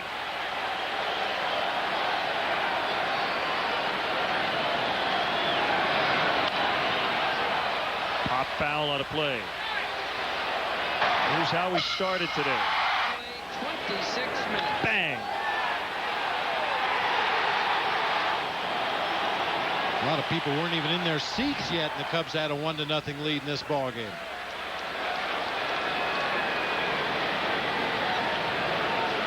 A lot of leadoff hitters in this spot with a runner at first, no outs in the 8th inning would lay down a bunt, but it's not Alfonso Soriano's game. Drives it right center. On the move is Torrero. He has it.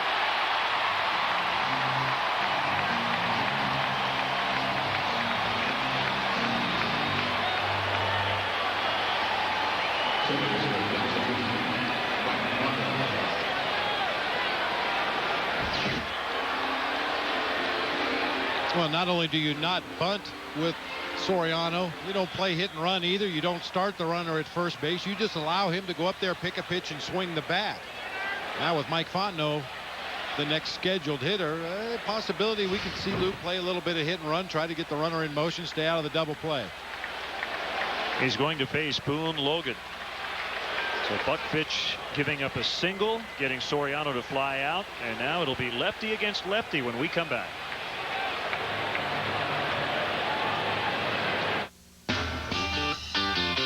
Chevy. With 8 models that get an EPA estimated 30 miles per gallon highway or better. And we're so confident of our quality, every one is backed by something no one else has. The best coverage in America, including the GM 100,000-mile warranty. Get a 2007 Chevy HHRLS with an EPA estimated 30 highway MPG starting at $15,845 after cash back. That's an 07 HHRLS starting at $15,845 after cash back. Can I help you? I'm interested in getting one. Sorry. Hi, honey. How much are they there? These are really quiet, I think, so... Sorry. Excuse me. How much are they there? Shut up. Billy! Yes, how much is it there? At Lowe's, you'll always get the best price around with our everyday low price guarantee. I'll take them. Find a better price on anything we sell, and we'll match it, plus take an additional 10% off. How much is it there? Trust me, just buy it. Thanks. Lowe's. Let's build something together. Use your Lowe's consumer card and pay nothing for 6 months on appliance purchases of $299 or more. Prepare yourself for an event so big, we couldn't fit it inside. Welcome to Nissan's tent event. Get great deals like a $229 lease or 0.7% financing on the Nissan Altima, or a $159 lease or 0.7% financing on the Nissan Sentra. Get to Nissan's tent event today for great deals on every new Nissan. But remember, the tents come down July 2nd. Get there now. Boone Logan's job to get out of the lefties, 5 for 31. Lefties hitting just 161 against him with no home runs. And he'll face Mike Fontenot. Pretty good chance the only guy he'll see, because Derek Lee is the on-deck hitter after Fontenot. You mentioned Logan's numbers against lefties. However, he has struggled against right-handed hitting. They're hitting .333 against him. This is where you would probably see Mark DeRosa dropped in as a pinch hitter if he were able to play. We were told he was available if necessary, but no sign of a pinch hitter off that Cubs bench right here. A closer, Bobby Jenks, up in the pen. Fontenot 1 for 11 with a home run against lefties, so small sample size.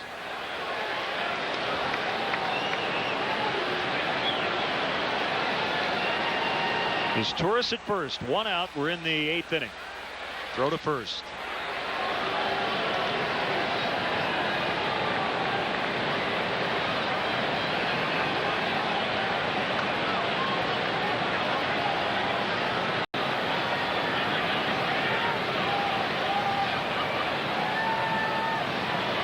The pitch. Strike 1.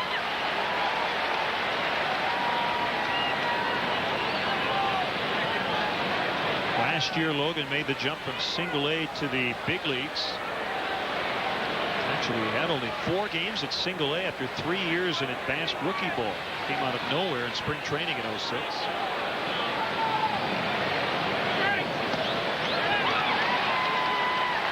Back-to-back sliders for called strikes. That's what you see a lot of times from a left-handed specialist coming into the ball game to face a left-handed hitter. He's going to throw him a steady diet of breaking balls.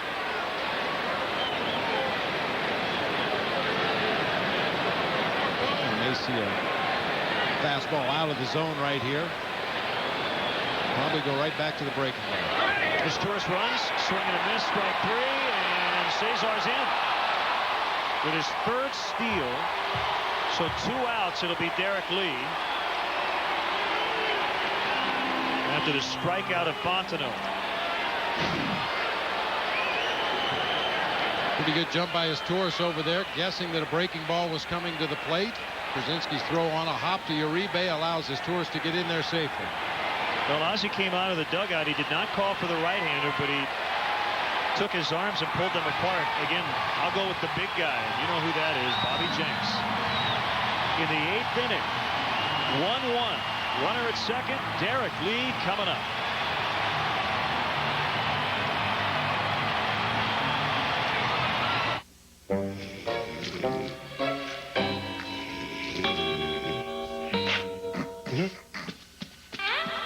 Wake up to rivalry and wake up to McDonald's. Get any 2 biscuit sandwiches for just $3.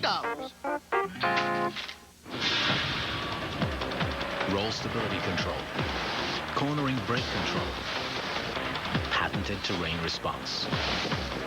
Despite the probability that you won't, the The LR2 is designed for the possibility that you will.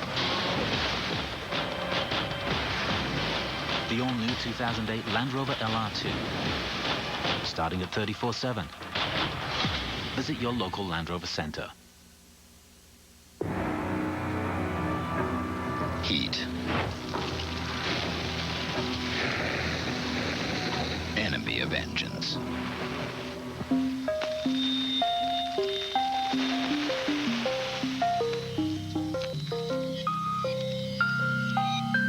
Enemy of heat. Pennzoil Platinum Full Synthetic, with adaptive molecules that continually separate and reform to help conquer heat. Not just oil, Pennzoil. Wow. Every bite of these cinnamon melts is like the center of a cinnamon roll. It's like us working without you talking. Introducing McDonald's new cinnamon melts, available all day. Soft, warm, and covered in melted frosting. Well, Ozzie Guillen with a struggling club, a struggling bullpen. He's going to go with his best pitcher in this spot, even though it's not a safe situation.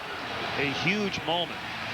The Cubs had the go-ahead run at second base with Derek Lee, their best hitter, coming up, so he's going to go with Bobby Jenks. It's hard to argue with this move. I mean, if you hold your closer back, you may not get an opportunity to use him, and certainly this could be a turning point of the ball game. You're facing the other team's number 3 and 4 hitter with a runner in scoring position. Why not go with your best? Derek 0 for 1 with a strikeout against Jenks. Is Torres with a good lead at second base. The first pitch of the at-bat is a strike.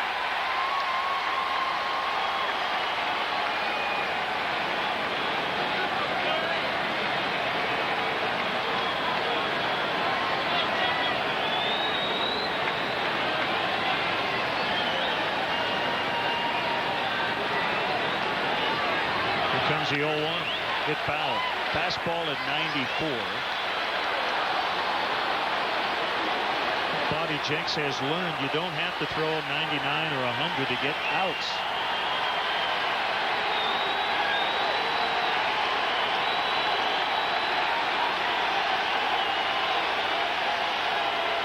Everybody up.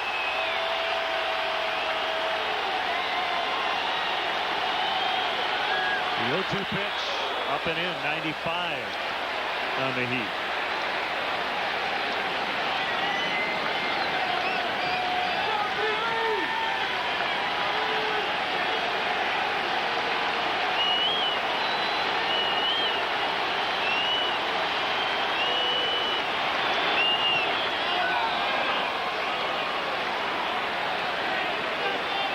So high fastball.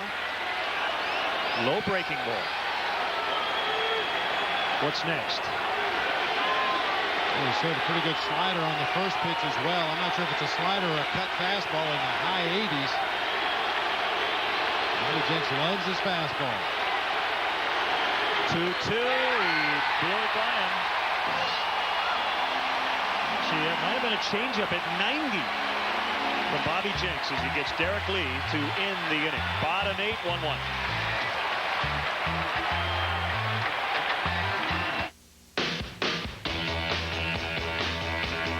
Introducing the 2007 Cadillac CTS Bose Edition, complete with a Bose sound system, sunroof, leather and wood trim, and a 3.6-liter engine. Keep your ears on the road.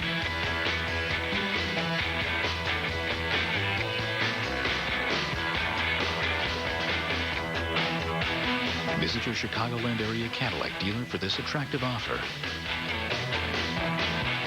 You choose the program, you choose the time on Showtime On Demand. I like you already. This month, New York Post says The Tudors is a 4-star series. I am the sun! Catch the thrill and conclusion early on Showtime On Demand. And don't miss Queen Latifah in Last Holiday, plus Elite Extreme Combat. Over 130 movies and shows are at your command. It's show business. Demand the best anytime with Showtime On Demand.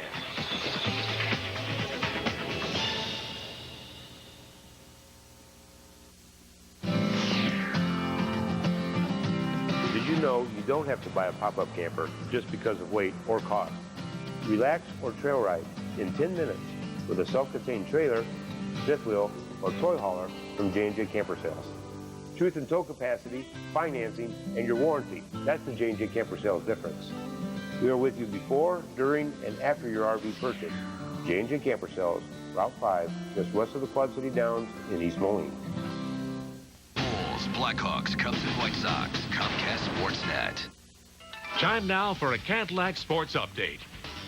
Hi, everyone. Pat Boyle back in our downtown Chicago studios. Get you back to the Cubs and Sox in just a second. First, we need your input. Which young player do you think will have the best career in Chicago? Terrio, PA, Rich Hill, Danks, Torreira, or Fields? Log on to ComcastSportsnet.com. We'll have the results on the post-game show. Now back to Len and Bob. Thanks, Pat. 1-6-0 for both teams. Ullman, it's strike one on Jim Thome.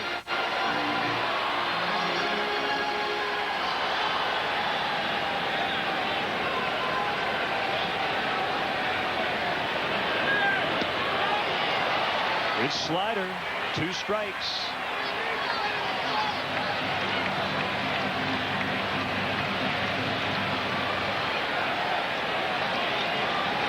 Paul Konerko is next.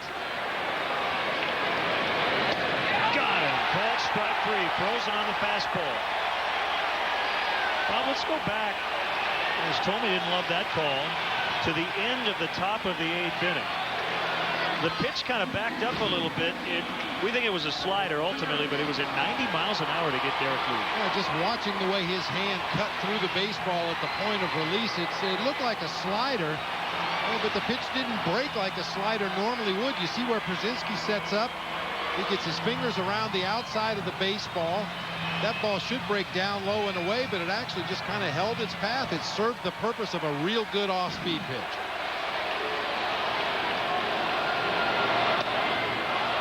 Outside edge on Konerko.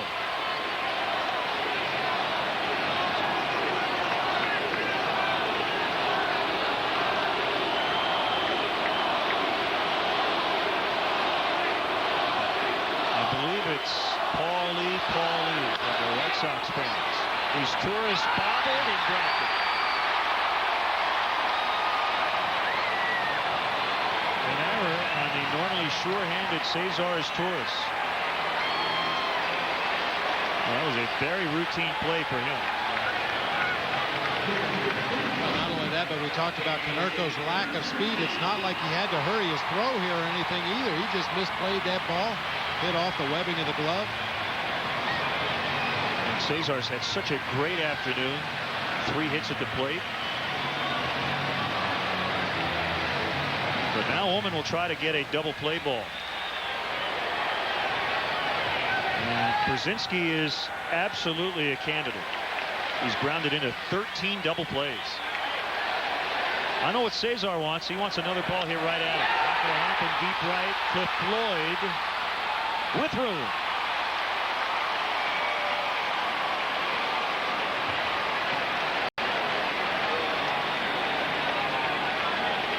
Well, many in this ballpark thought A.J. got it. Either hit it off the end of the bat or down near the trademark a little bit. Looked like he got it out toward the end of the bat. That's a home run swing by A.J. Przinsky. He just hit it out towards the end of the stick a little bit. Just died out there in the glove of Cliff Floyd. Will Ullman just handed the ball to Lou Piniella. He's going to go with Michael Wirtz against Tadahito Iguchi when we return.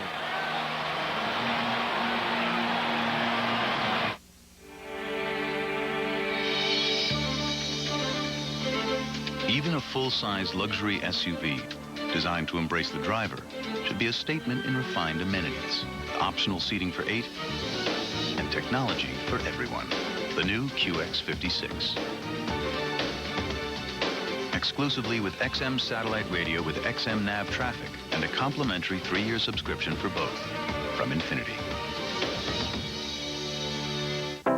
Shining is taking responsibility. At Blue Cross and Blue Shield of Illinois, we know managing your health care can be overwhelming, and it's our job to help you meet the challenge. By guiding, supporting, and showing the way, we encourage you to gain control. Because we believe the best tool we can give you is the confidence to take charge. Blue Cross Blue Shield of Illinois, shining through. Behold the wonder of it. Its wide mouth allowing it to flow cold and unrestrained, all that is parched. It is awe-inspiring, is it not? You really love this river. River? No. I'm talking about this Coors Light wide mouth can. The wide mouth can, a wide opening for wide open refreshment, only from Frost Brewed Coors Light. People will travel great distances to enjoy this. You can get these wide mouth cans anywhere. Talking about the river. Coors Light, the world's most refreshing beer. Well, Michael Wirtz has been perfect in stranding inherited runners. He's come in with a total of 15 runners on base, and 0 has scored. So he'll try to make it 16 out of 16 as he faces Higuchi. With Konerko at first base, 2 outs, bottom of the 8th inning. Strangely enough, Higuchi's actually hitting 120 points higher against right-handed pitching this year. 281 against righties, batting only 167 against left-handers. Here we go. Slide piece is outside.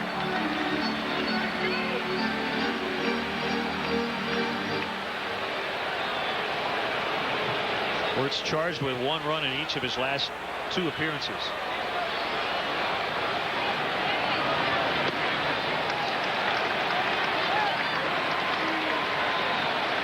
Well, normally when a guy would throw 2 sliders to start the at-bat and go 2-0, you'd see a fastball, but that's not necessarily the case for Michael Wirtz, whose slider is his best pitch. He did go with a fastball and he missed the game. 3-0. Fields on deck.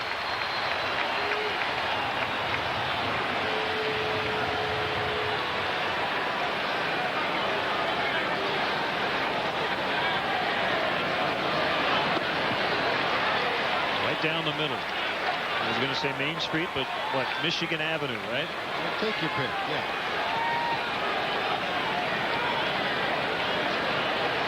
Down the south. Normally a 3-1 count with 2 outs. You might see that runner at first base in motion, but no chance of that happening with Paul Konerko being the runner at first.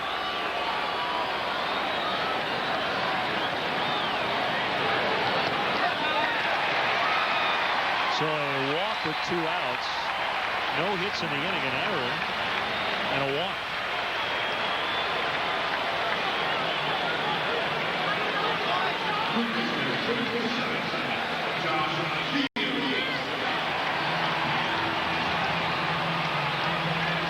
Well, now once again, you always take a look at who the base runners are. In the Cubs outfield, we know that Soriano throws well, charges well, PA throws well, charges well.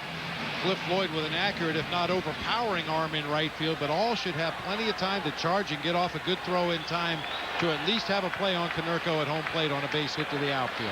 Kerry Wood on the disabled list, but looking from the Cubs dugout. Fields the only hitter in this lineup with 2 hits today. Couple of singles in his first 2 at-bats.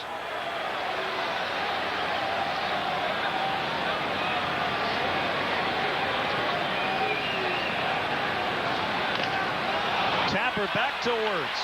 All kinds of time. High throw. But Derek Lee is 6'5". No problem. You can breathe again, baby. 1-1. Welcome to California. We cruise. We fly. We run. We go with the flow. We let go. And we believe one simple thing. That every day in California is your lucky day. Is your lucky day. So there's just one thing you have to ask yourself.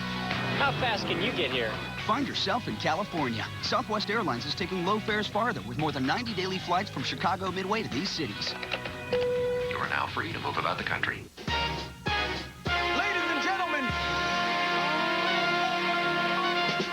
Can I have it like that? You got it like that. Can I have it like that? You got it like that. Can I have it like that? You got it like that. Can I have it like that? You got it like that. So drop your purse and grab your hips and act like you're trying to get this money right quick. So can I have it like that? You got it like that. Can I have it like that? You got it like that.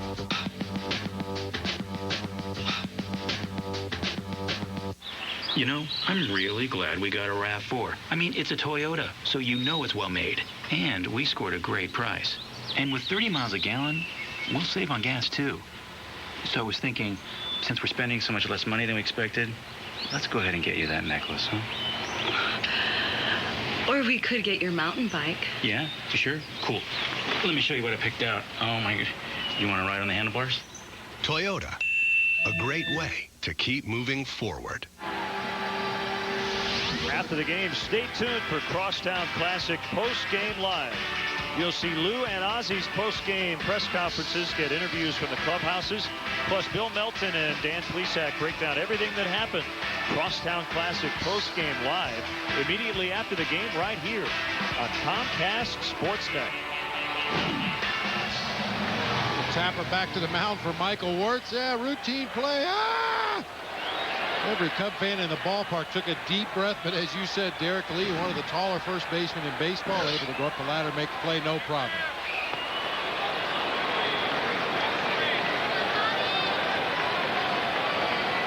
1-0 on the DH. Ramos Ramirez. Average right at 300.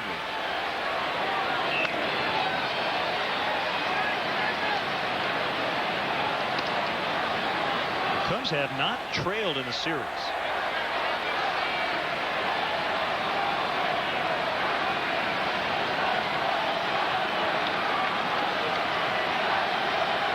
And a brief 1-0 lead until the Red Sox tied it on the bottom of the first inning. Popped out of the mitt. Przinsky, he's telling the home plate umpire Ed Hickox that that ball hit the bat of Ramirez, but Hickox is saying no, it was leather only.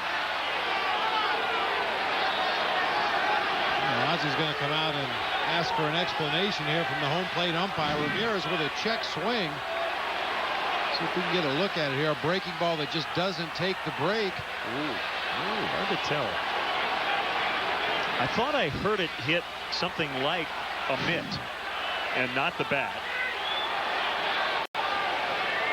The only thing that makes me wonder is, normally a catcher won't miss a pitch unless it's deflected by the hitter, either his bat or his arm or his hand or something. That time, Przinsky just kind of clanked that ball back there behind home plate, which makes me think it might have been misdirected by the bat of Ramos Ramirez.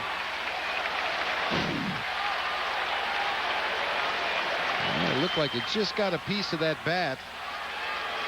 Changed the direction of the ball. It hits Przinsky in the thumb of the mid and trickles away. Well, you can see how hard it was to see whether there was contact there or not. Ramos Ramirez using a black bat. You've got black catcher's gear, black mask, black umpire. Tough to see where that bat was. And they get the out on the ground out.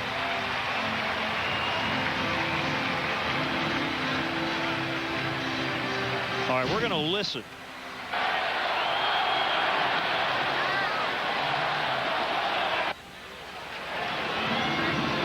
AJ was pretty adamant right off the bat.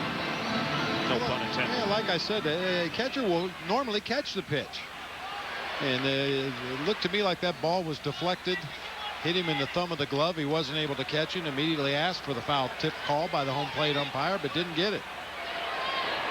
Well, in the end, they get the ground out, and here's Cliff Floyd playing right, seeking his first hit. This year, participating in this Crosstown Classic for the first time.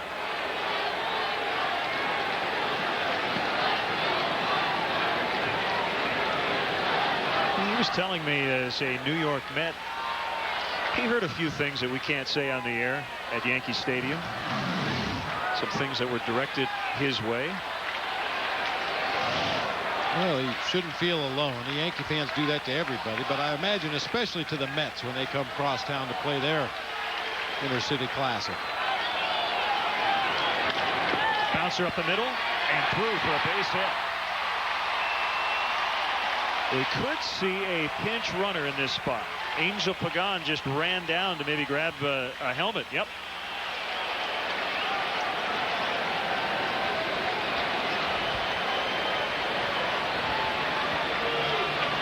And Lou Pinella's telling him, yep, go out and pinch run. Well, another easy to move to make at this point in the ball game. Pagan will just stay in and play right field, and being a switch hitter, he gives Lou a lot of versatility depending on what Ozzie does with his bullpen the rest of the way. Phil Floyd beats that shift, went up just to the right of second base on into center field for the base hit. Now, Przinsky has had all kinds of problems throwing out runners this year. A lot of that blame has to fall on the White Sox pitching staff. Only 3 caught stealing in 34 attempts this season for Przinsky behind the plate. That's a 9% success rate.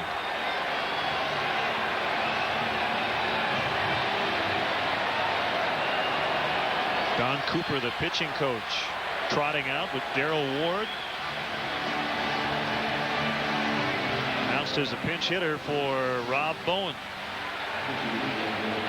All kinds of strings being pulled late in a 1-1 tie. And some of those struggles, almost a 6 earned run average for the Sox bullpen.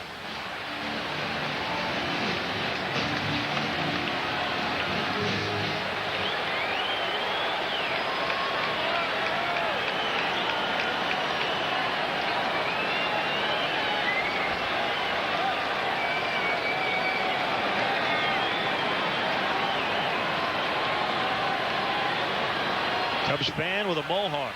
Bob was thinking about that haircut. Briefly. Very briefly. Pagan, the pinch runner at first base. 1 out in the 9th. The pitch to Darrell Ward. That's going to drop down for a hit. Pagan's going to make the turn. On his way to third. And they're at the corners.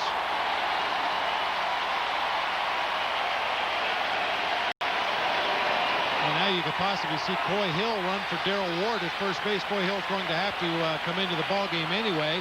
Darrell Ward hit for Rob Bowen. I think Hill runs slightly better than Darrell Ward. The wheels continuing to spin here. Got a good pitch to hit. Fastball out over the plate. Off the bat, it looked like that ball might have a chance to split the gap, but the speedy Scott Podsednik gets over there to cut it off. Pagan got a good read, makes the turn at second. He'll go to third base easily.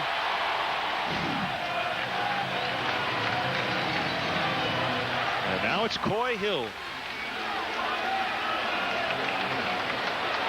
Always a thrill for a catcher to be called on to pinch run.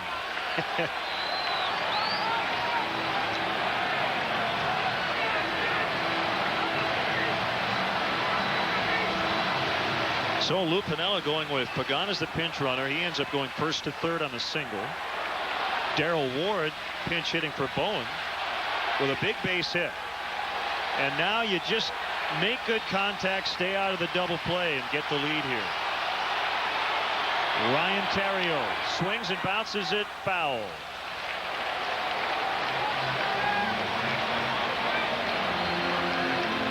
Mike Quaddy might be telling Angel Pagan, you got to be running toward home plate, even though that ball ended up foul. That was weak contact. It ended up foul, but I think Mike's saying, look, who knows how that ball, what that ball is going to do when it gets past you.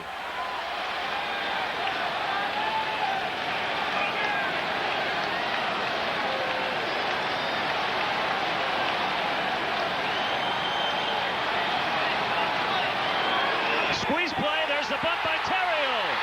And it works. They get the out at first. The suicide squeeze. And Ryan Theriot, 0 for his last 17, comes up with a huge bunt. Pagan scoring, and it's 2-1.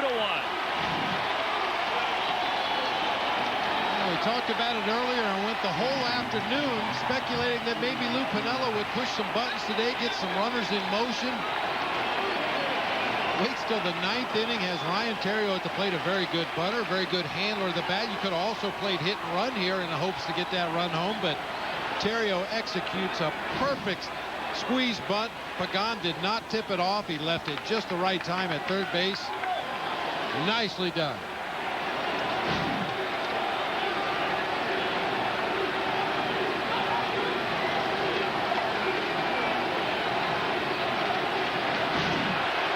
Well, he had him swing away on the first pitch.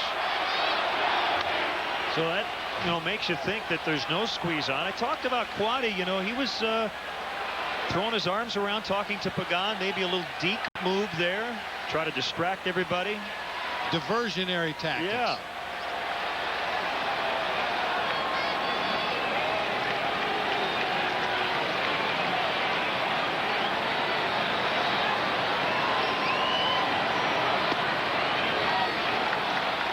2-1 on Felix Pie. Cubs getting the lead on the suicide squeeze. Bob Howery is up in the bullpen. Ryan Dempster tweaked an oblique. So it's going to be Howery in a safe spot today.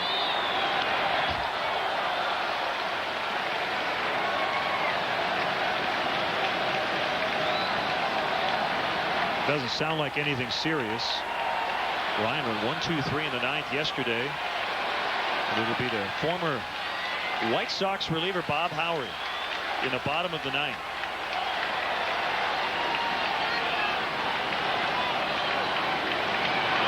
Two-two pitch called strike 3. So Bob Howery back on the south side pitching for the North Siders. When we come back.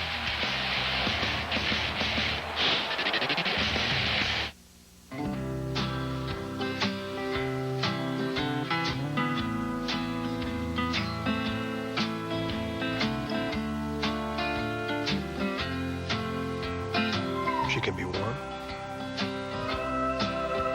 You can be cool. Oh, the band marched on information. Even if you don't happen to be, you know, cool. When you get into a Volkswagen, it gets into you. Stop, Hub! Where should we sit? Right at first base. Wait, how about along the third baseline? Wow, this is great. Just like having season tickets. Looking for great seats? Buy tickets from other fans. Have extra tickets? Sell them to other fans. Go to StubHub.com today for tickets to the hottest sports, concert, and theater events, even if they're sold out. Peanuts. Hey, there's still tickets right behind home plate. Let's go for it. StubHub, your choice, your ticket, your experience. StubHub! If has always been a part of your working life, but as you plan for retirement, you face a new set of ifs. If I can't count on a big pension, if I want to stay in the house where my kids grew up, if my money has to last and last. MetLife has been protecting retirements for over 100 years. We can ease your transition from work to retirement by helping you create your personal safety net, so you're taken care of.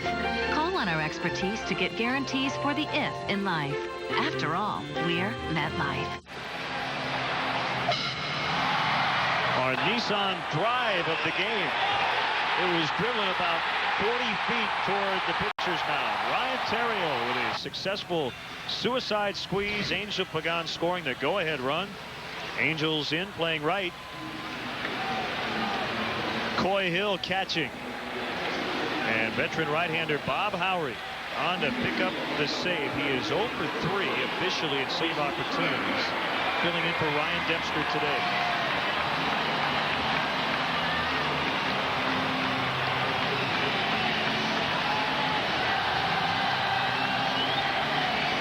Torero, Uribe, and Posednik.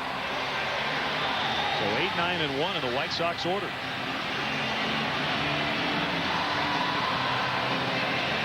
Torero's first at bat against Bob Howery in his career.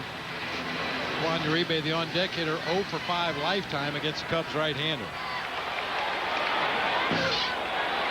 Again, the Cubs have never won both the home and road sets against the White Sox since the two teams started meeting each other twice a year in 1999. Opportunity today, having won yesterday and leading 2-1 in the bottom of the ninth.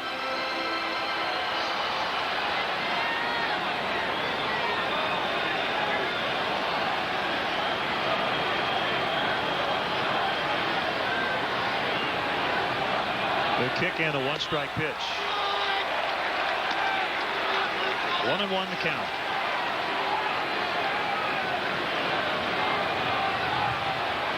Well, Bob was very upfront about the mistake he made in chasing Kenny Lofton back to second base 2 days ago in Texas.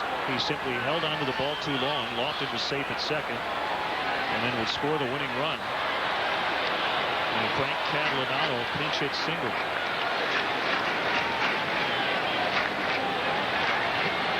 No question Bob Howery made a mistake, and as you said, he was very upfront about it, but as always in those cases, you have to give a little credit to Kenny Lofton as well. He was jumping around out there like a water bug, changed direction several times, and Howery just got up, caught in between, and held onto the ball a little bit too long.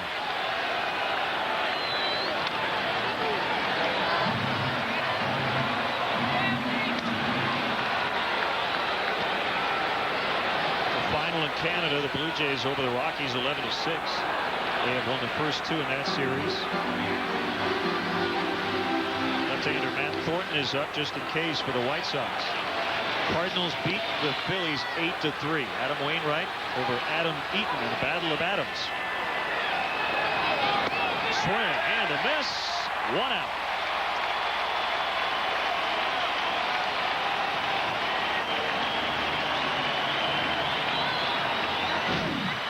Good start once again. We talked about Torero when he led off back in the 7th inning. A good guy to keep off base. Great speed on the bases.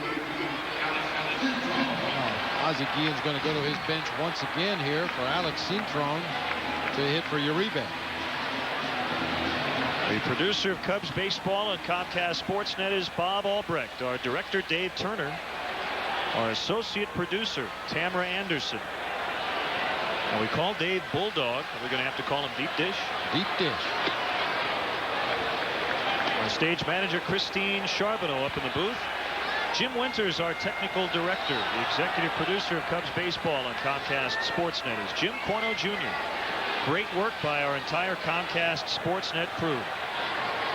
Delighted to bring you the Cubs and the Sox today. It's been a thriller.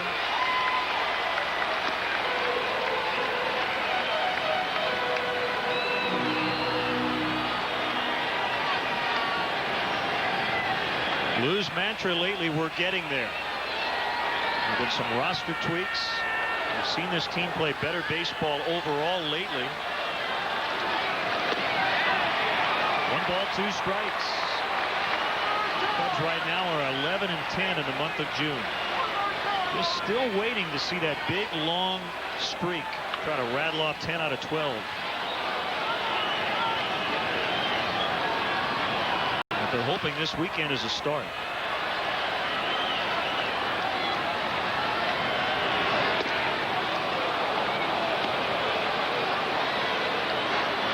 Well, the record may not reflect it at this point in the season, but we talked about it earlier in the game. I feel the ball club has taken huge strides in the right direction over the last month of the season, cutting down on the fundamental mistakes. Cutting down on the mistakes where guys are just trying to do too much. Everybody's just kind of settled in and doing what they're capable of doing. Swing and a miss. Strike 3.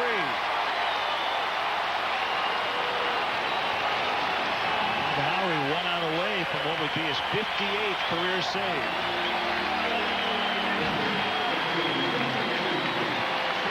Thrown off the bench for Ozzie. He goes down on strikes. Lost the left hand on the bat right there.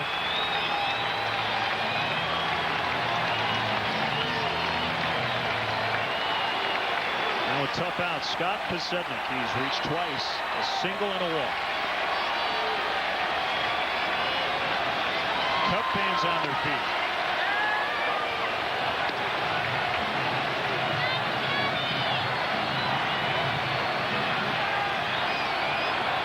Lou Piniella on his feet, where he's been most of the afternoon.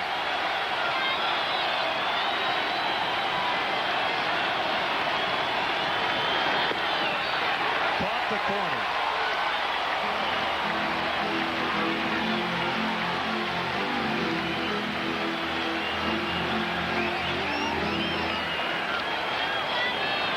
The White Sox trying to avoid what would be their 21st loss over their last 26 games.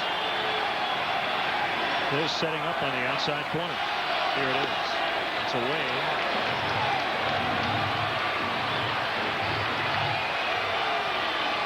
I'm hearing "Let's go Cubbies," I believe.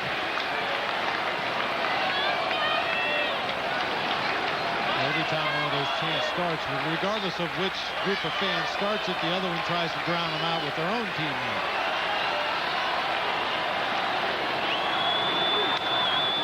To left, Soriano there, and the Cubs win. A chance now for the sweep tomorrow. They have given up a grand total of 2 runs in the first 2 games of this series. They've taken 4 of 5 against the White Sox, so they've already won both series. But they want more tomorrow. It'll be Sean Marshall against Jose Contreras, and the Cubs win on a suicide squeeze in the ninth. Well, what a great way to win the ball game. Everybody came through when called upon. They came off the bench to do their job. Cliff Lloyd with the big base hit with one out there in the ninth inning. Angel Pagan came in as a pinch runner for his speed. Darrell Ward off the bench with a big pinch hit, taken down for Coy Hill as a pinch runner. Then Ryan Theriot with the perfectly executed squeeze bunt. Boy, that's the way you like it to work out as a skipper. Everybody did the job they were asked to do. And I know the White Sox offense has been struggling mightily, but the Cubs pitchers in this series have allowed a grand total of 2 runs on just 9 hits. Great work by the bullpen today. Rich Hill with a no decision, but he went 5 2/3 and gave up just 1 run. Well, Mitch Robinson, Ryan Theriot had been struggling, but he comes up with a game-winning RBI. That's right, guys. You know, they say there's a reason for everything. You get put into the lineup right before the start of the game. Maybe it was meant to be. You get up in that situation. Oh, yeah, you know, as a ball player, you always want to be up in situations like that where you can impact the game. And, you know, we've had quite a few here lately, and it's just good to get it done and get the victory. And a play like that, was it called that you swing away in the first at bat and then surprise him in the second? No, I don't think so. I think, you know, Lou was going to give me a shot to swing right there, and then, you know, after I fouled it off, so went on ahead and went with the squeeze. First 2 of this series, it's got to mean a great lift for you guys. It does, you know, to solidify the series victory is good. You know, we're playing a good ball club, and, you know, hopefully we can keep it going tomorrow. Much nicer to go for the sweep, right? It is. All right, congratulations. Great job, Ryan. Thanks. All right, Len, Bob, take it away. All right, Mitch, thank you very much. Much more to come on this one today as the Cubs beat the White Sox 2-1 in a dandy. That'll wrap up our game coverage. Stay tuned for Postgame Live. Once again, the final score today, the Cubs 2, the White Sox 1. The next telecast of Cubs baseball will be tomorrow afternoon from here at U.S. Cellular Field, 1 o'clock for the series finale. In-game scoring provided by ScorePad. And now for Bob Brenly and our entire crew, this is Len Casper. You've been watching Chicago Cubs baseball on Comcast Sportsnet. 2 words for you. Cubs win. More to come. Stay with us. All right, Len, thank you very much. Pat Boyle back at our downtown Chicago studios. Dan Plesac and Bill Melton are standing by for Crosstown Classic Postgame Live. We'll break down this thriller. We'll hear from Lou Piniella and Ozzie Guillen in both clubhouses. Plus, we invite you to get interactive with the show. Which young player do you think will have the best career here in Chicago? Is it the Ryan? Is it PA, Hill, Danks, Torreira, or Fields? Log on to ComcastSportsNet.com and vote away. There are your choices. We'll have the results on Postgame Live, which comes your way after the break.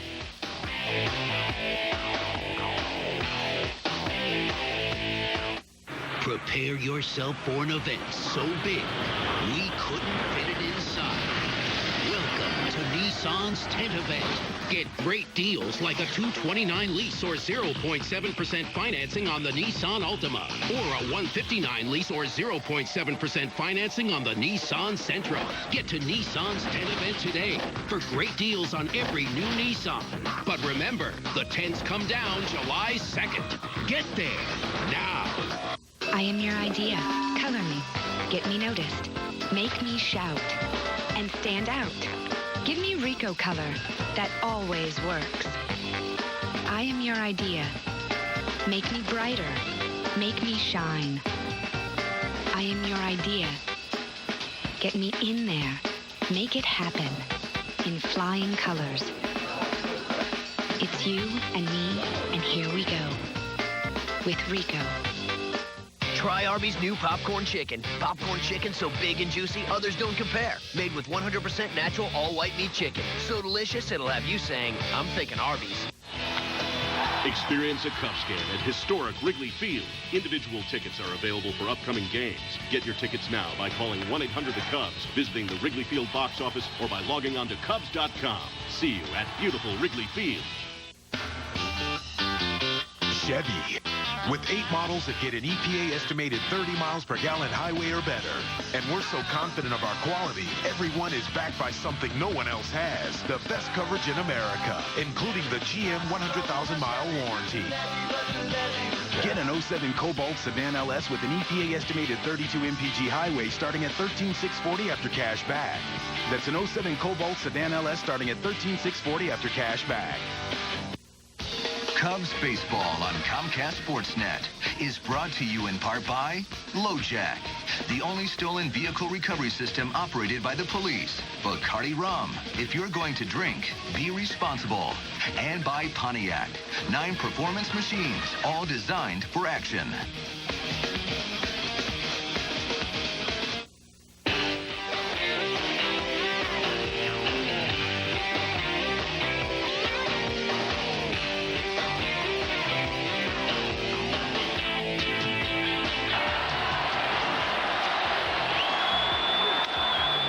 To left, Soriano there, and the Cubs win. A chance now for the sweep tomorrow. A great game on the south side of Chicago today. The Cubs victorious once again. 2-1 was your final. Both teams score a run in the first. Rich Hill, Javier Vasquez were stellar. This ultimately came down to the bullpen, and the Cubs squeeze out another victory over the Sox. Ryan Theriot executing the suicide squeeze in the top of the ninth, plating Pagan. It's their 4th win in 5 meetings this season. And welcome to Crosstown Classic Postgame Live with Dan Plesac and Bill Melton. I am Pat Boyle. Both crosstown games this weekend, eerily similar. Fantastic pitcher duel to start the game. It ultimately comes down to the bullpen. And when we saw Lou do this, we saw the squeeze. You called the squeeze. And once again, playing great fundamental baseball, the Cubs. Well, this was one of the few times, really, in the last week to 10 days that the Cubs have been able to do something when they've gotten guys on, gotten them over, got a big clutch pinch hit by Darrell Ward, set up that 1st and 3rd situation, and a very difficult pitch to get the squeeze down. Ryan Theriot does a terrific job. One of the things you must do is get that ball on the ground when the squeeze play is on and try not to give it away too soon. He did a perfect job of executing. If it's done poorly, if it's done properly, the squeeze play is really nearly impossible to defend. Bill, from your perspective, did it seem like the Sox were ready for it? Well, really, I think it's a good call by Lou Piniella. 1, because with you got to stay out of the double play, and 2, you got a strikeout pitcher in Bobby Jenks. So I thought it was an outstanding call to bring a guy that's been ice cold off the bench to come in and lay down that bunt.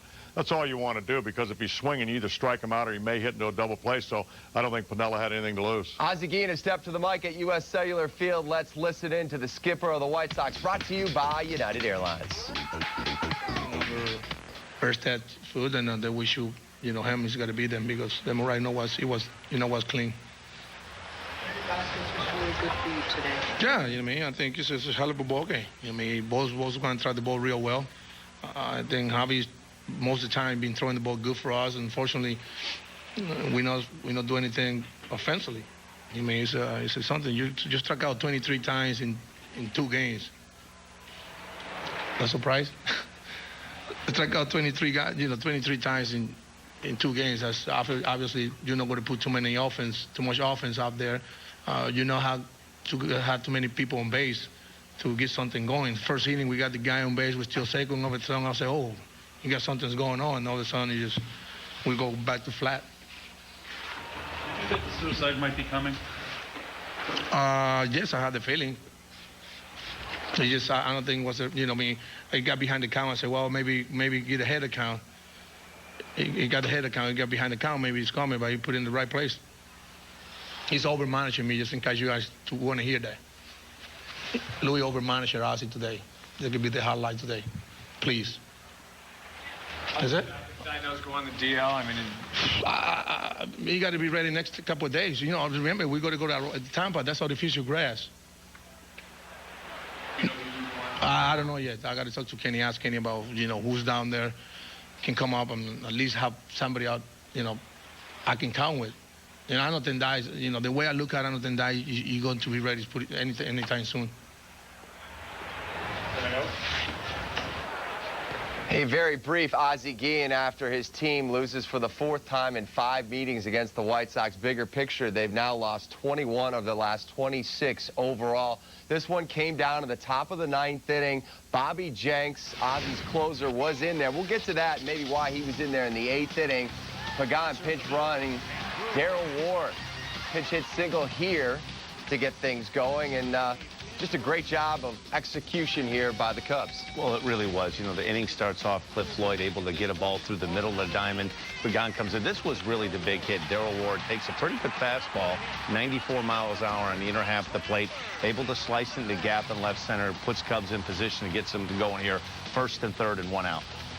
And then we see Ryan Theriot with the suicide squeeze after swinging away on the first pitch. A nice job of maybe selling that this at-bat wouldn't be the suicide squeeze. No, I was actually, the only thing that really surprised me there with a strike one count is, you know, Bobby Jenks has a really good curveball. And you're thinking there, if the squeeze play is on, that's a good call. I was surprised that not to see a breaking ball. It's a very difficult pitch to try to get down a good, hard curveball down and away. Instead, he got a fastball up and in, a tough pitch to bunt. You have to give him credit for getting that ball down. Were you surprised that maybe they didn't throw the curveball in that situation, Bill, as you look back at this? I mean, Ozzie jokingly said, you know, tomorrow's headline will be Lou outmanages Ozzie, but in a way, maybe did they?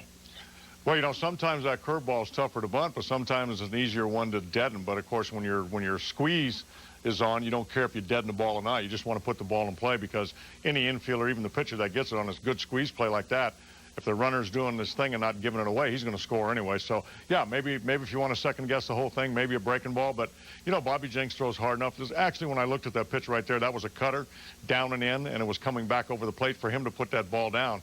You know, that's the bottom line. That was just one heck of a bunt because that was a tough pitch to bunt because it almost hit him in the knee. Some folks going to question why Ozzie continues to go to the rotation of the bullpen looking for the matchups. We saw that again in the 8th inning. Now, they got out unscathed, but they did have to use Bobby Jenks in that 8th inning.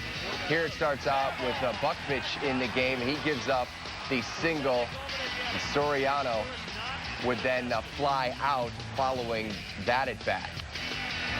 Well, this is a situation right here. It's very difficult. You know, you can second guess and say, you know, Alfonso Soriano, if you're going to try to bunt there and sacrifice to get somebody over, he's pretty much a free swinger. And then you have a man on first and one out and a pretty good breaking pitch right here.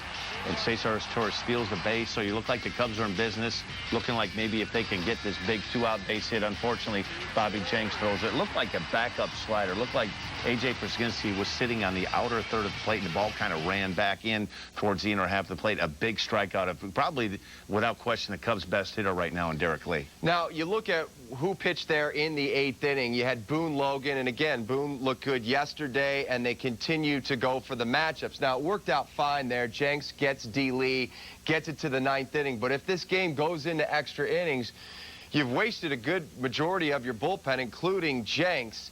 Do you believe in the matchup theory that Ozzie continues to go to with his bullpen? I think when you're 5-21, you don't worry about anything but winning a baseball game. Or if you have to bring your closer in like you did the other day in the top of the 8th inning, or in the bottom of the 8th inning, or top of the 8th inning, I'm sorry, you go ahead and do it the same way today. If Bobby Jenks has to throw, you know, 4 or 5 outs, that's what happens. This ball club is losing too many baseball games. You got to bring your best guy in, and that's exactly what Ozzie did. Well, Lou Piniella has stepped to the mic at U.S. Cellular Field. Let's listen in to the skipper of the Northsiders, brought to you by United. Well, we had a guy up at home plate, Theriot, that could execute the bunt. And we had some speed at third base with Pagan. So we took a shot, and Theriot laid down a perfect bunt, and Pagan didn't break too soon and helped us win a baseball game. But really, the pitching today was the big thing. From Hill to the rest of the relievers, we used really well-pitched game on our side. Who? Dempster won't be available for a couple days. He has a little tweak in his side, and we knew he wouldn't be available today. Lou, do you like how Hill settled down? I mean, he's a little shaky early on, but then he found his groove. Well, Hill, yeah, he gave up some hits early, and all of a sudden he kicked it in and gave us about 7 innings of work. Yeah, he competed very well today. I told him. He threw about 100 pitches and actually was throwing the ball better at the end. He walked 2 hitters, and he started to get the ball up a little more, and I think he was getting a little tired, but really a nice performance. There's a good pitch game on both sides now. The White Sox pitchers pitch exceedingly well, too. Lou, in the 2000 playoffs in Seattle, you guys finished them off with the Carlos Guillen squeeze bunt. How well do you remember that? And did you see, later that night, it seemed like ESPN was showing that camera angle with Guillen's foot right on home plate. Do you remember that? I remember that play, yeah. We bunted a ball to Frank Thomas, and I had Ricky Henderson at third base, one of the quickest guys has ever played. So even if Thomas had fielded the ball, it would have been very difficult for Ricky to be thrown out at home plate.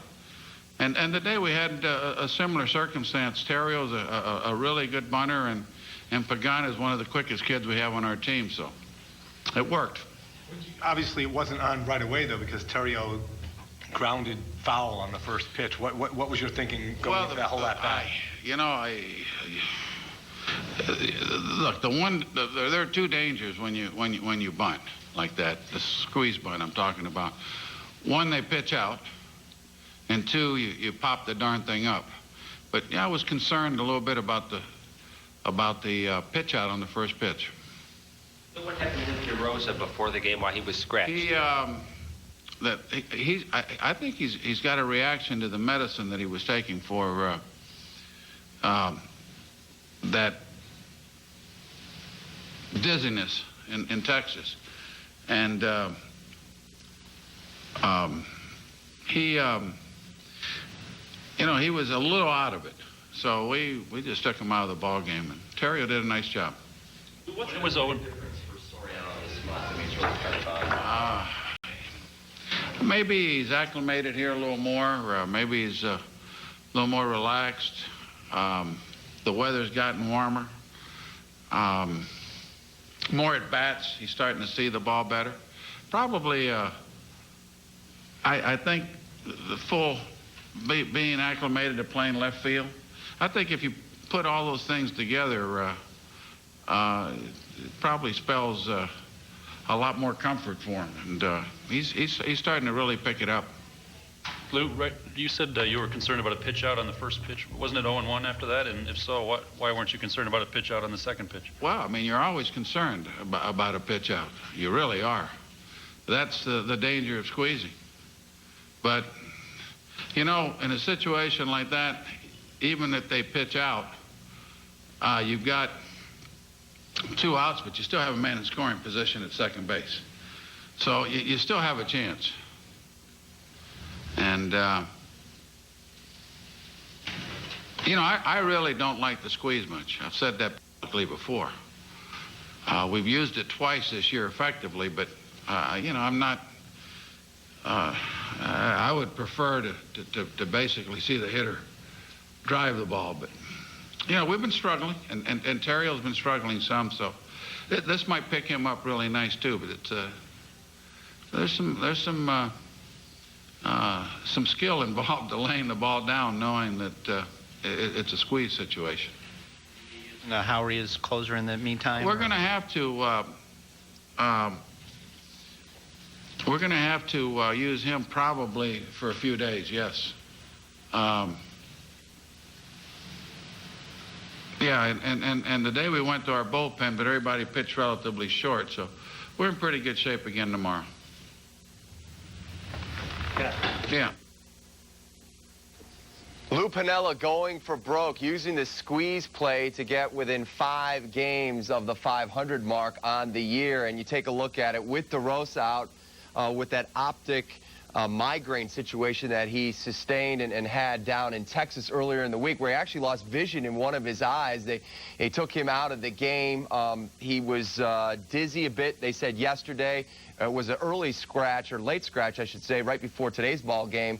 Terrio gets the start in his place, plays pretty good in the field over there at third, and doesn't do well at the plate until the very end. I think he's smart. A guy, a 250 hitter, who's at the plate facing a guy who throws a lot of gas, who's very difficult to hit at times. Seems like a good formula and a good risk to take. I think Lou touched on it very well when he was just speaking, is the fact that if you're going to put the squeeze play on as a manager, you have to know your personnel really well and know that there's a pretty good chance, more than a good chance, that the guy that you're asking to get that bunt down is going to be able to do that. And one of the things you can look back at this, you know, being 5 games under 500 at this point of the year, but Fontenot and Theriot have really been a blessing. I think they have gotten more mileage than they anticipated coming out of spring training. I'm not even sure if Fontenot was on the radar screen coming into spring training, but these two guys have played really well. And really what the Cubs need now, it's an abbreviated way, what the White Sox are desperately looking for is some thumping to start scoring some runs. They faced a good pitcher. Javier Vasquez brought his A game. Listen, this guy is a really good pitcher, and it's just disappointing if you're a White Sox fan. You look at the way that he pitched today, the way that Mark Burley has pitched and John Garland has pitched. These starting pitchers for the White Sox, you're talking about holding some American League lineups down. They're just not getting any run support, and it's awfully frustrating, and it really brings your team down. We'll get to the great pitching matchup from the starters today in this one. Hill and Vasquez will also go into the clubhouses on both sides there on the south side of Chicago. But we talk about the young players and the impact. That is the theme of today's Pontiac Opinion Poll. As we go to break, which young players do you think will have the best career here in Chicago? Is it today's hero for the Northsiders, Ryan Theriot, Felix Pie, Rich Hill, who was brilliant in the start today, John Danks, Luis Torreira, or Josh Fields? Go to ComcastSports.com, click Chicago, then either the Cubs or the White Sox page. Cast your vote, and we'll have the results later in the show. Before we go to break, here are the National City NL Central standings. The Cubs are now 8 games behind the Brew Crew, as is the St. Louis Cardinals. By the way, Milwaukee hosts Kansas City later on tonight. For every Cubs victory this season, National City Bank is proud to make a donation to Rhino Kid Care. Visit rhinokidcare.com for more information. Prepare yourself for an event so big, we couldn't fit it inside. Welcome to Nissan's tent event. Get great deals like a 229 lease or 0.7% financing on the Nissan Altima, or a 159 lease or 0.7% financing on the Nissan Sentra. Get to Nissan's tent event today for great deals on every new Nissan. But remember, the tents come down July 2nd. Get there now. Four Seasons, the largest family-owned and operated heating and air conditioning contractor, has simple goals: provide exceptional service at the best possible price and offer products that leave you nothing but satisfied. Call Four Seasons Heating and Air Conditioning today for a free estimate. A 95-mile-an-hour fastball will reach home plate in 0.4 of a second. Watch every pitch in clear Panasonic motion. Panasonic Plasma for the speed of sports. Panasonic, ideas for life. One half-ton pickup has the best warranty of any other, the best fuel economy of any other, not to mention the highest possible front crash test rating. Makes you wonder why you'd want any other truck. The all-new redesigned GMC Sierra. In thinking ahead, we left nothing behind except the competition. Now get 0% APR financing or $1,750 total cash back on the all-new Sierra 1500. See the pros at your local GMC dealers. HSN is preparing something special in the kitchen. HSN Cooks, every Sunday at noon. There's no place like HSN. A multitude of chefs, each with their own style, bringing their professional-grade cookware and appliances, appetizing tips, and delicious recipes. Tune in to HSN every Sunday at noon for the ultimate culinary experience. I remember when we had to drive to the video store for a movie. And if they were out, bummer. That was then. Now there's the Mediacom 2-Star Pack with Stars and Showtime on demand. Hit movies are always in stock, and they start instantly with our remote. And we can pause, fast forward, and rewind anytime. Can't do that with a dish. Order the digital 2-Star Pack for just $14.95 a month for 12 months and get your choice of Mediacom phone or Mediacom online free for the rest of the year. Call 1-800-CABLE-TV. if you need to tow it, Quad City Spring has it. Quad City Spring is the area's suspension, spring, truck accessory, and towing experts. From goosenecks and fifth wheels to every kind of hitch imaginable, including Blue Ox base plates and tow bars. Strong as an ox. And Quad City Spring installs and services everything they sell. So tow it right. Get your ride to Quad City Spring. Quad City Spring, 34th Street at River Drive in Moline. Theo of the Twinkies? How about Xavier Nady of the Pirates or Jorge De La Rosa of the struggling Kansas City Royals? You know who's hot? It's Bobby Howry. Looks to be the Howry of old. Other than the rundown miscue in Texas, he's been stellar on the bump. He gets the last out, his first save of the year. And here is Howry just moments ago on the south side. Well-pitched game on both sides. I mean, those guys, both starters did a great job, and you know, fortunately, when we came into the bullpens, we were able to squeeze one across and hold the lead. How exciting is it for you when you see you guys pull off a squeeze like that as an opposing pitcher? I mean, you got to feel for the guy on the mound to that plays combat. Yeah, I've had that one done before, and it's not any fun, but, you know, I think you see it a little more from the National League, so I don't think I ever saw it when I was playing in the American League. But, yeah, so, you know, Ryan did a great job of getting the bunt down, and, you know, fortunate for us, that was enough to win. Much nicer to be going for the sweep, isn't it, than to be trying to just win a series? Yeah, we haven't had too many chances like that this year, so, you know, we come out with the killer instinct tomorrow and see if we can put it away.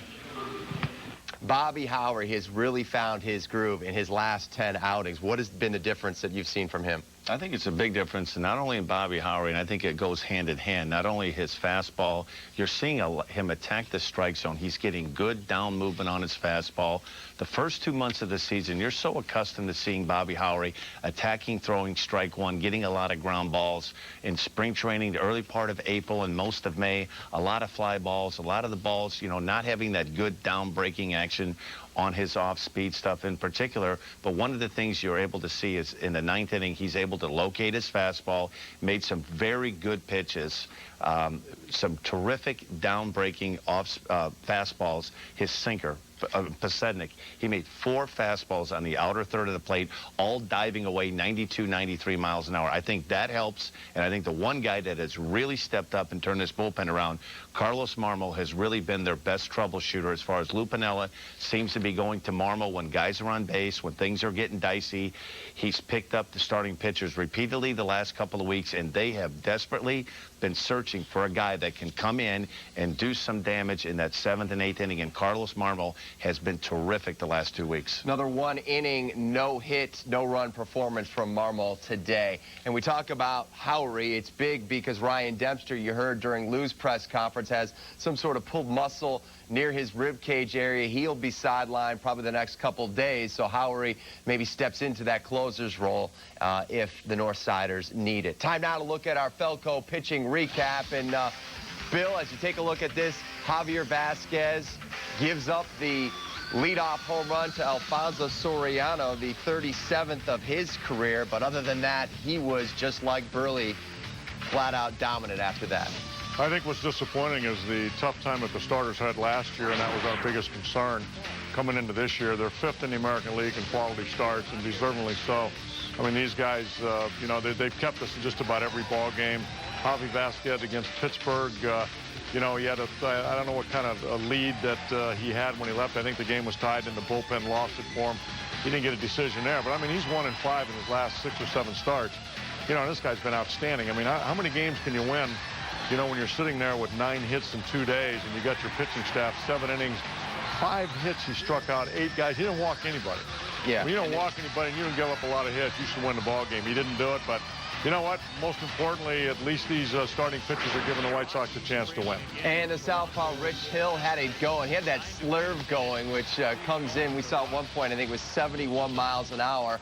And then when he throws the gas, it's in the high 80s or 91 right there. It feels like 100 when you have that big of a jump between the off-speed pitch and the fastball. I tell you, he was very fortunate because he was not throwing the ball very well the first 2 or 3 innings.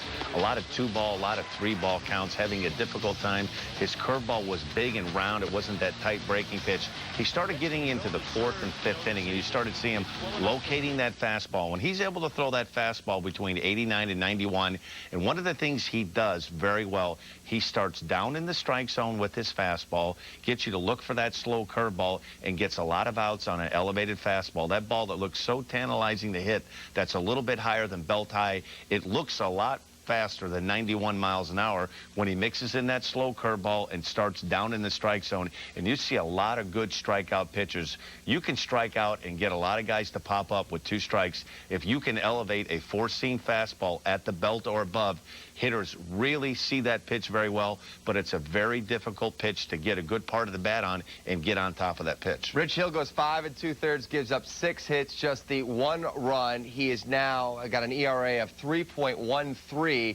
on the year. Michael Wirtz gets the win in this one, but Rich Hill was dominant on the mound. Here he is addressing the media a short time ago at U.S. Cellular. Yeah, it was a stretch in the game where things were going well and the ball was coming out of my hand good, and was able to locate well and just stay on the attack, and that helped out a lot.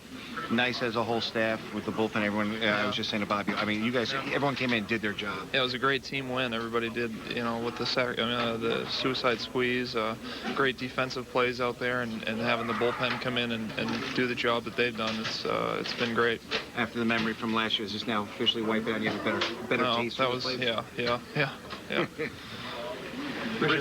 For a team, obviously, you're going to start winning series now. This is a good step. Yeah, it's a great. What it means for the team. Yeah, it was a great team win. Like I said, to go out there and have the bullpen come in and shut them down, and you know, great defensive plays that we had out there, and it was just it's a great team win.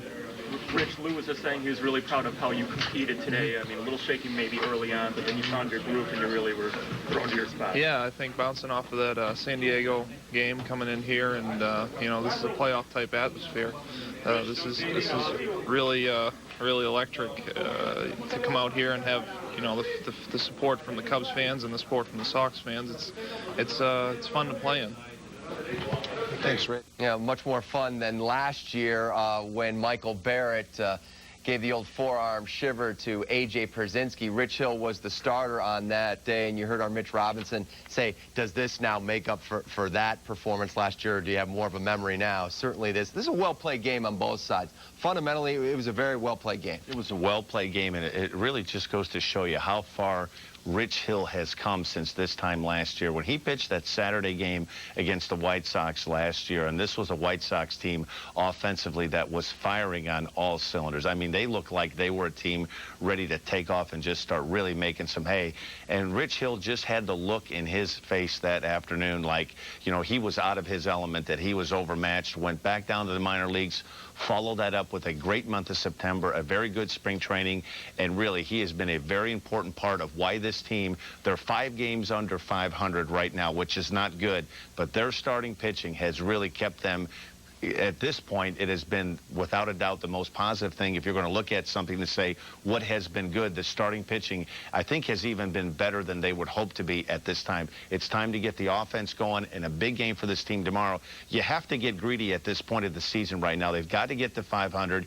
You win the first 2 games of the series against the White Sox. They really need to win this game. It's time they have to start getting greedy and start to get on a streak and get on a roll. Yeah, certainly the way the Sox are playing, the chance to pull out the knockout punch and sweep them tomorrow afternoon seems like a realistic possibility. The day did not begin great again for the Southsiders as they got word that Darren Erstad is back on the DL. He re-aggravated his ankle injury yesterday in the first inning. Scott Pasednik was brought back in the lineup and led off, and he scored the lone run. Just 2 runs scored now for the White Sox in the last 2 days. We will hear from Scott Pasednik when we return on Crosstown Classic Postgame Live. We also need your assistance. Check out our Pontiac opinion poll. Which young player do you think will have the best career here in Chicago? Terrio, Pie, Hill, Danks, Torrero, or Fields? Go to ComcastSportsNet.com, click Chicago, then the Cubs or Sox page, and cast your vote. As we go to break, let's take a look at the StubHub upcoming schedule for the Cubs. They close out the Crosstown Classic tomorrow against the White Sox. Then they head about 9 miles or so north to open a 3-game set against the surging Rockies starting on Monday night. The upcoming schedule is brought to you by StubHub, where fans buy and sell tickets.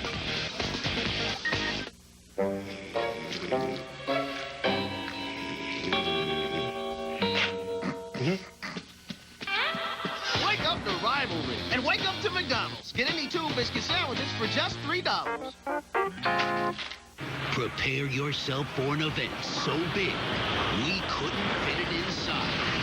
Welcome to Nissan's tent event. Get great deals like a 229 lease or 0.7% financing on the Nissan Altima, or a 159 lease or 0.7% financing on the Nissan Sentra. Get to Nissan's tent event today for great deals on every new Nissan. But remember, the tents come down July 2nd. Get there now.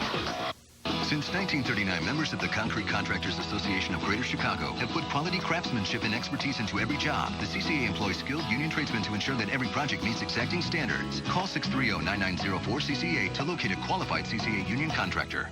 Tomorrow, the Crosstown Classic wraps up on the south side as Paul Canerco leads the Sox against Alfonso Soriano and the Cubs in HD. Coverage starts with a full hour of Crosstown Classic pregame live. Cubs Sox tomorrow at noon on Comcast Sportsnet. Fans' best friend.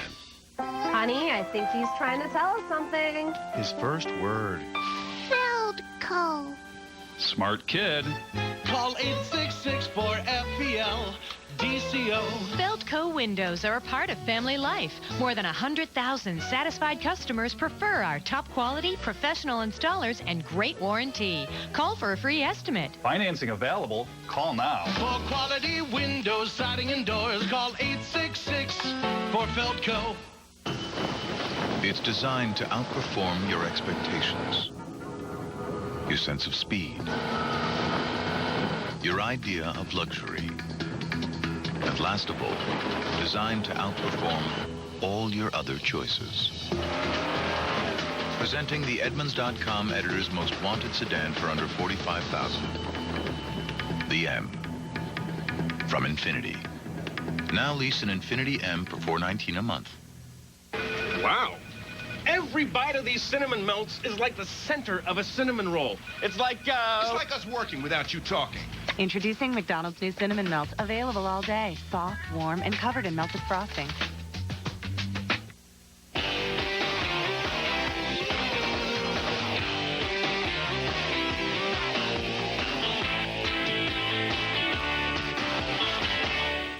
Welcome back to Crosstown Classic Postgame Live. Let's break down the 59th meeting between these two rivals. Cubs looking to take game 2 from the south side. Alfonso Soriano started Friday's game with a homer. Can he do it again against Javier Vasquez? He loves the sausage patty. His 37th career leadoff home run. 5th straight game where Soriano leads off with a hit. It's 1-0 Cubs. Bottom first, Scott Podsednik activated from the DL. And he takes the Rich Hill pitch back up the gut for a leadoff hit. And Bill, a little small ball here to bring him in. This is something we haven't seen from this team. Haven't seen him for a couple of months, but that's what we talked about with Scott Podsednik. I mean, here he's moved over to third base, and, you know, we've been able to do that pretty good. Our problem is we haven't been able to bring him to third base, but Jim Thome did it that time. Vasquez against Soriano on the top of the 5th. He had that filthy splitter going today. Bottom 5, Hill carousing himself since Andy Gonzalez down swinging to end the inning. Hill 5 2/3, striking out 6. And Sweet Lou's having a little fun with the Comcast Sportsnet cameras. To the 8th, runner in scoring position. Ozzie calls on Mr. Jenks. Derek Lee with 2 outs is nailed down for the final out. We're still tied, top of 9. Darrell Ward pinch hitting with 1 on. Sends 1 into center. Thought he was going to get into the gap. Angel Pagan races around from first. Into third in time. Runners on the corners. Next batter, Ryan Theriot. And nice execution here, Dan.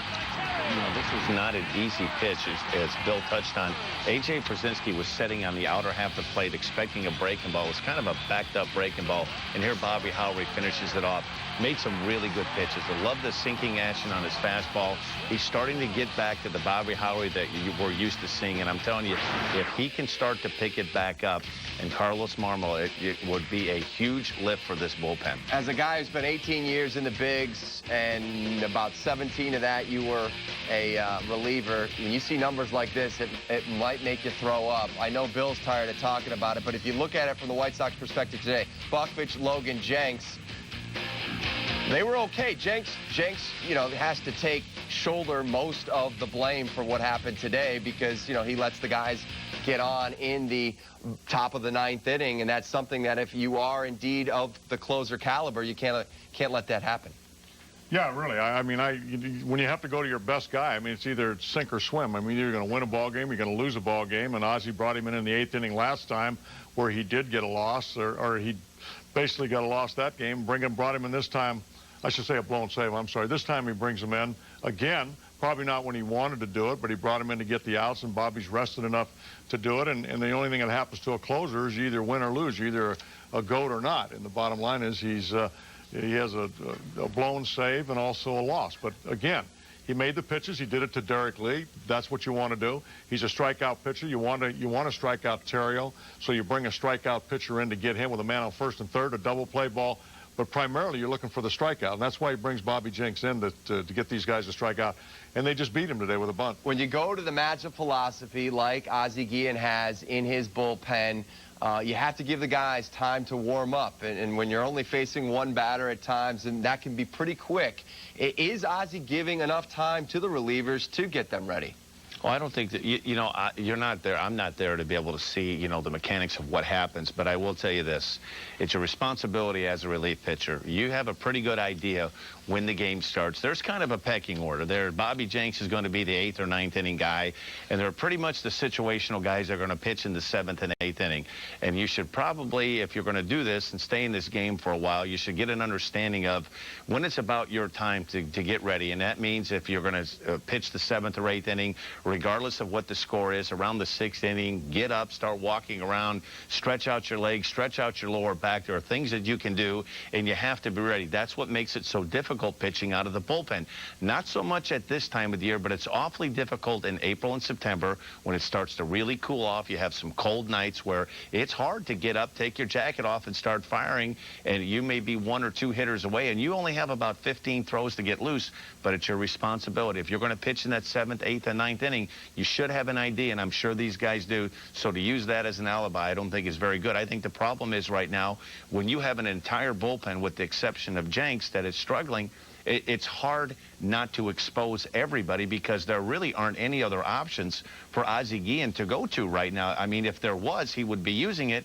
And you know that it's really getting bad when you bring Bobby Jenks in. You're at such an advantage in a tie game when you're playing at home, but the way this White Sox offense is just not firing at all, you run the risk of, let's just say Bobby Jenks, for example, would have been able to get through that 9th inning. Now he's probably not going to pitch the 10th. Done. And now you're going to go through the bottom pecking order of your bullpen going into the 10th, 11th, and 12th inning, and that's really what really hurt the Cubs. The Cubs have lost several games in April and May at home, tie game going into the 9th inning, and they've lost some games in the 12th and 13th inning where you're at such an advantage at home because as an opposing pitcher, every time you don't score, you're going to have to shut down that home team 2 times.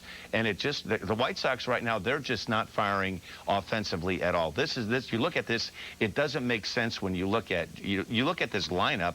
And it's just crying out that, boy, when are they going to wake up? Well, you know what? It's getting towards the end of June, and it may not happen. Yeah, it doesn't look like it's going to happen. Bill? No, I was just going to add, as far as the bullpen and the mixing and matching, when you look at those numbers that you saw, 0-7 and ERA is 7, you have to have all kinds of specialists down there. You've got right-handers that have to get right-handers out. You can't trust them against a left-handed batter, even in the 7th inning, because, we've seen it. You saw those numbers. Sometimes when Ozzie stays with a guy too long, all of a sudden you're down 3 or 4 runs, and with that offense, you're not going to catch up. So the mixing and matching and all the guys were throwing in there, he's looking for the right match. He wished he had a guy that could go an inning, in the third and not worry about a matchup. A true setup. Yeah, true setup. Bill, I think what really hurts this team is you go into spring training and you break camp and you have an idea of who your 7th and 8th inning guys are going to be. And one of the guys that has really, you hate to shoulder the blame to say, but they were expecting a lot out of Mike McDougal. Sure. This was the guy that was supposed to be the troubleshooting guy, get the ball. He was going to bridge that gap between the starting pitcher to get the ball to Bobby Jenks.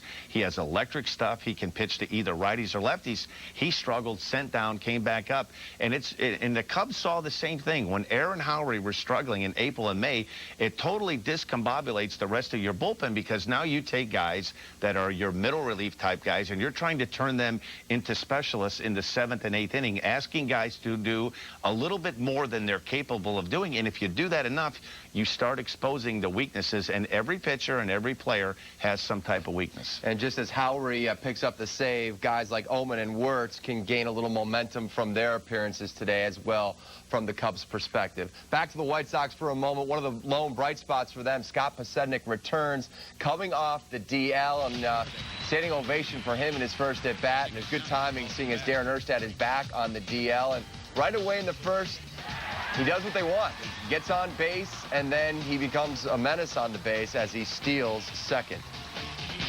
Well, this is exactly what the White Sox did in 05. They led off I think they led in 35 straight games from the beginning of the game, and it was because of Scott Pasednik base hit or a walk, stealing second, stealing third, ground ball, a base hit gets him in. That's exactly how the White Sox were 20-some games over 500 early in that season in 05. They came pretty close to setting a record by having the lead in 35 straight games, and it was because of Scott Pasednik.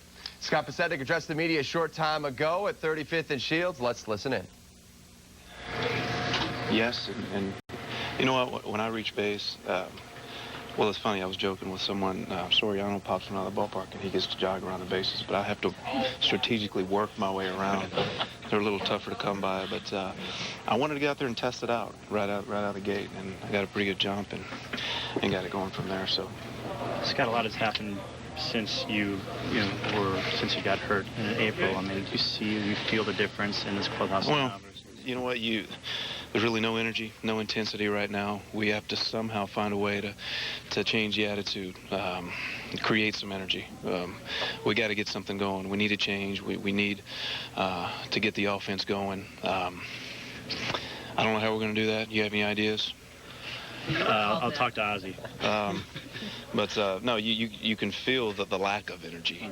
So we got to somehow find that. We got to dig deep within and find that competitive fire and get after it. I mean, it's the bottom line. We're gonna have to get something going. Scott, is it almost shocking to you that the middle of the order guys just aren't doing what they've done? Well, it's not just the middle of the order guys. You know what I mean? Offensively as a whole, we're just not getting the job done. I mean, I really believe we're last in just about every offensive category. And you know what? You're not going to win a lot of ball games with that type of offense. It's tough to bail your pitching staff out when we're not putting any runs up on the board. Javi went out and pitched his tail off tonight. We couldn't push anything across. So it's tough. But somehow, some way, we got to find it. You were saying trying to find a spark. In 05, many people said you were the spark to this lineup just by providing that energy, doing the little things. Mm-hmm. Are you willing to try to do that again and take it on your shoulders? Well, absolutely. I've always said it starts at the top, and when you have myself and a Gucci or Erstad, whoever that may be at the top, it just sets up for the big guys behind us. So that's our job. I mean, we somehow have to get some things going at the top of the lineup and hope that filters down throughout the rest. Scott Pasednik talking about the offensive woes of this team, a team that's lost now 21 of their last 26 ball games. And you take a look at it big picture, and we focus a lot on the bullpen. Could the bullpen and the way things have gone as far as, if it gets to the 7th, 8th, and 9th inning and it's a tight game and it's another one of those collapses, could that be having an effect on the reason the offense isn't clicking? They don't feel have that energy to go out and get that lead. Well, what he's talking about is the energy, and one way to get it is by him getting on base, stealing second, and taking the early lead. But the way to deflate that energy and take it away is when you have a 2 or 3 run lead in the 5th or 6th inning, and then all of a sudden you lose it. I mean, every time you lose that, whether it's the starting pitcher and or the bullpen, and you can't sustain that lead, and this ball club is not hitting offensively, that will deflate an offense. It'll be like, whoa, we did this 4 days in a row. What's going on here? So that's the energy level you see. It's almost a letdown, but they fight back and they come back and they do score runs. But there is a deflating factor. They just have to find a way to get it back. Maybe in the 8th inning, if they have a 3-run lead, to lose it. Scott Besednik gets on, or somebody gets on with speed, does the same thing they do in the 1st inning, and that might bring you back. We need some big wins late in the game to get that energy back. When you've been on teams throughout your career and you've been in a bullpen and the bullpen is in a colossal slump, have you seen that have an overall effect, a hangover effect on the rest of the team? Oh, there's no question about that. Particularly, you could go back and look at about 4 or 5 games in late April, early May. One game in particular, the Cubs in Philadelphia scored 6 runs in the 8th inning. They were down 3 to get themselves up to a 3-run lead and then give up 6 runs in the bottom of the inning. And you see they're very deflating for a baseball team when you do things right, when you execute, you get guys over, you get them in, you have a lead. And there's a comfort zone when you're on a good team. And you could go back to 2005 with the White Sox when they had a lead 4-1 going into the 7th inning. And you know you had Dustin Hermanson, Bobby Jenks came up and started throwing the ball really well. Their bullpen was rock solid, and there's a calm that comes around the entire team, like, okay, we have a 3-run lead going into the 7th. You see Hermanson starting to get loose, and you're thinking, you know what?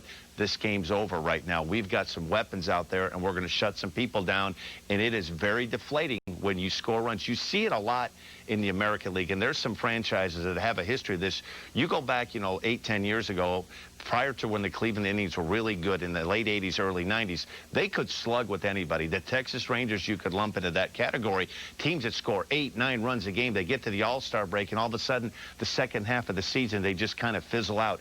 You put a lot of pressure on your team to have to outscore bad pitching in a bad bullpen. I'll tell you one thing, if you have a good bullpen, you hardly hear about it, but when you have a bad one, it makes a lot of noise. And remember what we saw last year with Dempster, so many blown saves, 9 or 10 blown saves, it had that effect. Pat, and it keeps you from getting any momentum going. It keeps you, when you've won the first 2 games of a series and you jump out and you have a nice lead and you're thinking, boy, we're going to get out of here, 3-game sweep, win 5 of your last 6, and all of a sudden you get on an airplane, you fly 2.5 hours back to Chicago, and you think, well, we let one get away. The Cubs have let about 7 or 8 games get away right now. This is a better team than 5 games under 500. I'm not saying they're the 27 Yankees, but they're a lot better than 5 games under 500. Most of those 1-run losses for the Cubs earlier in the year, not recently. Stay with us, more Crosstown Classic Postgame Live coming up as we have more reaction to the Cubs' 2-1 victory over the White Sox. Imagine a car with the same fuel economy as Camry, but with a lot more power. The Pontiac G6. Or cross over to Torrent. More power than Escape, with the same gas mileage. The new Pontiac, designed for action. Every 2007 G6 comes with the best coverage in America and a great starting at price, too. For more information, visit PontiacDrive.com. Four Seasons, the largest family-owned and operated heating and air conditioning contractor, has simple goals: provide exceptional service at the best possible price and offer products that leave you nothing but satisfied. Call Four Seasons Heating and Air Conditioning today for a free estimate.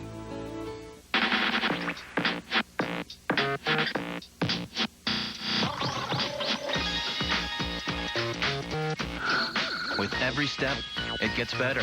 Miller Genuine Draft. Cold filtered 4 times for smoother flavor.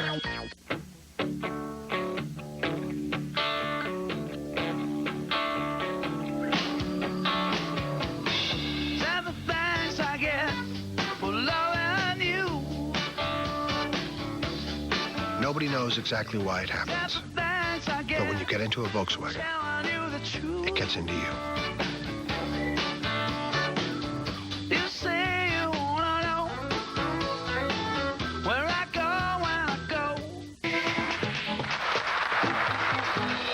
The word is out. Wow. This is unique. You must know I desire you with all my heart.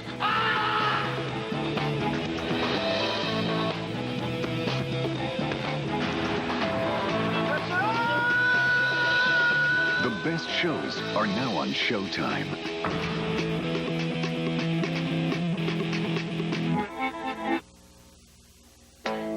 Legendary off-road ability. 20 miles per gallon fuel economy. 4-year, 50,000-mile bumper-to-bumper warranty. And now, get 0% APR for 60 months, plus up to $19.50 cash back on all new 2007 H3s. The Hummer H3, like nothing else. At D&D Hummer, I-80 and Highway 61 in Davenport. Nestled deep in the rolling hills of Scott County Park is one of the area's premier golfing experiences. Rated 4 stars by Golf Digest magazine, Glens Creek features 18 holes of championship golf that will test the talents of players of all skill levels. The clubhouse features a full range of golf accessories, and with custom fittings for both Titleist and Ping and personalized instruction, the professionals at Glens Creek can help you find the equipment and the game that's just right for you. You've played the rest, now play the best. Call Glens Creek for your tee time today. Ariel getting that ball down, confidence from Lou that the team can get it done. That's just perfect execution. I asked Bobby a chance to go for a sweep, and he even commented, haven't had many of those chances, so tomorrow's really a pretty big game for you guys to get that killer instinct, put somebody away. Absolutely. I mean, you know, anytime you win 2 in a row, you want to win the third. Then hopefully there 4 or 5, whatever. But to get on a roll is it's going to be a huge lift for this team. Cubs will go for the sweep tomorrow. We're back to wrap things up, preview tomorrow's game, and have our poll results after the break.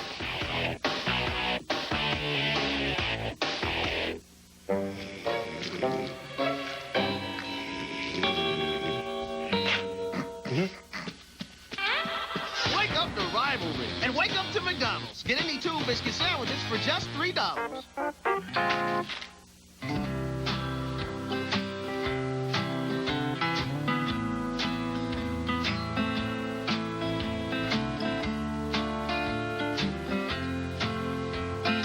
She can be warm. You can be cool. Oh, the band marched on information. Even if you don't happen to be, you know, cool. When you get into a Volkswagen, it gets into you. The curveball will spin up to 30 times a second and break as much as 17 inches. Watch every pitch in clear Panasonic motion. Panasonic Plasma for the speed of sports. Panasonic, ideas for life. If ever you're not satisfied with one of our tires, please feel free to bring it back. Thank you. Discount Tire Company. Low prices, more choices on the world's best brands like Michelin and BF Goodrich. Chevy. With 8 models that get an EPA estimated 30 miles per gallon highway or better. And we're so confident of our quality, every one is backed by something no one else has. The best coverage in America, including the GM 100,000-mile warranty.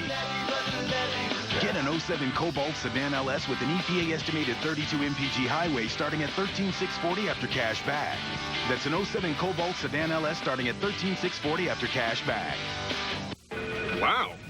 Every bite of these cinnamon melts is like the center of a cinnamon roll. It's like us working without you talking. Introducing McDonald's new Cinnamon Melts, available all day. Soft, warm, and covered in melted frosting.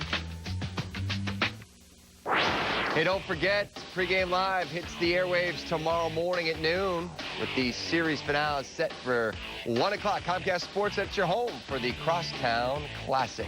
Check out our Pontiac opinion poll. Earlier we asked you, which young player do you think will have the best career in Chicago? Here's what you had to say. 48% say it's Felix Pie. 24% say today's starter for the Northsiders, Rich Hill. And the Quiet Riot, Ryan Theriot, checking in with 15.4%. Your thoughts on that? I think it's pretty accurate. I think Felix Pie, you're going to have to live with some ups and downs. He's a young player, learning his trade every day. One of the things, he's very good. He's advanced defensively. He can go get the balls. He's great at cutting balls off in the gap. Has a very strong and accurate throwing arm. Quickly, Danks or Fields? Who do you think is going to have a... Josh Fields, 30 home runs. He'll take over at third base in a couple, 2 or 3 years. Or maybe the outfit. We don't know where he's going to play, but I think he's a 25, 30 home run guy, 100 RBIs. All right, let's check out tomorrow's starters in the finale. It's Sean Marshall against Jose Contreras. Marshall, did not have a quality start for the first time in 6 starts in his last outing. He's been really good. His last start, really his last couple, he's been a little in and out, up and down. A lot of movement on his fastball, more so than others. And one of the things he's going to have to do a much better job locating his fastball and throwing it for strikes. His fastball really was a little bit out of control, moving more than he would like last time. And Contreras gave up 5 runs against the Marlins. They're going to need a yeoman's effort out of him. Yeah, you're going to need good effort out of him. Give us our 3rd quality start. The first 2 were outstanding. Let's hope he can put it together and give us one more. The White Sox 5-13 off of left-handers. Doesn't bode well. I don't see a sweep, though. We'll see what happens. That's going to do it for Crosstown Classic Postgame Live. For Dan Plesac and Bill Melton, I am Pat Boyle. Much more on this game tonight at 6:30 on Sports Night with Gail Fisher and Luke Stuckmeyer. We will see you tomorrow at high noon. So long, everyone.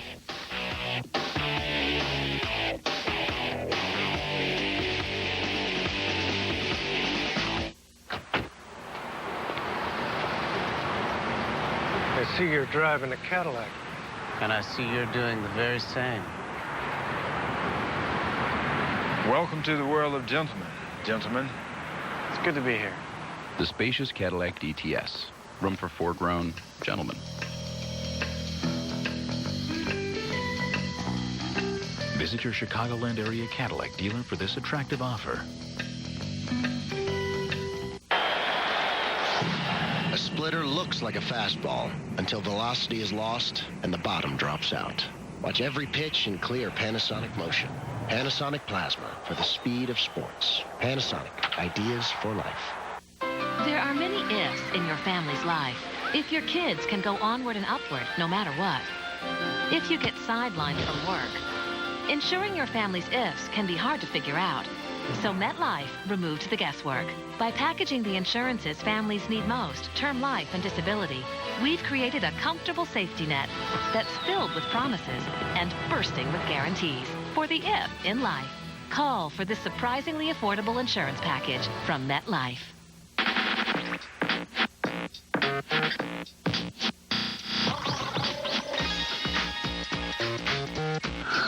With every step, it gets better. Miller Genuine Draft. Cold filtered 4 times for smoother flavor. Wouldn't you love a Suzuki with available seating for 7? The 2007 Suzuki XL7 with America's #1 warranty. Wouldn't it be great to get a Suzuki with 252 horsepower? The Suzuki XL7 with more horsepower than Highlander. It's going to be a great ride. And now, for a limited time, get the all-wheel drive Suzuki XL7 for just $259 a month. Hurry in. Tomorrow, the Crosstown Classic wraps up on Comcast Sportsnet. At 11:30, catch up Best Damn Top 50 special, Amazing Catches. At 12, the best pregame in town begins as Pat Boyle, Bill Melton, and Dan Plesac bring you a full hour of Crosstown Classic pregame live. At 1, it's game time as the Sox host the Cubs at high definition. And after the game, Pat, Dylan, and Dan return for